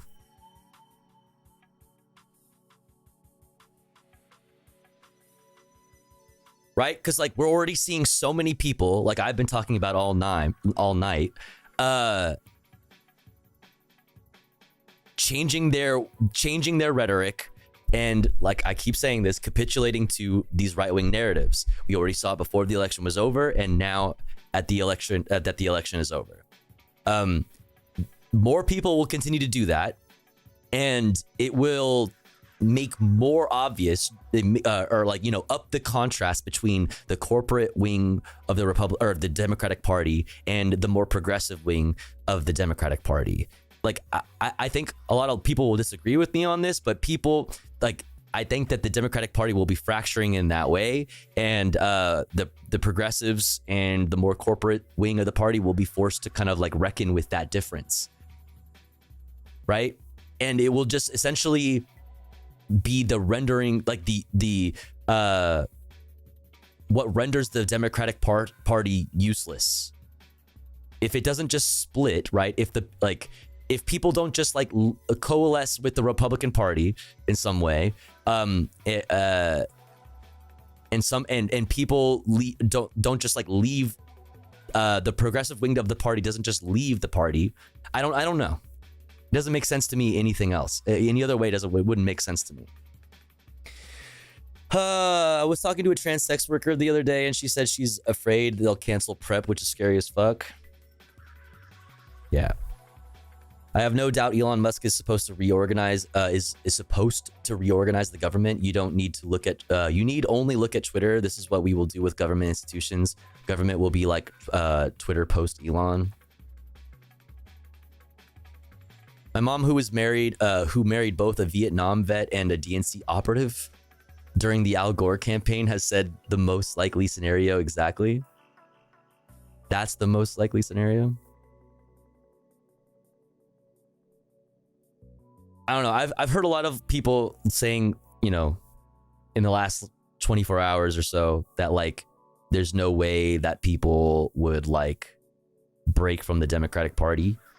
In that I've seen a lot of people still just kind of like focusing on how to like restructure the Democratic Party, and not focusing like on building something outside of the Democratic Party. I don't know. So like I don't know. I don't know. As a political entity, the Dems aren't likely to go away, in my opinion. I mean, it won't.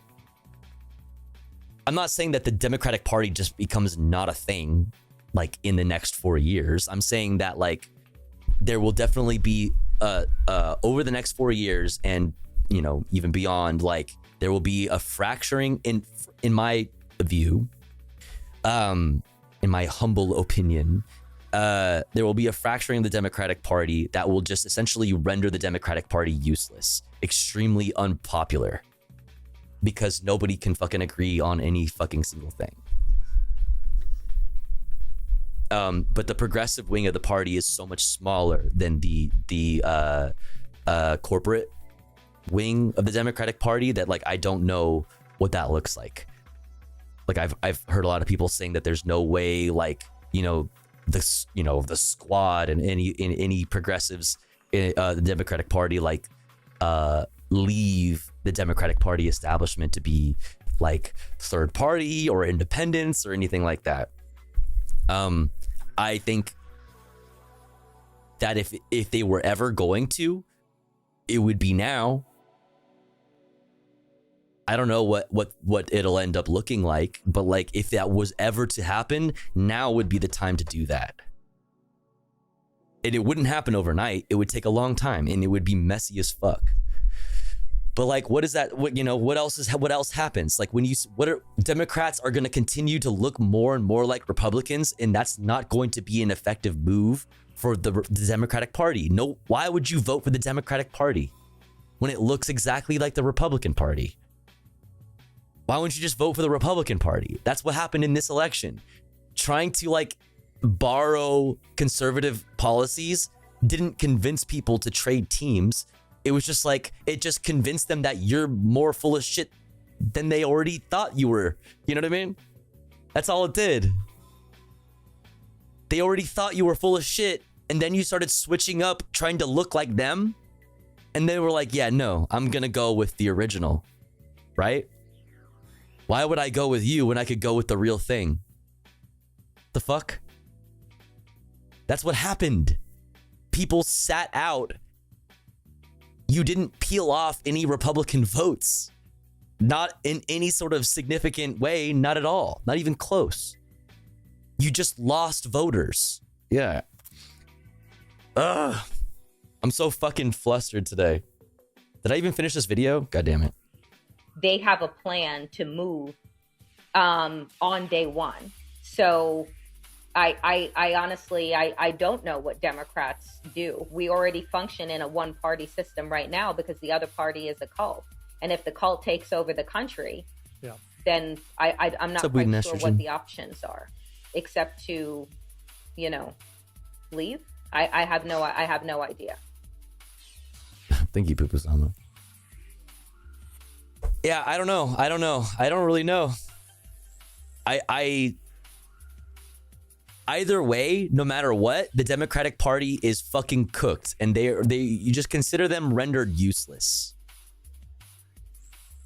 They've cucked themselves. No, like, there's no fucking there's no fixing that. Neoliberalism has failed, and that's why you're seeing a worldwide rightward shift. And you fucked up by demonizing socialism. You did. You fucked it up because socialism was the answer to fascism all along. And now you'll just have fascism, and the liberals will join the team. You know what I mean? The liberals will be like, well, if you can't beat them,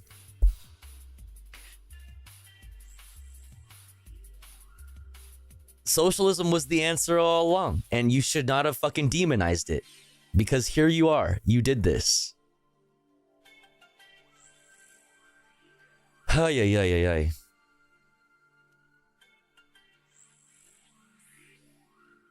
Fuck, I wanted to read so much more stuff, chat. I've just been off my game all fucking night. I have not kept to my fucking flow. I have not read even, like, not even, literally not even, like, less than a quarter, not even like an eighth of the stuff that I wanted to go over today.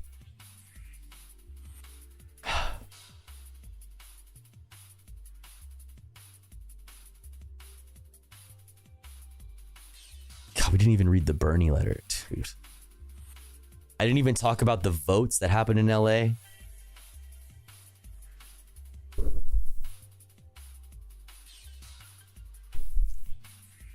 I'm a mess.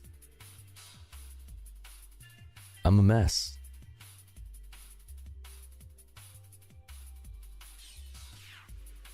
I mean, I pulled these up plenty.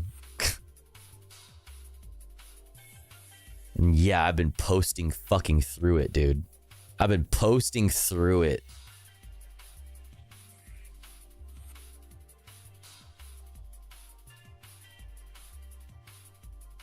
I disagreed with like so much of this too. She did the thing. I love Emma and she did the thing. But this part is correct. Not that part. That part's wrong. This part's correct. All of this is wrong, but this is correct. This is still Biden's fault.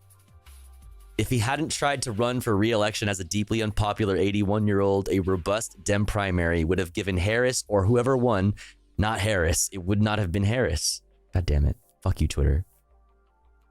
It would not have been Harris. An opportunity to develop a more complete policy vision, which is the most important thing. Instead, she was shoehorned into an incumbent campaign. Right? Remember what happened after Tim Walz was tapped? Tim Walz was tapped, and the thing that we were excited about happening didn't happen.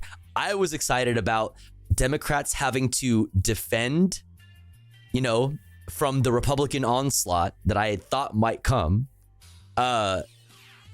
defend Tim Walz's, you know, past, you know, with progressive policies in Minnesota.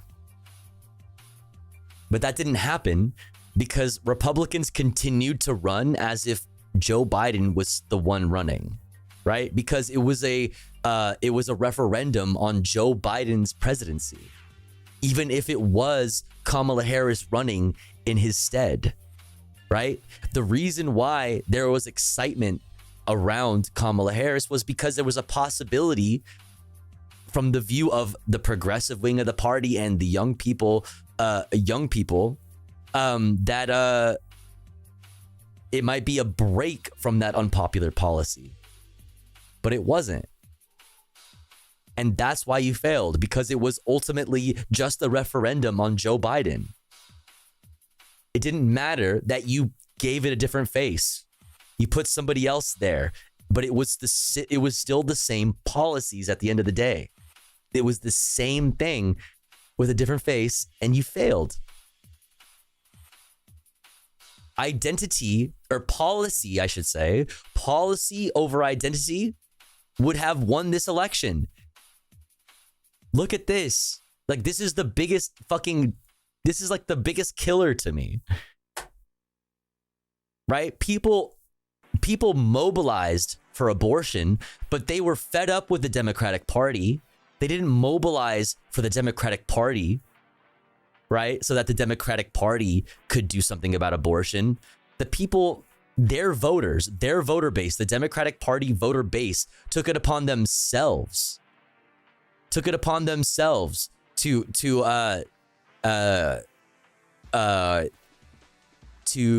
do something about abortion, right?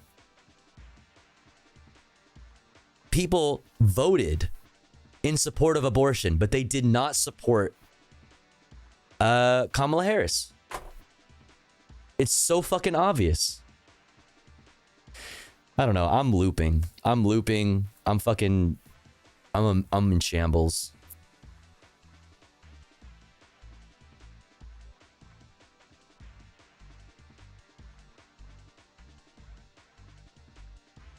No.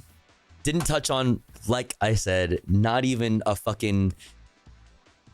quarter of the things that I wanted to talk about today.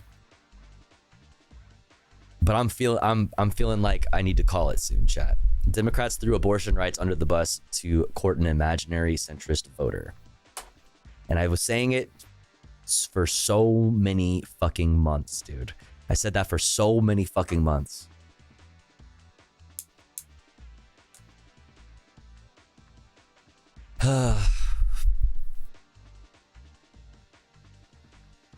Listen, chat. I apologize that the stream was not as organized as it was today. I know you guys are going to tell me to stop apologizing and that it's okay, and I appreciate you very much. Thank you so much for being such a supportive community. I like to make this stream organized because it's like the one thing that I have like organized in my fucking life. My life is I'm a messy ass person, very disorganized. Okay, my brain is fucking insane. But like the one thing I have going for me is like I curate my stream in a certain way, and it makes me feel good. You know what I mean? I like doing it that way. Today has been the opposite of that. I've spent essentially all of this stream just kind of like off the cuff, responding to a couple things and not responding to chat a lot, unless you said something that, you know, triggered a fucking rant. And I apologize for that. We'll be back to our normal normal vibes and normal programming. I promise you. But I'm gonna call it here. I'm just kind of, I'm irritated. I'm buzzing, and I'm just like, you know, I'm frustrated. I'm fucking frustrated. Gremlo, thank you so much for the 28 months. Good morning, King. Good morning, King. So we're gonna take this party elsewhere.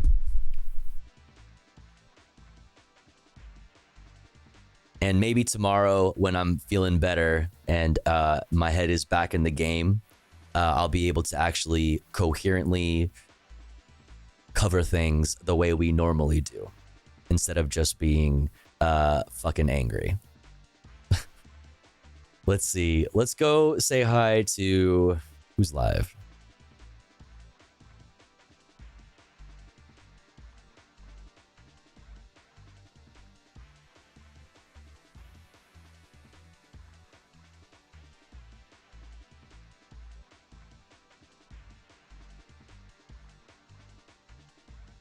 Let's go say hi to Struggle.